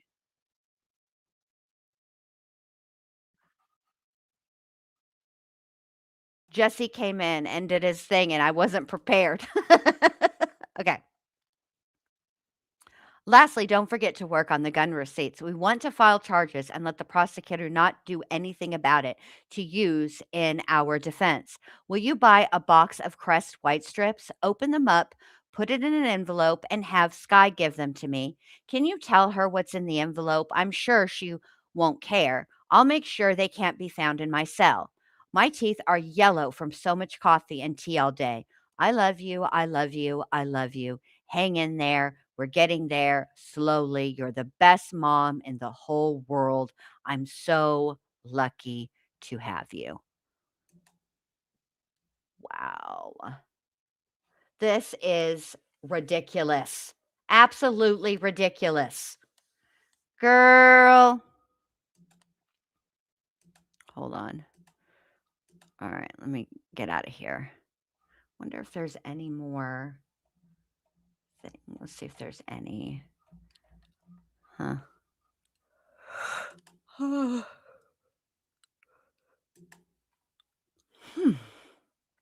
Goodness, I'm sorry, you guys. I'm tired. So that was to her mom. Wow. It's interesting. My mom would never. My mom would be like, girl, you on your own. Don't do the crime if you can't do the time. I'm telling you right now, that would be my mom's policy. Absolutely her policy. Whew. She does. Yes. Better mom, better wife, better everything. Yeah. Now, you know, to me, that is, she's the one who comes across as, you know, jealous and, spiteful. Oh, hold on a minute. Let me go back to this because there is something I wanted to mention in that walk the dog letter. Hold on. Where's it at? Where's it at? I think it's.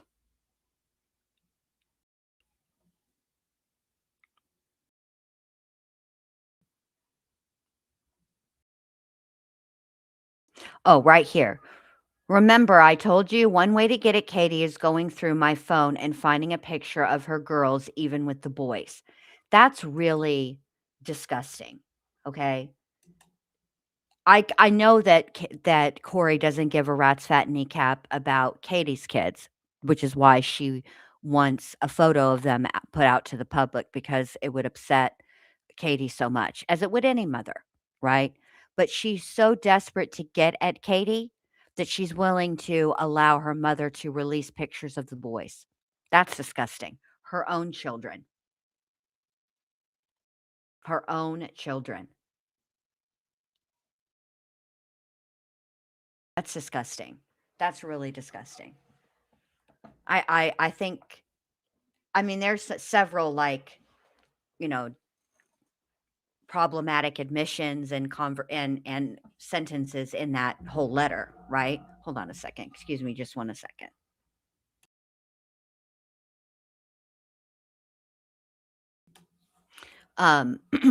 There's a lot of problematic sentences in that that letter, right? But I think the proof of who she actually is as a person is in that one sentence. You're willing to exploit your own children, even if you can only find a picture of Katie's girls and it's with my boys. Go ahead and send that to the media. Like, that's really foul. It's just disgusting. And I don't know why she would want her kids on Good Morning America at all. It's disgusting. I don't understand that. I don't understand, even when your children are adults, and that's where I'm at right now. Like, all of my children are legal adults. Now, Minnie Bindi, she can't even drink yet. She's only 20 years old. She just turned 20 in September. But she is legally an adult. So, like, I could say, I forbid you to do X, Y, and Z, but she don't have to listen. Do you know what I mean? She can make her own decisions. But I wouldn't, if I were in a predicament, any kind of predicament, I would never, ever, ever, ever, ever, ever, ever, ever want my kids to go to media of any kind. Not the mainstream media, not social media. I would never, ever. Because once you can't, that's the type of stuff that you can't, like, take back. You know what I mean? Once that genie is out of the bottle, your children are exposed, they're exposed. And human beings are capable of really great and wonderful things, right? But they're also capable of really gross, foul, evil things. And I just would not want to expose my kids to people who are evil and foul intentionally. Hang on a second. I want to see something.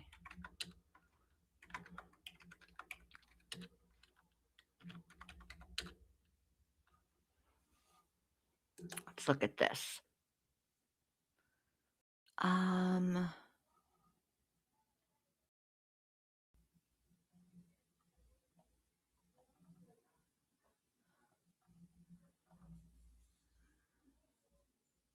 right. Let's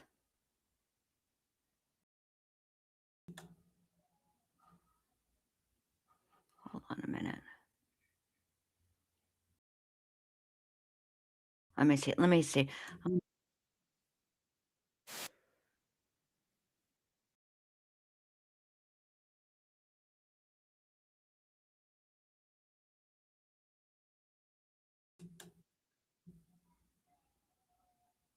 All right. So hold on a second. So News Nation has, okay, let me see if I can find the whole thing. Give me just a second. Let me look it up here. Let's see if I can find the full interview.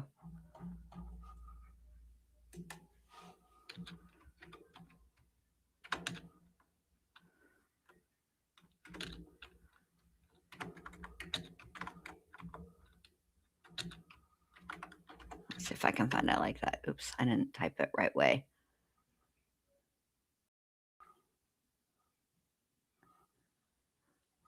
Bro, I don't want to see the discussion about it. I would like to see the actual interview.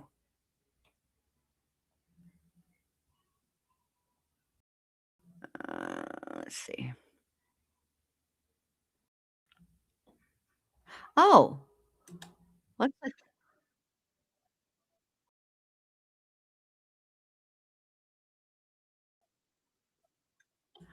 All right.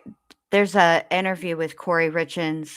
Family speaks publicly on allegations for the first time. You guys want to watch that?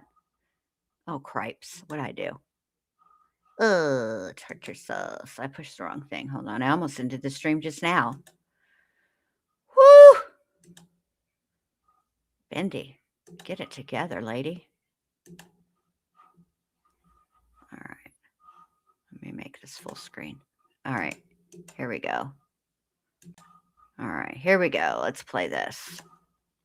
Thanks for staying with us. I'm Courtney Johns. And I'm Emily Flores. Now to the Utah mom accused of killing her husband and then writing a children's book about grief. Prosecutors say she wrote a letter to her family telling them to lie about what happened. And today, for the first time, we are hearing from her family. ABC's Matt Gutman has that story. This morning, the family of Kouri Richins, accused of fatally poisoning her husband, Eric Richins, and then writing a children's book about grief. I just wanted some story to read to my kids. I couldn't find anything that really, suited them or helped them find comfort and peace. Speaking publicly for the first time. We know Kouri's innocent, and all that's going to come out in court. And I think that's going to shock people. Days ago, while searching her cell, guards opening this letter in which prosecutors allege Kouri attempted to coach family and friends into giving false testimony on the stand. But Kouri's attorney says the letter was marked attorney-client privilege and should never have been opened in the first place. Her brother DJ accusing the jail of misadministering her medication to get her out of the cell. And you say that they have messed up her medication 6 times? 6 times. 1 time is an accident. 2 times is incompetence. 6 times looks like it's on purpose. Kouri Richins and her husband had 3 boys, a seemingly perfect life near idyllic Park City, Utah. They were generous and spent lavishly. But prosecutors say there were cracks in the relationship. Both sides allege infidelity. And before Eric died, he changed his life insurance beneficiary from Kouri to his sister. Kouri's family says Eric used drugs and possibly overdosed. The prosecutors say it was Kouri who slipped Eric a deadly dose of fentanyl in a Moscow Mule cocktail. They also say she siphoned hundreds of thousands of dollars from Eric. When I got the news that Eric had died, I broke down into tears. He was a good guy. I mean, he lived life to the extreme and, eventually got him. But it's my sister. I knew Eric. You know what I'm curious about, DJ? I'd like to know how you think it's going. I'm sure DJ is on the witness list, so he can't watch the trial, but we are watching the trial. And I got to tell you, unless your sister's defense team has a miracle in their pockets, it ain't looking good for your sister, bud. Looking real bad. She didn't do this. In the hours we spent with DJ this week, he painted a very different picture of his sister. Her and the boys would go to church every Sunday. What is she like as a mom? She's a great mom. Those are the busiest boys you'll ever meet. That's such a ridiculous argument. So-and-so went to church every Sunday. Who cares? Who cares? There are plenty of people that go to church Sunday and Wednesday and they're assholes. Going to church doesn't mean nothing. And listen, I'm not knocking anybody's faith. I believe that everybody has the right to freedom of religion. It's, your path with whatever higher power is just exactly that. And I respect them all. And that's not what I'm saying. What I'm saying is that simply going to church once a week or twice a week, or hell, even 3 times a week, does not a good person make. It's a weak argument. There'd be soccer, baseball. There's always something. So she's juggling flipping houses, which is a lot of work. That's just a lot of work. Kouri Richins' siblings say that just before Eric's death, the couple was doing well. At the time he died, I thought they were probably in the best place they've ever been. Kouri told the police that he didn't use drugs to protect his image. Eric's family disputes that. He was a person who... Wait a minute. What do you mean she didn't tell people he did drugs? Yes, she did. Stop it. Stop it. Stop it. When the first responders arrived on scene, she tried to make it as if she was hiding it and that they had to coax it out of her about the THC gummies. But come on, Kouri, you ain't that good of an actress. Stop playing with these people. We saw it. We saw exactly what happened. All right, here we go. Who took very good care of his health. And so to try to cast the light on him that we've seen recently is really troubling. It's really, it's sad. One thing both sides agree upon is that they miss Eric. Now, we reached out to the jail and prosecutors for comment about that jailhouse letter they found and how they found it. Both said they couldn't comment. Kouri Richins' attorney telling us there's very little hard evidence in this case. Nothing to show that Kouri ever gave her husband fentanyl or even ever purchased it in the first place. Matt Gutman, ABC News, San Francisco. Well, exactly, Delana. Hold on. Go ahead. Dear Judge Mrazek, I'm here today. Mrazek. There we go. That's how you say it. Mrazek. So now whenever I read the articles, Mrazek. I think I might have been actually saying it correctly, you guys. Or close to it. Yes. Delana, or how Jen-Lu, well, how about when she told them he did pills in college? Abso-freaking-lutely. Abso-freaking-lutely. You know, it's really lucky that Eric and Katie were so close and that he shared things with her. Especially the things that he did share, the types of things that he did share. Because, you know, it's one thing for a sibling to feel something is not quite right about their sibling's death, okay? But to be able to, like yesterday on the stand, say, well, I'm sure there's, you know, she was asked, well, I'm sure there's things that your, you know, brother didn't tell you about, like their sex life. And she said, well, he did. Yeah, he told me about that. I knew he was on testosterone, stuff like that. That puts her testimony, in my opinion, the weight of her testimony a little higher. I give it a little more weight because we can all, you know, I have a sister and I think it's different with I don't know. I've never had brothers. So I'm not sure if it's different with same-sex siblings or if, you know, but what I'm saying is, I guess the point I'm trying to make is that there are stuff that exists between partners that they may not share with their siblings, no matter how close they are, right? But it doesn't seem like that was the case in this situation. It seemed like they were actually that close and things were shared. All right, here we go. From my perspective, Ulmer, no. Mr. Ramos? Sorry, Judge. It's okay.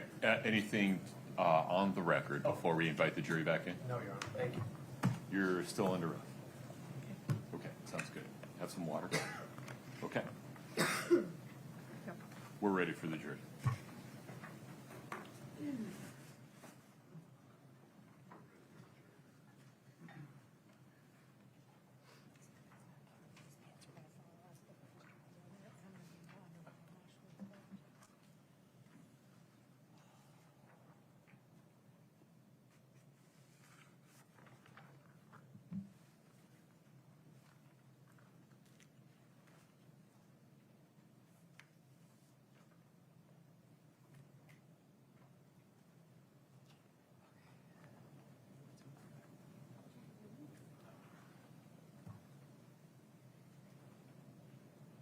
And I'll say this about my kids, because I have two boys and two girls. I have two sons and two daughters.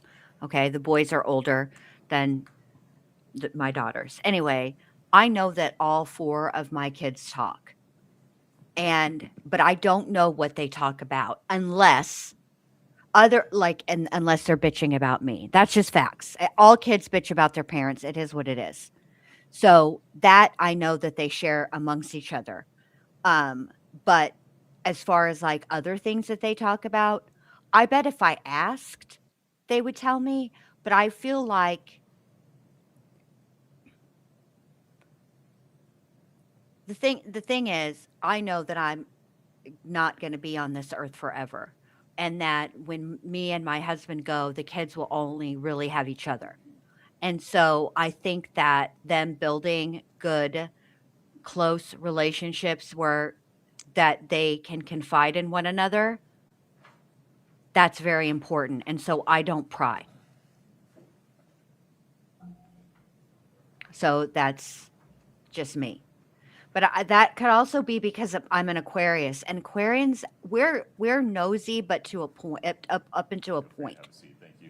You know, like there's, you know, we're nosy. We're nosy about strangers, not like All right, folks, have a our seat. family. We give our family members like a lot, you know, space because Aquarians require a lot of space. Dr. Ulmer, when we last left off, we were talking about the results from the Public Health Department. Yes. Neighboring the Public Health Department is the Tox Lab. My understanding is there was you had sent a vitreous sample to the Tox Lab for testing there. It was routine to send vitreous samples to the state toxicology lab for volatile testing, which would mean looking for various alcohols, like alcohol that you would ingest, like ethyl alcohol or methanol or other alcohols that could be determined whether that would participate in the cause of death or not. And vitreous fluid is from the eyes? That's correct. Okay. So in this case, did you get a result back from them? If I can get that report back, that would be helpful. But my recollection was that the vitreous fluid was negative for any type of volatiles. Thank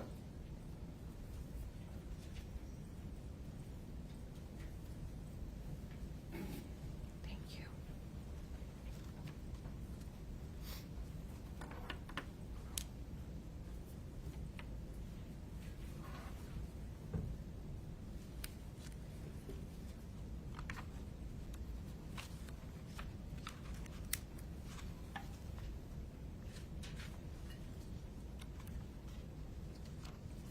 Yes, it's none detected for ethanol, acetone, isopropanol, or methanol.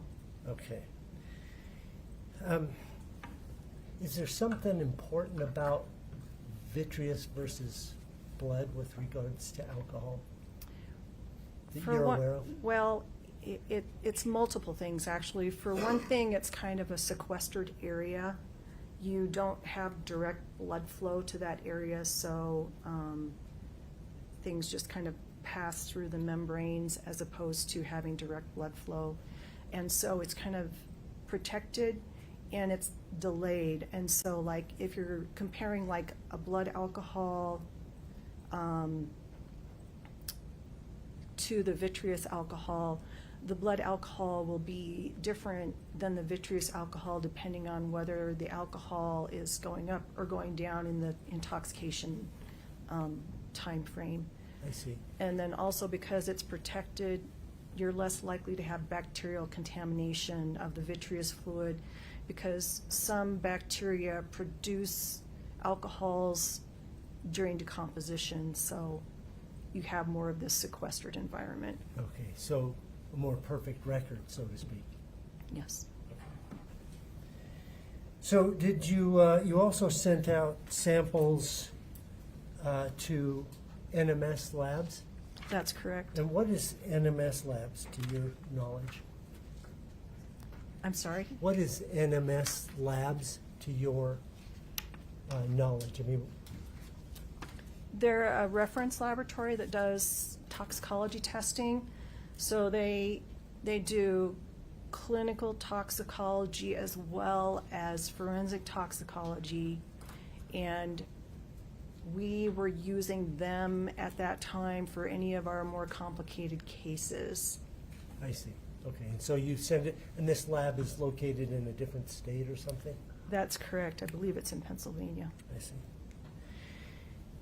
Did you get a result from them? I did. And what information did you get?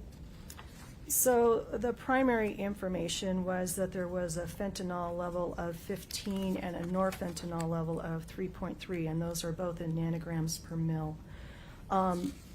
Additional information that was not confirmed but still indicated presence was naloxone, caffeine, and 4-ANPP. Okay, so, and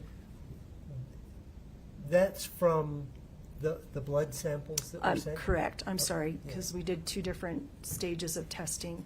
Okay. So this was all of the blood testing, and then after I got this testing back and we decided we needed more information, then we also had testing performed on gastric contents.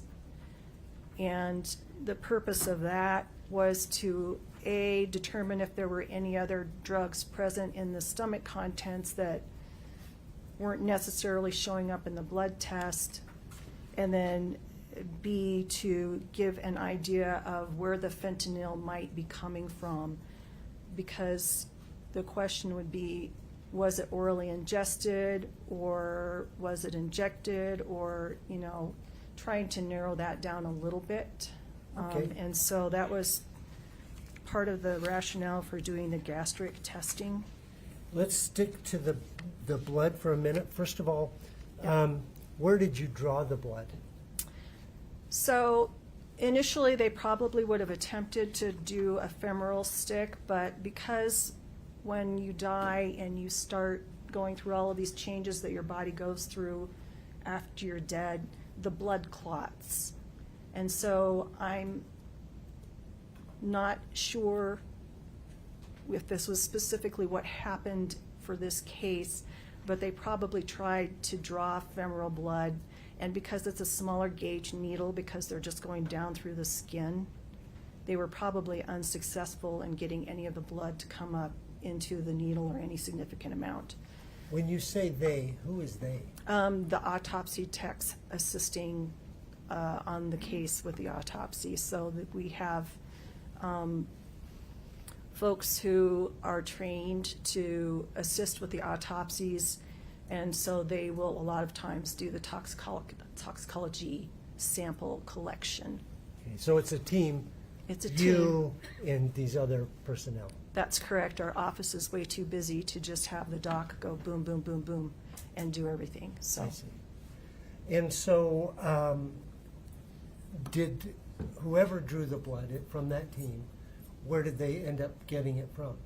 So they ended up having to go inside when we opened the body up, and they entered in through the inferior vena cava. And then you direct it down towards the femoral artery, because the syringe that you're using when you're collecting these samples, when you're going into the body, not through the skin, but once you're inside and actually doing it, is a huge syringe with a big long needle. So the needle itself is probably 5 to 6 inches long. I see. So I'm not sure, femoral artery, I gather, is the legs? You're going for so it's By the femur. but usually when you're collecting it, when you're going through the skin, you're going in the groin area. I see.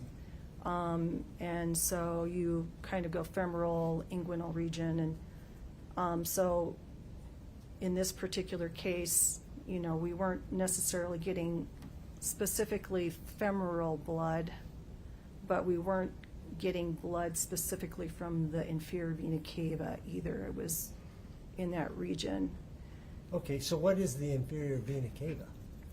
So in the body, you have arteries and veins. The arteries, generally, you're taking blood from the lungs that's oxygenated, and the heart distributes it out to the different portions of your body.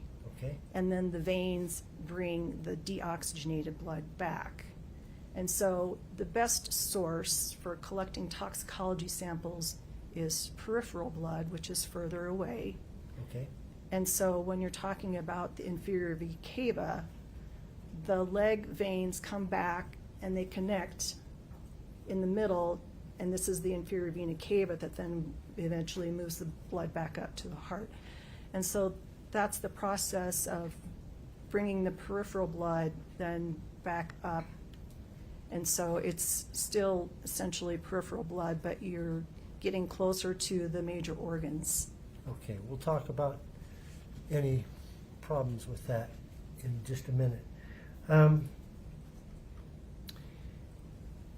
So this quantity, you said there was, I think you said 15 nanograms per milliliter of fentanyl? That's correct. Okay.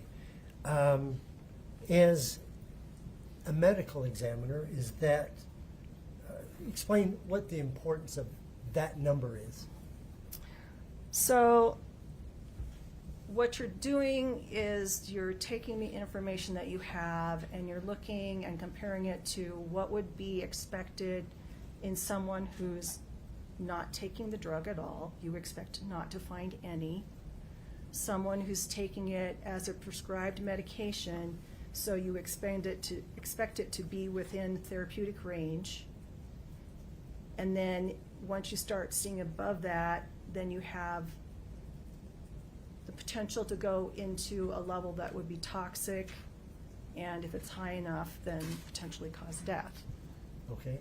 And in this case, the number 15 nanograms in the blood, given its location. So with the information available to me at the time of the autopsy, the decedent did not have a history of any kind of illicit drug use or prescription medication abuse. So the fentanyl level should have been 0. There should not have been any fentanyl or norfentanyl present.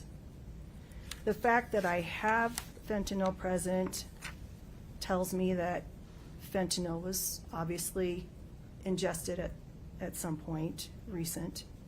And then if you try to manipulate from the information that's available in the toxicology report as well as other toxicology references, then there's kind of estimated therapeutic range versus toxic range versus 15 nanograms per milliliter, is that a toxic range? in someone who is not prescribed this medication and taking it routinely, it is toxic. And what is norfentanyl? Norfentanyl is a metabolite of fentanyl. So you're ingesting the fentanyl drug, and then it's being absorbed and going through the liver, and then you are having it broken down into other pieces, and norfentanyl is one of those metabolites. Okay. And, okay, when it breaks down, like is it the body's way of getting rid of this toxin? I mean, it's breaking it down so it can get rid of it? It could be breaking it down to be getting rid of it, or it could be breaking it down into a component that actually does the work. I see. So the drug that you ingest may not be the drug that's active. It might break down into other components that are active, or there might be other variables that play into it that I'm not describing very well because it's been too long since I've done this.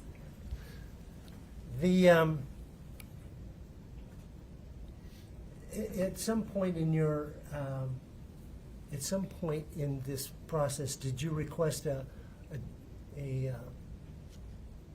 Doppel report? You know, the report of any prescriptions?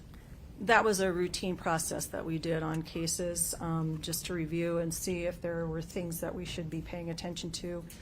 And in this particular case, I believe that we reviewed at least 1 year's worth of medical history, and we might have gone back even a little bit further once we saw the fentanyl present.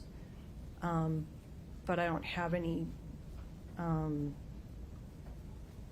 further information other than just the fact that there was nothing that was seen except for some testosterone, I believe was the only thing that we saw that was in Doppel. So Just really quick, Jennifer says, I don't think I can take you guys with me when I go to the wound clinic, so I will be tardy. I really hope that I will be allowed to attend class, even though I'll be late. Your tardiness is excused. Doctors' visits are always excused, so of course you will be allowed to attend. And we look forward to your presence when you arrive. they don't see all medications. I think they just predominantly see things that are classified. Schedule 1, Right, 2, 3, right. 4. Your Honor, I'd like to just show the court and the council State's Exhibit 1-27. One moment, please.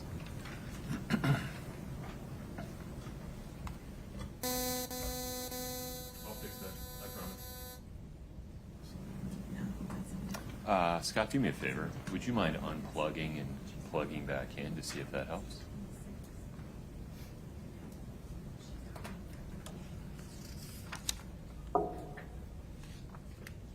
Yes, JL, notice, not a hair of hydro, oxy, nothing. Suggesting that he does not have the problem that Kouri Richins tried to assert that he had.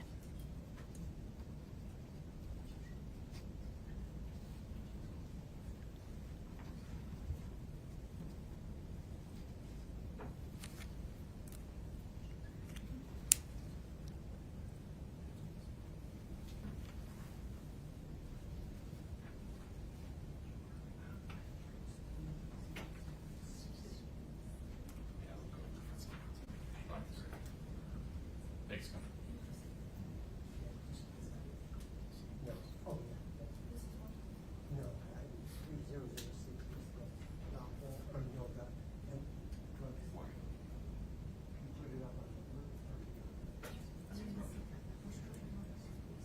That one,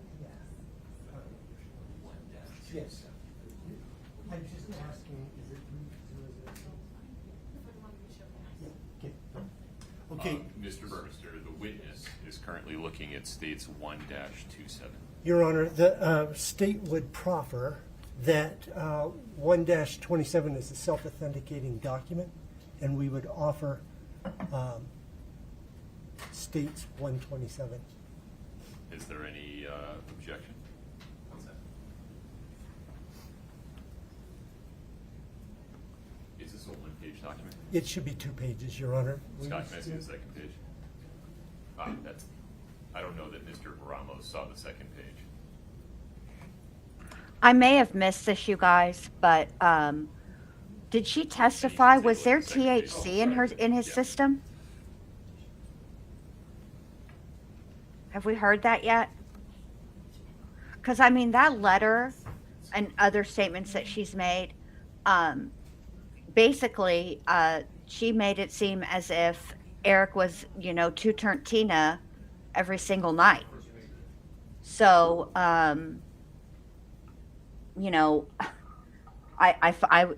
feel like there should, if he was that way, like she asserts, there would be other things in his system, but there wasn't, which is interesting.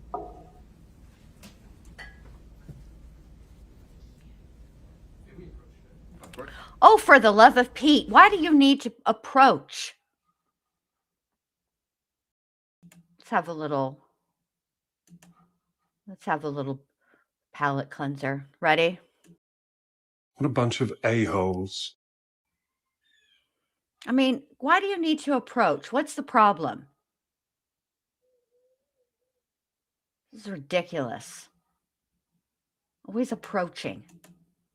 This is worse than Bev and her sidebar.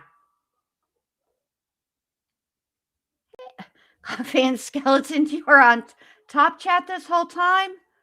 What are you, new?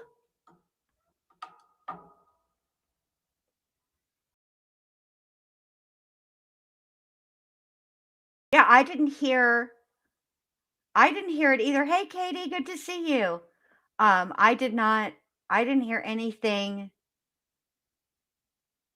about THC at all. At all.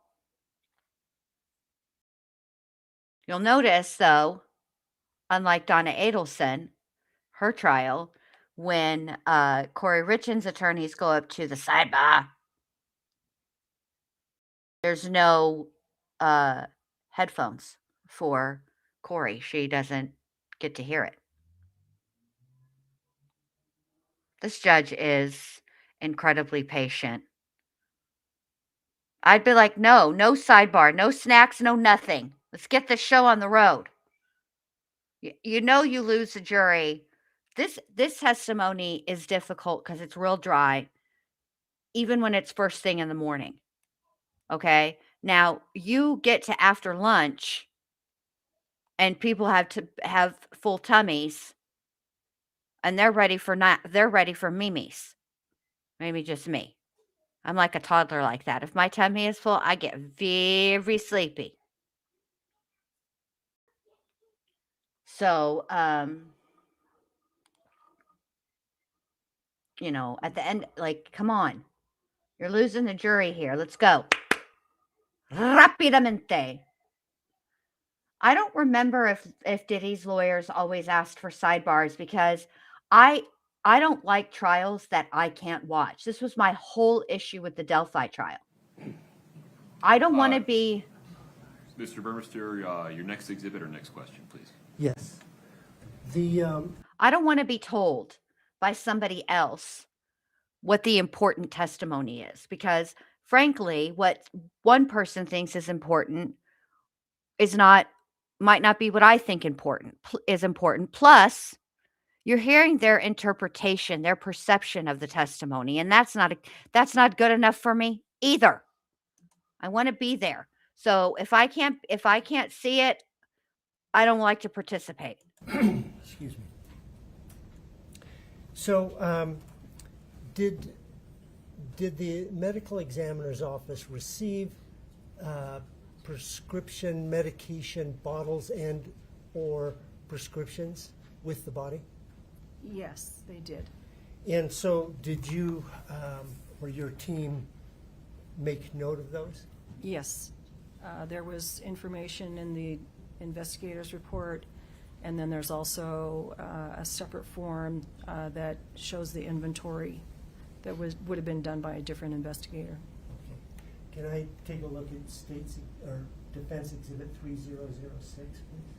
You know, one time I got a comment on I think that's been offered in trial coverage that said something like, "We just want to hear. I just want to hear the testimony. We don't want to. I don't want to hear you talking or whatever." And my comment back, I hearted it, of course. There you go. And I wrote back, "If only there were channels that stream trials uninterrupted, no commentary, no nothing. What a wonderful world that would be." Can you? Oh. I guess they're not substances. These are taken from labels of bottles? Yes, these are medications. Okay. Can you, starting from the top, going down to the bottom, can we talk about those? So there's an injectable form of testosterone, doxycycline, hydrocodone/acetaminophen, and then disulfiram and naltrexone. Okay, so let's what is the doxycycline? It's an antibiotic. It's a broad spectrum antibiotic. And according to the label, when was that prescribed? That was prescribed July 3rd of 2019. Okay. By Dr. Peterson? Correct. Okay, then the next one is hydrocodone. It was prescribed June 29th of 2016 by Dr. Charles Lind. Okay. And hydrocodone, do you know what that is? Or it's a pain medication. It's another opiate pain medication. Okay. Then we've got disulfiram? Disulfiram was prescribed December 9th of 2019 by Dr. Andrew Peterson. And does it have multiple uses? It does. As a prescribed drug, it's commonly used for alcohol prevention. So another common name for it is anabuse. I was just going to say anabuse. He was And then prescribed as an off-label anabuse? use, it's used for chronic symptoms of Lyme disease. Oh, okay. That makes sense. And naltrexone? Naltrexone was prescribed August 24th of 2020 by Dr. Hunderman. Again, it's also used for helping to prevent people from drinking, and then it's also used for opiate reduction. So, And does it have an off-label use? it's also used for chronic symptoms or complications from Lyme disease. And this last one was prescribed in when? 2020. It's August 24th of 2020. And how many were prescribed according to the label? 90 pills were prescribed. There were still 88 pills that were remaining. 2 years later, there was, like he wasn't, doesn't No, sound like a this pill popper to me. Probably a super dumb question, but take hydrocodone, for example. If it's old and beyond its expiration date, does it spoil like food spoils and becomes more toxic or not? Not that I'm aware of. Generally what happens is that these medications tend to get less useful. They get weaker, if anything, but pretty much for a lot of them, they're stable for a really long time. Let's move on. You said that at some point you asked to have NMS lab examine the gastric contents. I did. And you published a second report? Oh, hold on. While we're talking about things to watch, okay? If you have Peacock, there's a show on there called Girl Taken. It's really good. It's a lot, but it's really good. There's some triggers in there because it has to do with a teacher who kidnaps a student. She's 17. But it's really, really good. It was really well done. What else did I watch recently that was really good that I wanted to tell you guys about? I forgot, but I'll remember later. Probably right when I try to go to sleep tonight. Yes. This is the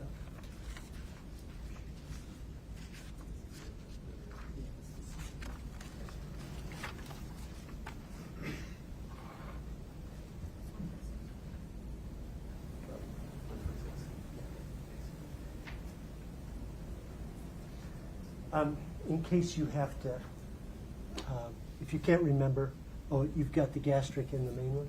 I hope, well, the supplemental is attached with the original, so I've got it. So what was tested for out of the gastric contents? So again, it was for a complex toxicology panel that does, a wide range of drugs. And in this particular,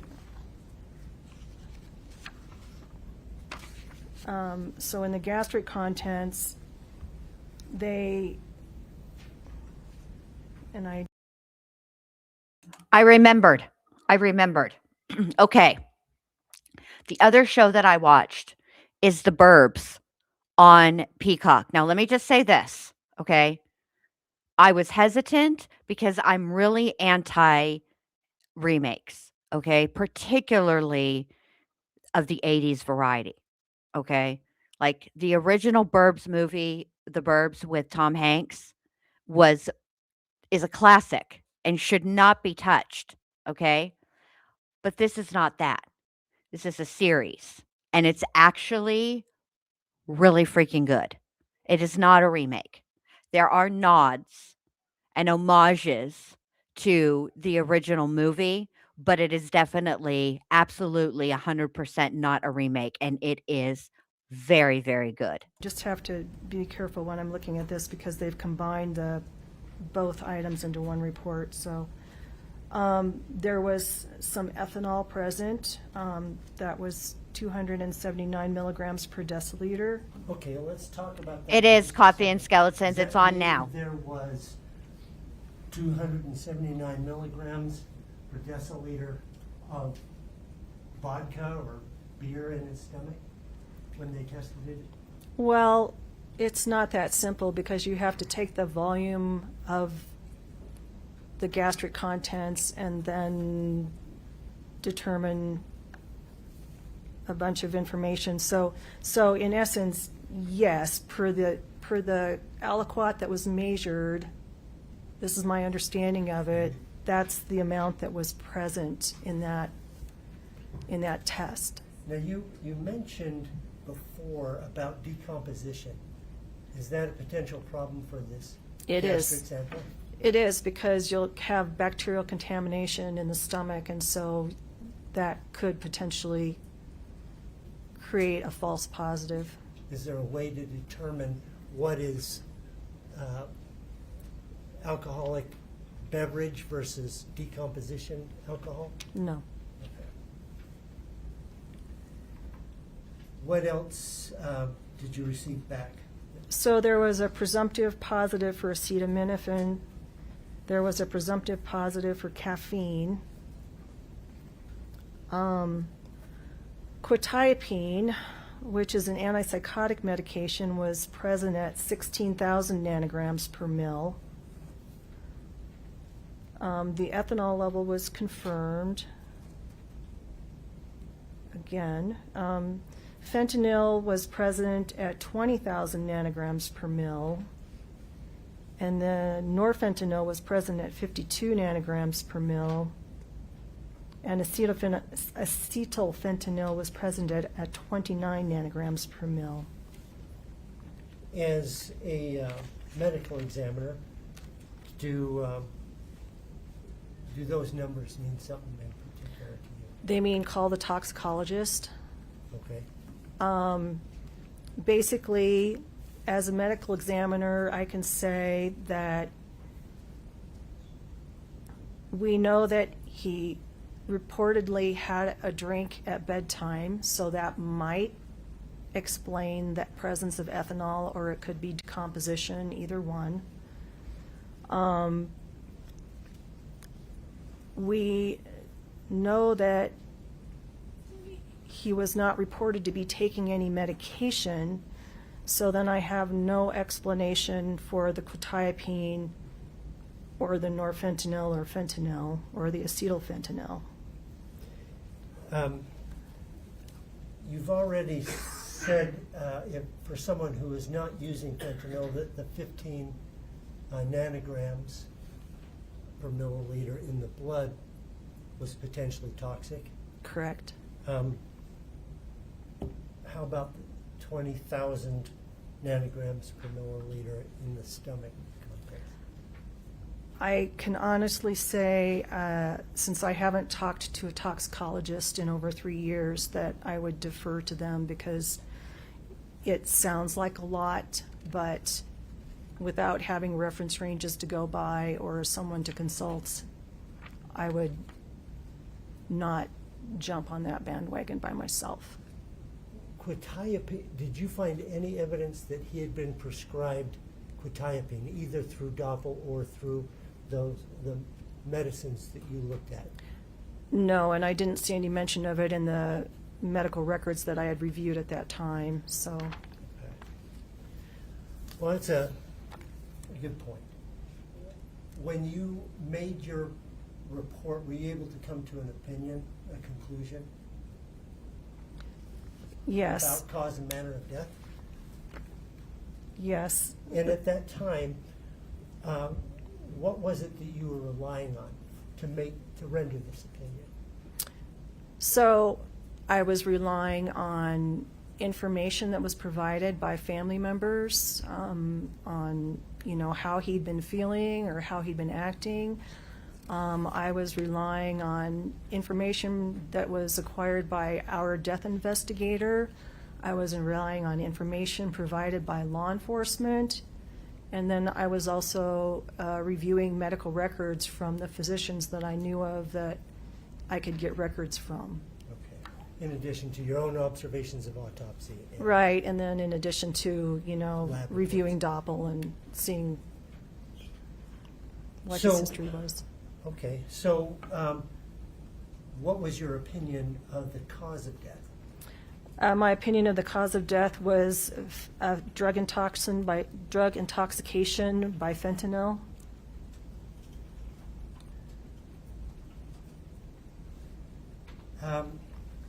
In addition to the NMS labs, was there other evidence that you looked at, specifically, say for example, pulmonary edema, that corroborated the information that NMS labs provided?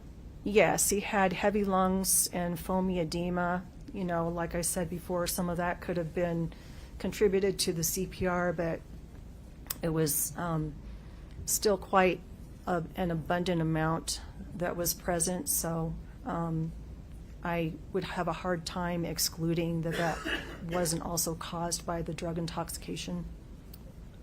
That's primarily occurs due to opioids? Yes. And it can happen with other medications too that cause respiratory depression, but there weren't any other intoxicants or medications other than fentanyl that were prescribed or that were contributing that we know of.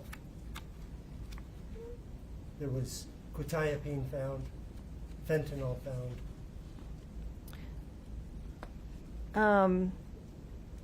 Quetiapine can cause some sedation, but in this instance where we didn't initially see it in the blood, I don't know what to make of that since it was only seen in the gastric.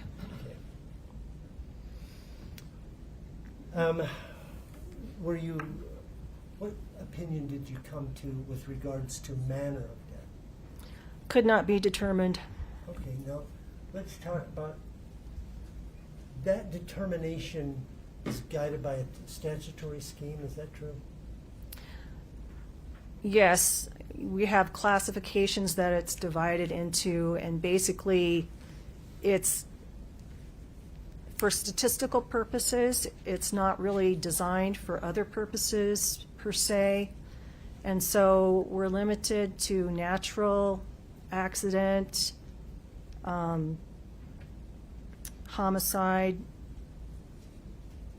I'm just blanking here. Suicide? It's suicide, and then undetermined as well. And so because this investigation was still ongoing when I retired, I felt that could not be determined was the best solution for me to finish my report before I retired. Okay.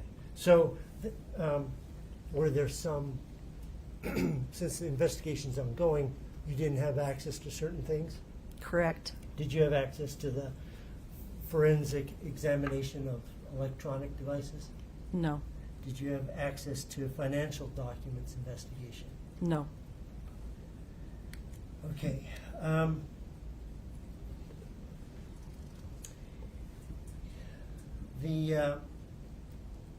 At some point, do you release your report to family?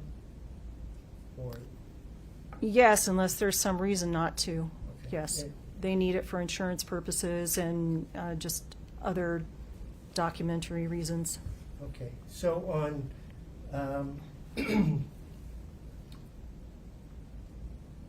can we take a look at State's Exhibit 124, please?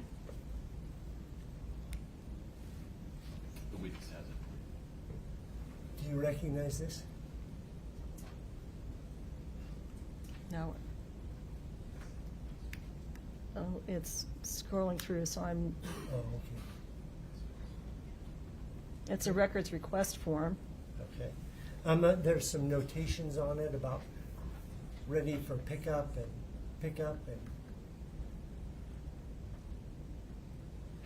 You may need to zoom in, Mr. Burmester.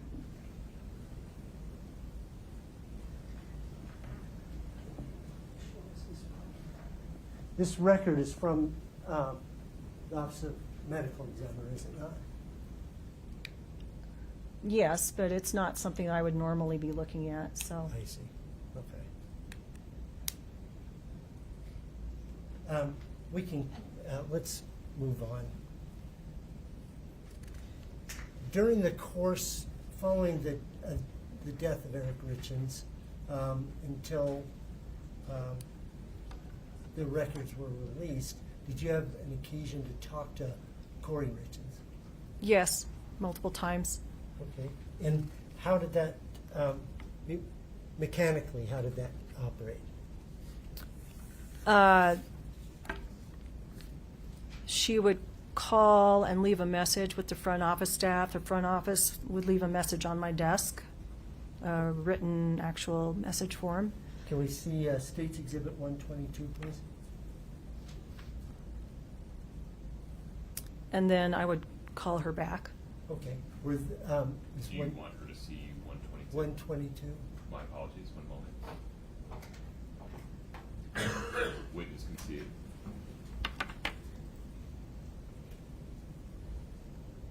Okay. Are those the slips that you received from your reception? Yes. Okay.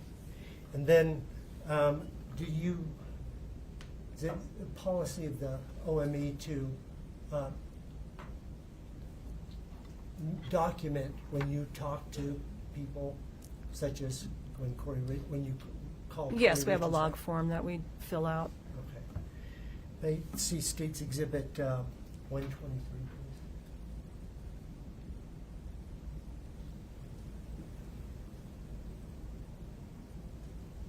Do you recognize that document?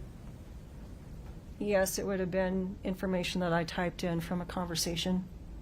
Okay. On March 17th and then later, April 21st of 2022? Correct. Do you have an independent recollection of those conversations today? Not explicitly, no. Okay. So, did Kouri Richins provide you certain information in those conversations? Yeah, she provided me a lot of health-related information, indicated that he'd had Lyme disease 2 years ago, and that he was still having problems with neuropathy, so therefore he was getting treated for that. And that's apparently a chronic problem that you can have with Lyme if it's not treated right away with antibiotics. Also indicating that he wasn't feeling well currently or right before his death, that he was not feeling well in general and his chest hurt. Did you explain to her about the granulomas that you observed? Yes, and so the not feeling well and chest hurt could have been part of the problem with just recovering from COVID, as well as this granulomatous lung disease that he'd had from his chronic work exposure. Okay. Did she offer up any other information to you? That his mom had died from a fungal infection 3 years prior. Okay. And so, we did fungal stains just to make sure that his lungs weren't showing any indication of fungal pneumonia. And then just the fact that, he was a stonemason, and that's where he was getting this exposure to what I was seeing in these granulomas. So that was helpful to me because, he's cutting stone, so. So you mentioned that you did this stain. That's part of the histology. You went back and looked for the Or was that the? That was for the fungal organisms, yeah. And did you exclude that? Yes. Okay.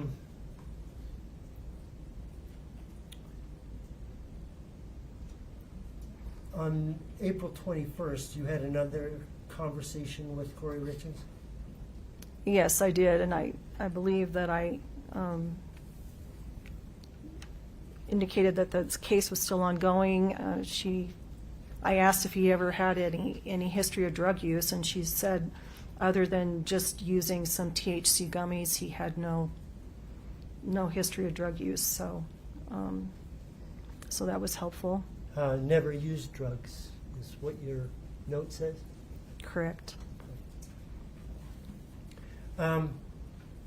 Did she talk to you about those two substances on your list, the last one, Yeah.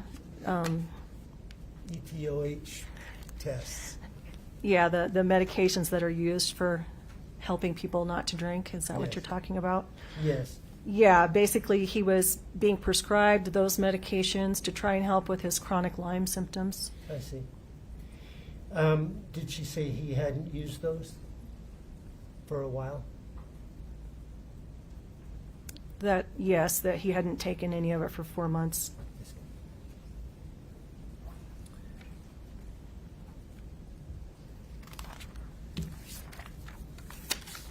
I have one moment, Your Honor. Yes. Is there Are we admitting 122 or 123? The state would offer State's Exhibit 123. Any objection, counsel? Yeah, that's. Yeah, no objection. Okay, 1-23 is admitted.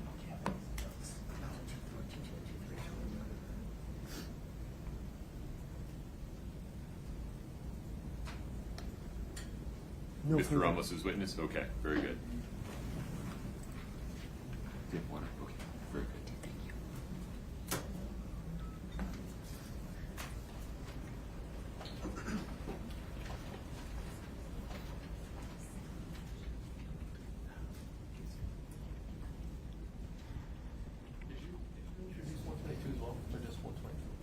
Just 123. We can.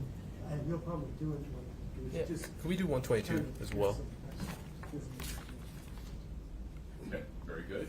States 1-22 is also admitted.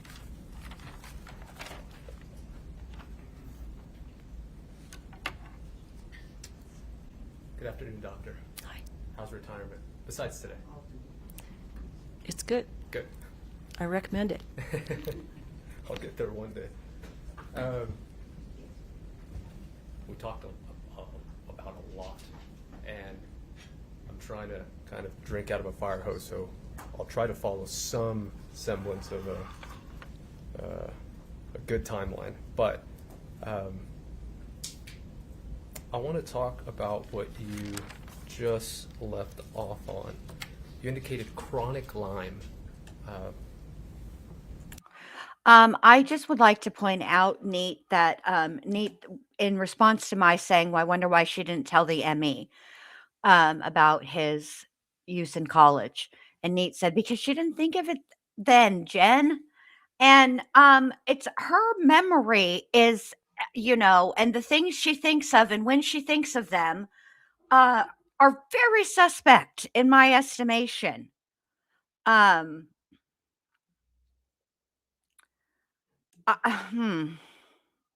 Yeah. It's very suspect.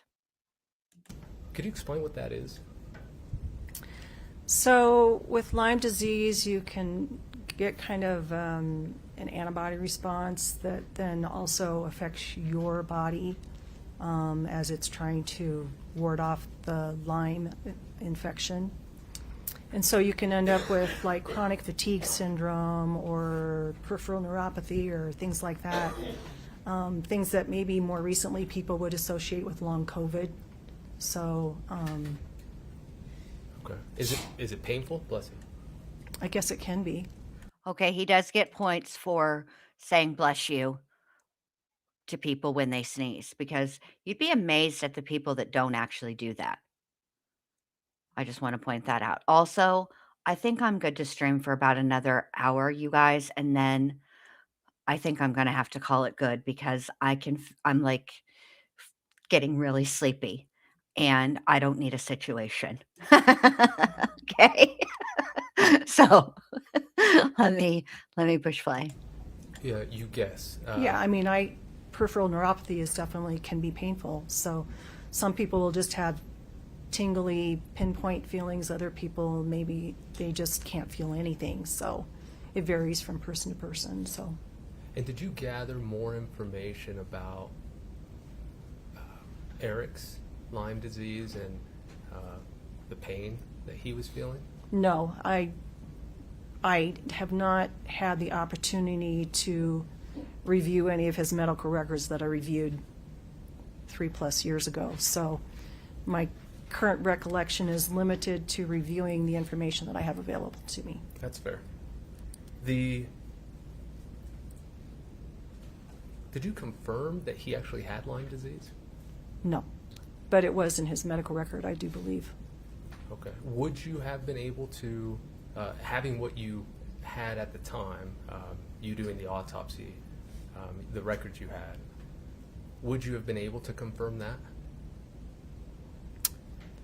I don't know how long the antibodies stick around, so I can't answer that effectively. So possibly. Possibly, but I don't know. Okay. You indicated that one of the... Thank you, Neat. I can't remember which ones. You are If you can't remember now and have always been a good noodle. we'll pull up the medication that was listed. You mentioned opioid reduction for one of them. Do you recall that? That's the naltrexone. Naltrexone. And that was found in his system, correct? No, one was naloxone not. was found in his system. That would have been given by when they were doing CPR, so that would have been given by EMS. So the naltrexone, that's the one he had a prescription for? Correct.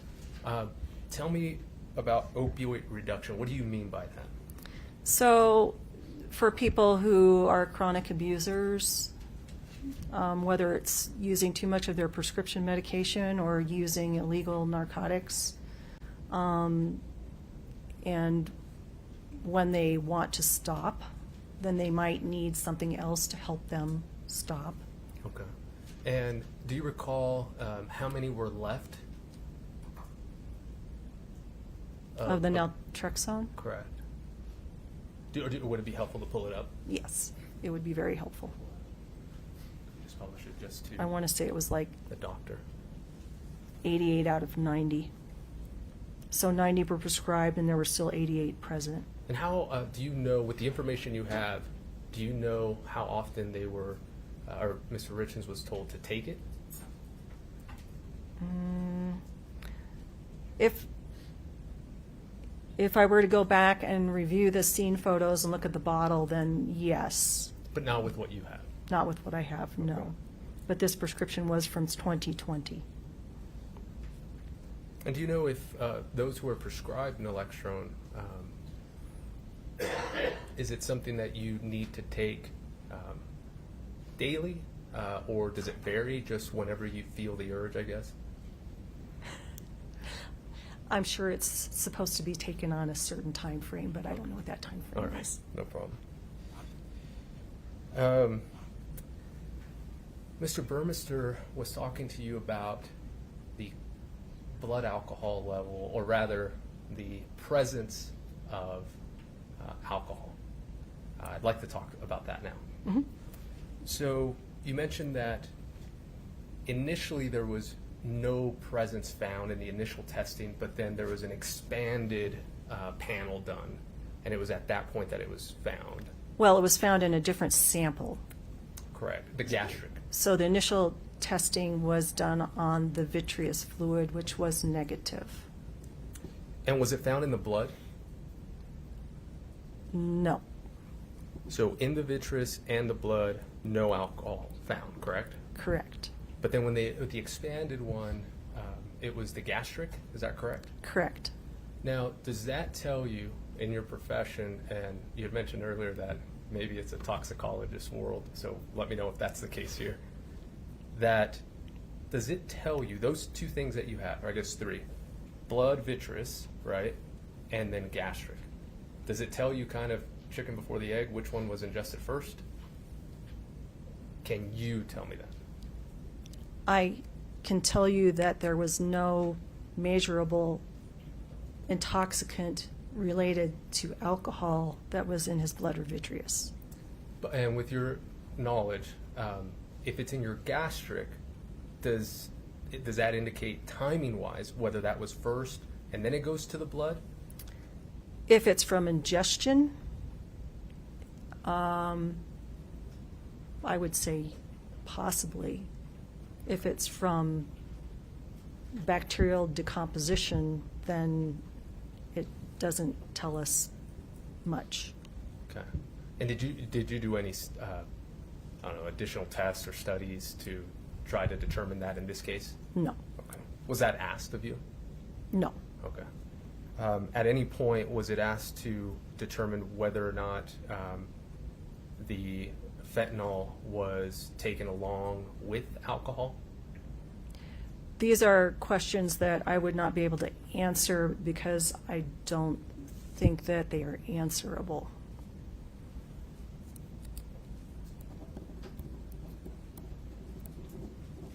Which is why she put which is why she labeled the manner of death undetermined, because she can't determine how or when the fentanyl got in his system.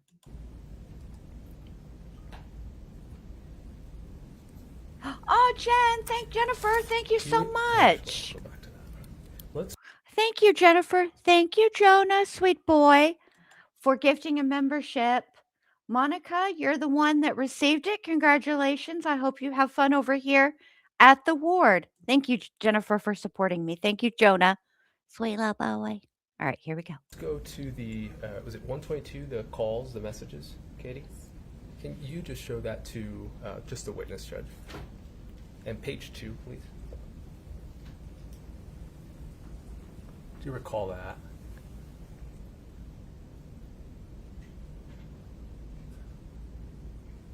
Not specifically, but I mean, it's a typical note that we would get. And this is one that was addressed to you? Correct. At the very bottom, there's a signature. Is that yours? Yes, it says the call was returned on March 17th of 2022. Perfect. Could we go to the case notes, Katie, for that same day, please?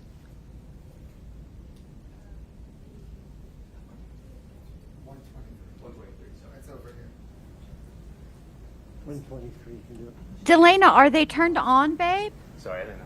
Mine are turned off because I've been the recipient what's of in front of gifted you? Is that, memberships for I the want March 17th? gifts of. Also, hey, 1-800 Return that call. Fraudbusters, good to see you. Yes. Okay. Now, on the case, is it called the case log, case notes? What would that? Same thing. Same thing. Is that automated? Is it automated? In terms of the, let me be more specific. Is No, it I have to type it in. But in terms of the time and date, No, it's not automated. I don't believe so. Okay. I don't know for a fact. Okay. Could we just do a? Yeah. Could we not call it out? Yeah. So there you have. He really has, Jennifer. He's taken right I see over is for case notes, case log, correct? Sissy. Right. Okay. And He did. Rest her sweet little soul. so you can see that on the top, it has a date, time, doctor, and I guess who's calling. Do you see that? Mm-hmm.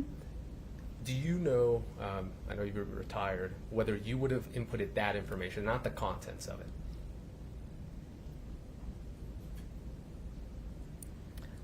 I believe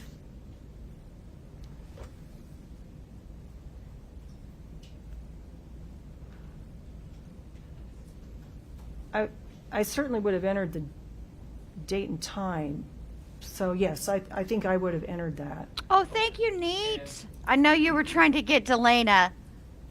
That was really sweet of you. I appreciate that. Mimi is the one who received it. Congratulations, Mimi. Welcome to the ward. I hope you have fun here. We look forward to having you. All right. Thank you, Nate. That was really sweet of you, babe. Normally, I would try and enter these as soon as I was done with the phone call. It didn't always happen in that fashion because I'll usually make paper notes and then, because you can't remember everything and you're not recording the phone call, so. Correct. So when you get to the point where you are inputting it, correct me if I'm wrong, the purpose of inputting that information is that whoever's working on that case can have the information that you have. As far as the investigators and stuff? Sure. Sure, but mostly it's just a documentation of what happened. That day? Yeah. Okay. And it seems like whenever calls were made to you, you did a pretty good job of summarizing what was discussed. Yes, it was more for my recollection maybe than anybody else's. Correct. And with that, kind of like you said, you were trying, or you indicated we. I imagine your team, correct? Yes. Does that include anybody outside of the Office of Medical Examiner? No. Okay. So people at the Office of Medical Examiner working on this case, notes for you to try to determine what the manner or cause of death is going to be in this case. Fair? Correct. And as people are calling you to get information, you're uploading. I don't know. all the Let me check that out. Justified. contents of Hang those on. calls, correct? Yes. And you do that with every call?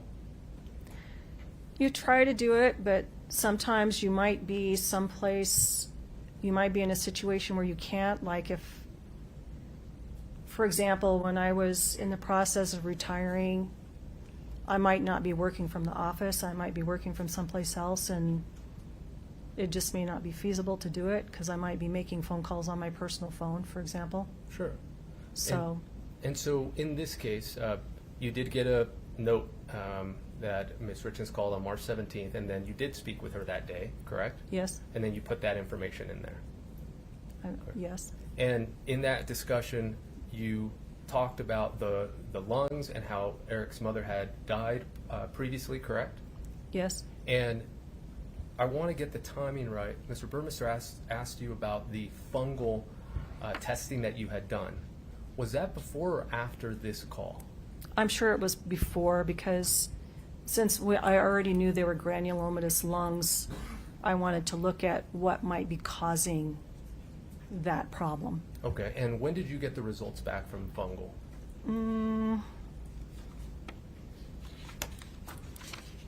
Well, when did I get the slides back? Yeah, when did you determine that the fungal? I can't say for sure when I reviewed the slides. So it could have been before or after this call? Well, I wouldn't have been able to review them until they were back. Right. So I don't know the timeline on that. Okay. Justified. I just went to try to buy a membership, and in doing so, it did not give me the option to pick a subscriber. So, I don't think that you can do that. I think that's been a wish. It would have required special stains, which I think I did order up front.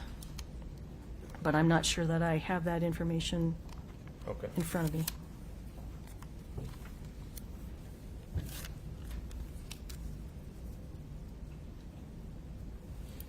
You discussed the NMS labs and how you had sent out, or your team had sent out for further testing. The expanded lab, or the expanded panel? Yes. Okay. Can we pull that up?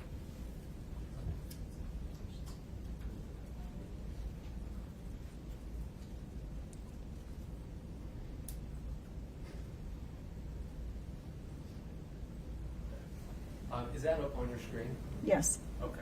And you saw a couple of these during Mr. Burmester's direct examination, correct? Yes. One for the blood toxicology and then one for the gastric toxicology. Yes. Okay. And now we're just clicking through all of these fairly fast. I just want. Do you remember how many pages you received back from NMS Labs? What I see is what's in the autopsy report. Okay, so, and let's pause there, Katie. So, with the NMS labs, the only document that you received was just that one? The one that's in your... The one that's in the original report, and then the one that's in the supplemental report. Okay, and those are the only ones you received from NMS? That's what I received, yes. Okay. If you could highlight, Katie, for the doctor, the page number at the bottom for the last page. Can you see that, doctor? Yep. And how many pages is that? 999. Now, you had mentioned earlier toxicologist. As she was clicking through all of these, I think there's graphs and everything. Is that something that's more suited for a toxicologist to be able to interpret what's in those documents? For this extent, yes, yes. Okay. So I won't ask you any questions on that. Okay. I've never seen one of these before. It's That's good. Would have been an awkward cross-examination. No,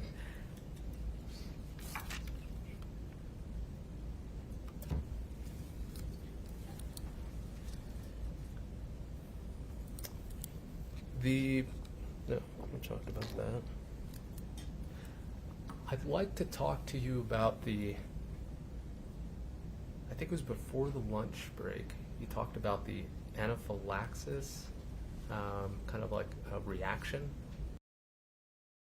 So, whoops, this one is what I meant to highlight. The thing about the AI, that is true. YouTube now gives users, specifically creators, the ability to identify and report their image being used, and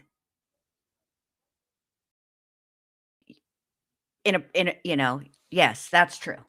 I'm trying to think of how to say it, but to be honest, I'm tired, so I can't think of the way to say it right now. But yes, that is true. Do you remember that? yes. Could you talk to me a little bit more about that? I want to make sure I understand that. So he had a history of allergies, just a broad history. Right. And I don't really know how much information I had, and I don't know whether I was more concerned about the COVID or about the allergies when I put that section in of the epiglottis. But for people who have chronic allergies and who are known to carry EpiPens around, then that's always something that you're concerned about. Okay, and so what is it that you found exactly? I found nothing of interest. It was just normal inflammation, and I didn't find any histamine response that would be of concern with anaphylaxis. So you have cells that release the histamine, and that's what causes you to have the throat swelling or whatever response you have when you have these severe allergy reactions. So, Well, thank you, Delana, for just taking the bull by the horns and becoming a member. I appreciate that, babe. Welcome to the ward. I'm glad to have you. Thank you for supporting me and the channel. I appreciate it very, very much. Thank you so much. Welcome to the ward.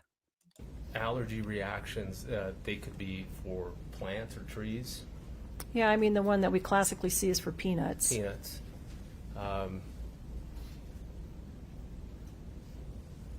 Medication. Could be. There's really only a couple of things that I've actually seen it for in the office. Peanuts is one of them, and maybe another thing would be like for like an antibiotic. Yep, people have. penicillin. Yep, people are allergic What to about opioid penicillin. drugs? No, I've never seen that. I never have. seen it. I have never seen anybody be allergic to opioids. I'm gonna look it up.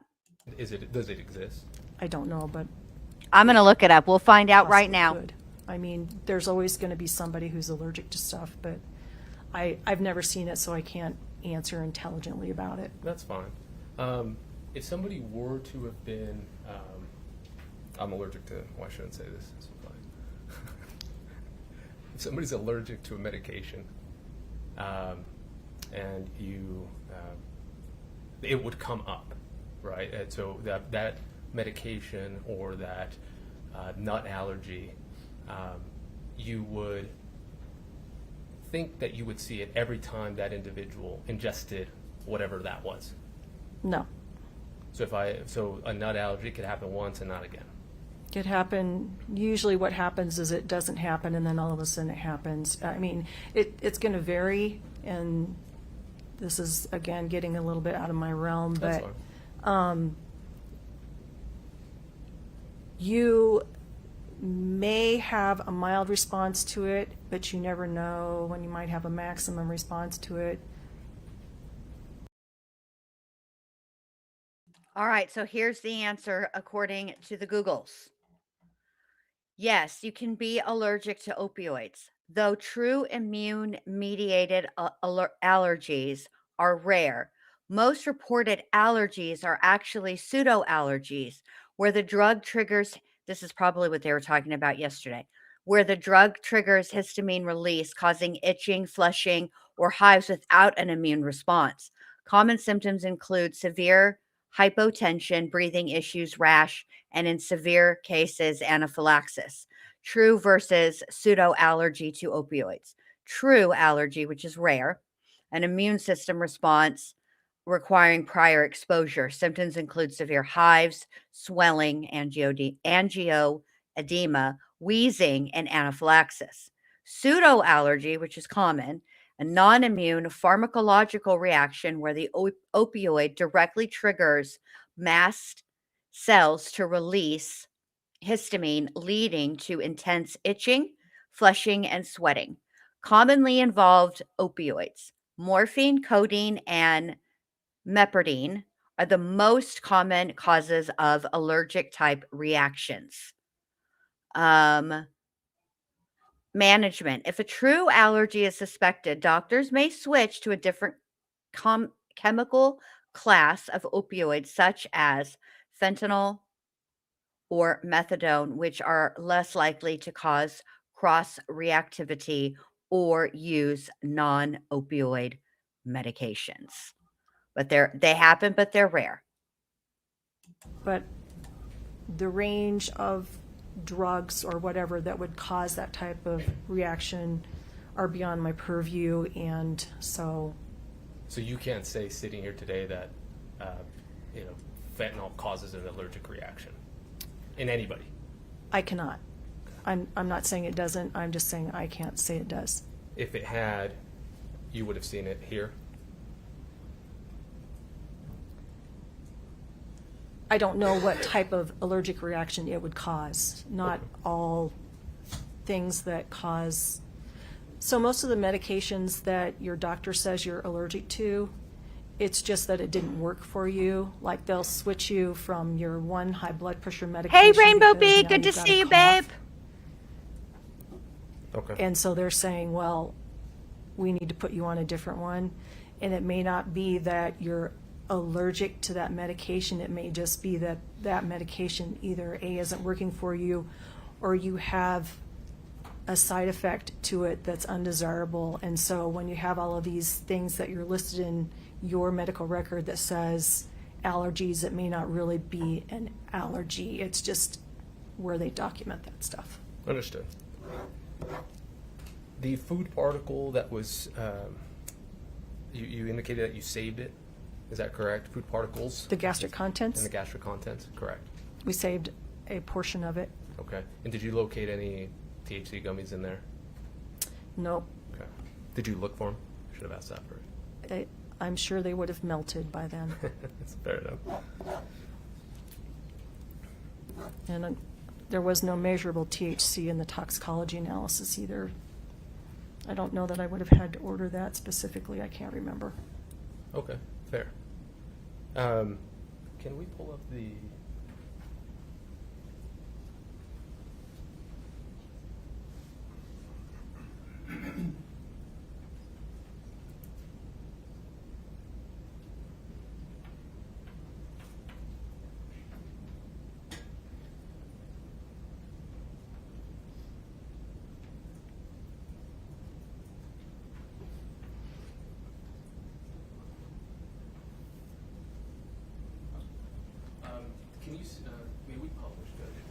Just to doctor. So we're going to show the witness this document? Okay.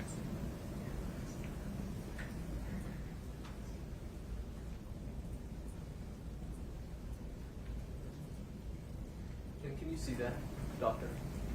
Yes.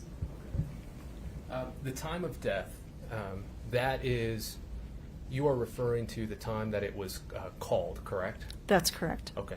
Now, when Mr. Richins actually passed, do you know? No. Okay. So the time of death is just the time it was called? That's correct. We have limited information that we can go by, last known alive time, and when CPR was performed, once they stopped performing it. And if there's no obvious information in between, there's maybe some soft factors that we can use to kind of narrow it down. But typically, I'm going to go by last known alive time and when his time of death was called by EMS or in the emergency room or wherever. Okay. Could we go to the second page?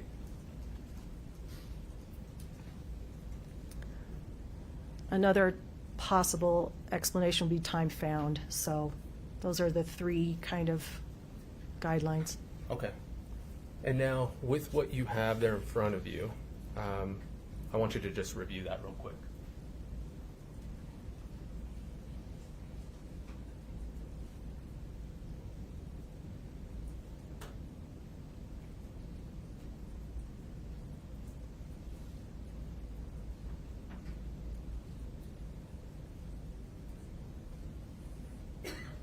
Do you recognize both pages of the document in front of you?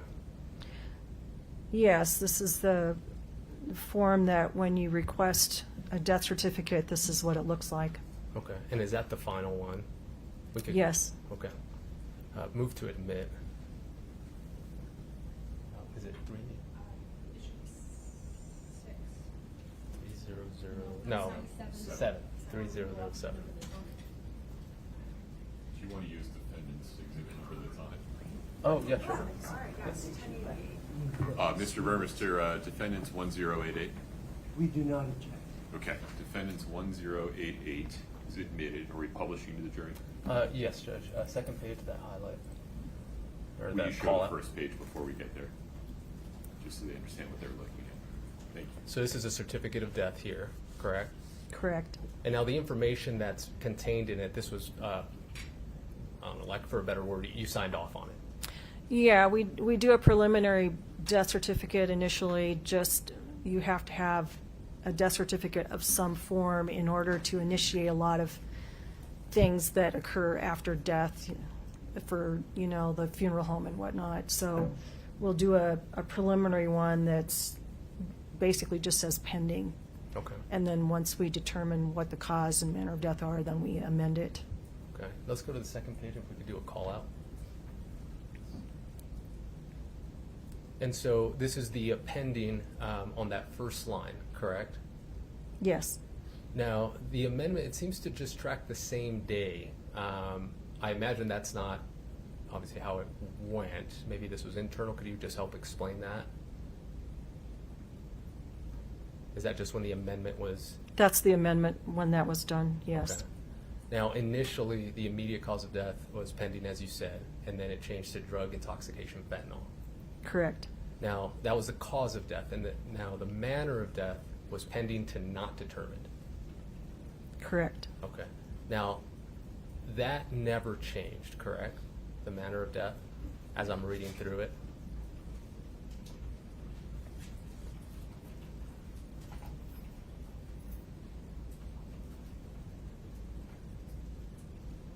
What do you mean it never changed? It changed from pending to not determined. Sorry, since then, I apologize. Oh, no, it hasn't changed. Okay. So that's remained the same. Correct. Okay. Now, we could take that off, Judge.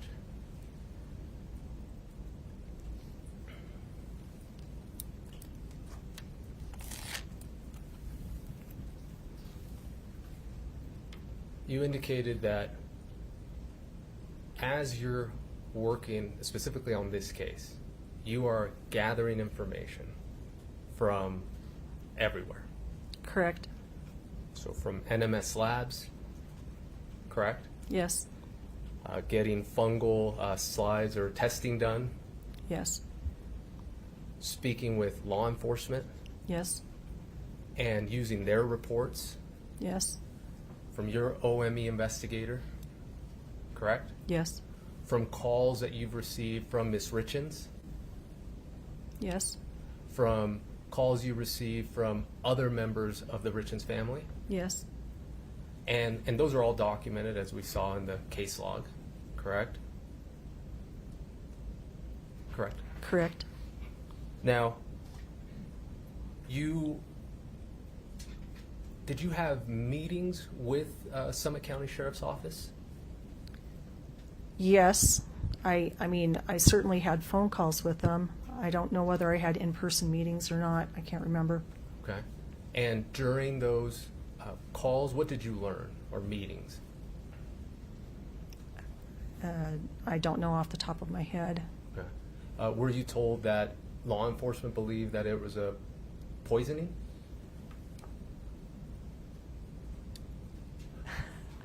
If you don't remember, that's fine. Yeah, I mean, I don't, yeah. I'm sure that I had some logs in there that indicated some of the conversations, but But you don't remember now? I don't, yeah, I mean, I can't remember individual conversations. That's why I make notes. Right.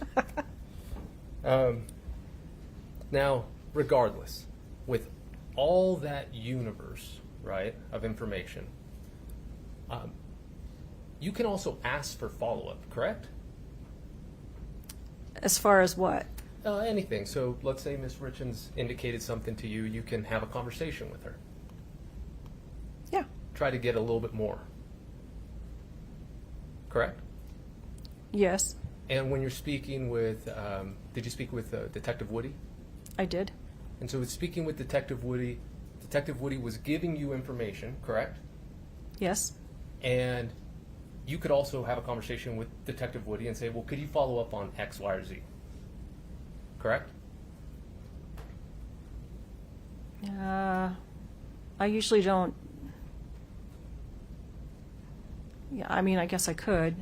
I'm not sure where you're going with this. I'm just trying to see that all of this you indicated, you were gathering all this information so that you could ultimately make a determination as to the manner of death, correct? Yes. Okay. And so you indicated that you had, make sure I get this right, natural cause of death? Yes. Suicide was one of them? Yes. Homicide? Yes. Not determined?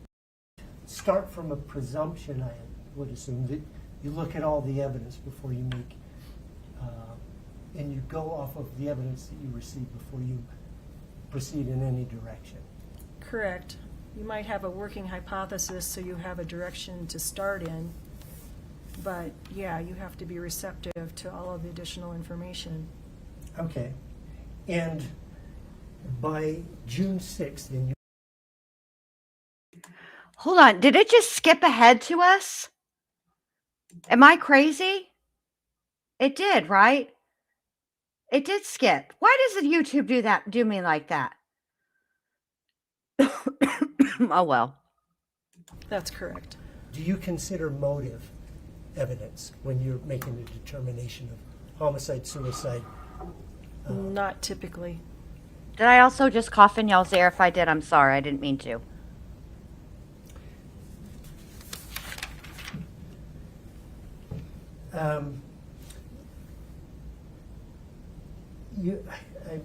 I think I just missed it, but you said there were some things that you are unaware of whether they can be determined, or the things that can be determined. Is one of them whether. Thank you, Delana. Delana said the Googles says it's relatively rare, but not unheard of for the manner of death to remain undetermined in a murder trial. Okay. I thought it was rare because usually the defense is always trying to prove that it was some other cause of death right? Like, remember with Big Bo, Megan Boswell, how her attorney spent an inordinate amount of time trying to say that this could have been an accident, and the medical examiner or the forensic pathologist said, I mean, no, and here's why. She had blankets and foil wrapped so tightly around her little face that it left impressions when it was removed. Yeah, so that's why I was like, okay, sometimes I don't trust myself.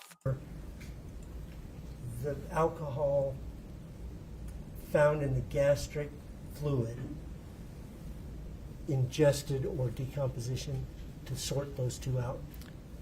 There's no way to sort those out because the chemical makeup is the same either way. I see.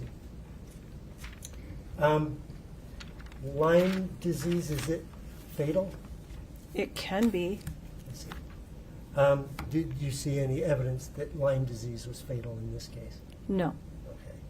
Okay. Finally, is there anything, any change in your opinion that the cause of death in this case was fentanyl intoxication?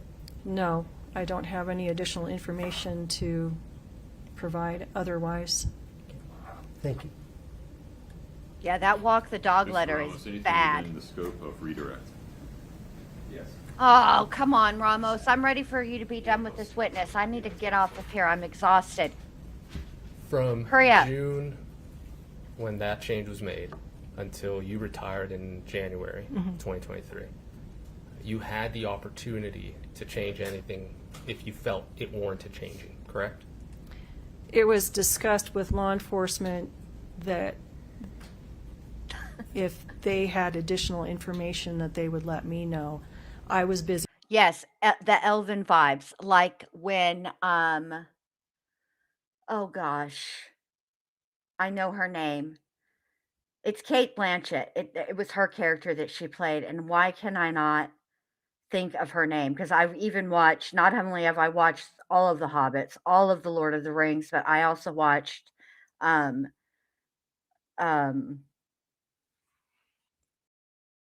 the Rings series on Prime.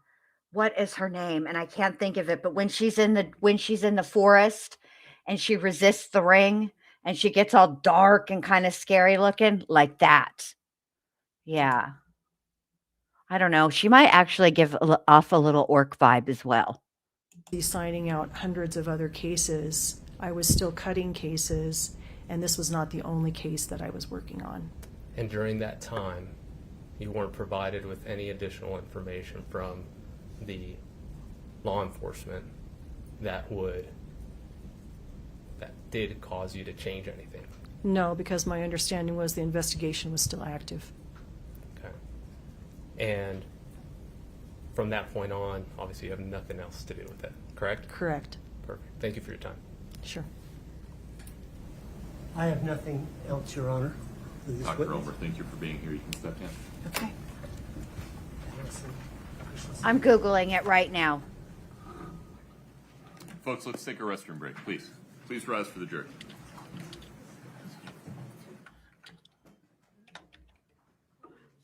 Galadriel. Queen Galadriel, that's what it was. Thank you so much. All right, you guys, they're going to take their afternoon break. Your girl is going to take her afternoon break. I want to thank you guys. I'm sorry, Trinity. I gotta go. I am really exhausted, and I think I'm gonna be like snoring into the mic Mr. Bloodworth, anything on the record before we take a recess? if I don't get off of here. Ms. Nestor, Do we need to deal with the altered Yes, that's- document?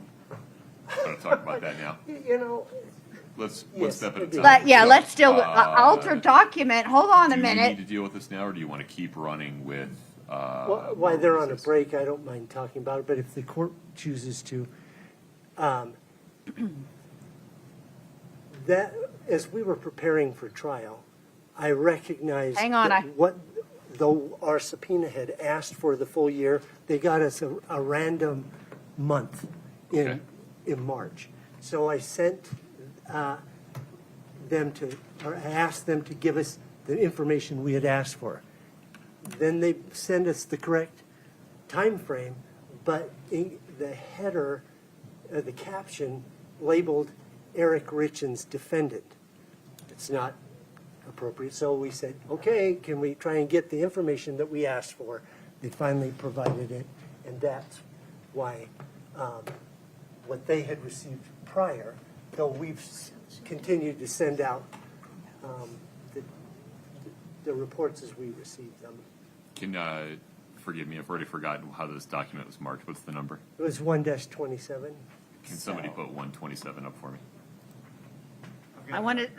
Okay. Are they really having a fit over something like that? Give me a Scott, if you break. please go to page 2 for me. Hey, Karen, good to see you, babe. I'm about to end for the day because I need to hear this ridiculousness. Oh, I'll be back tomorrow morning. Absolutely. Okay, so, Mr. Burmester, I understand that this declaration signed by Jeffrey Henry and dated 19th of February 2026 is the declaration that you most recently received along with the document, that's page 1, that you most recently received. Is that correct? Yes, Your Honor. Okay. Your Honor, There we go. This is really problematic. Why? So I am looking at the original document they gave us, and it has different dates that have been altered.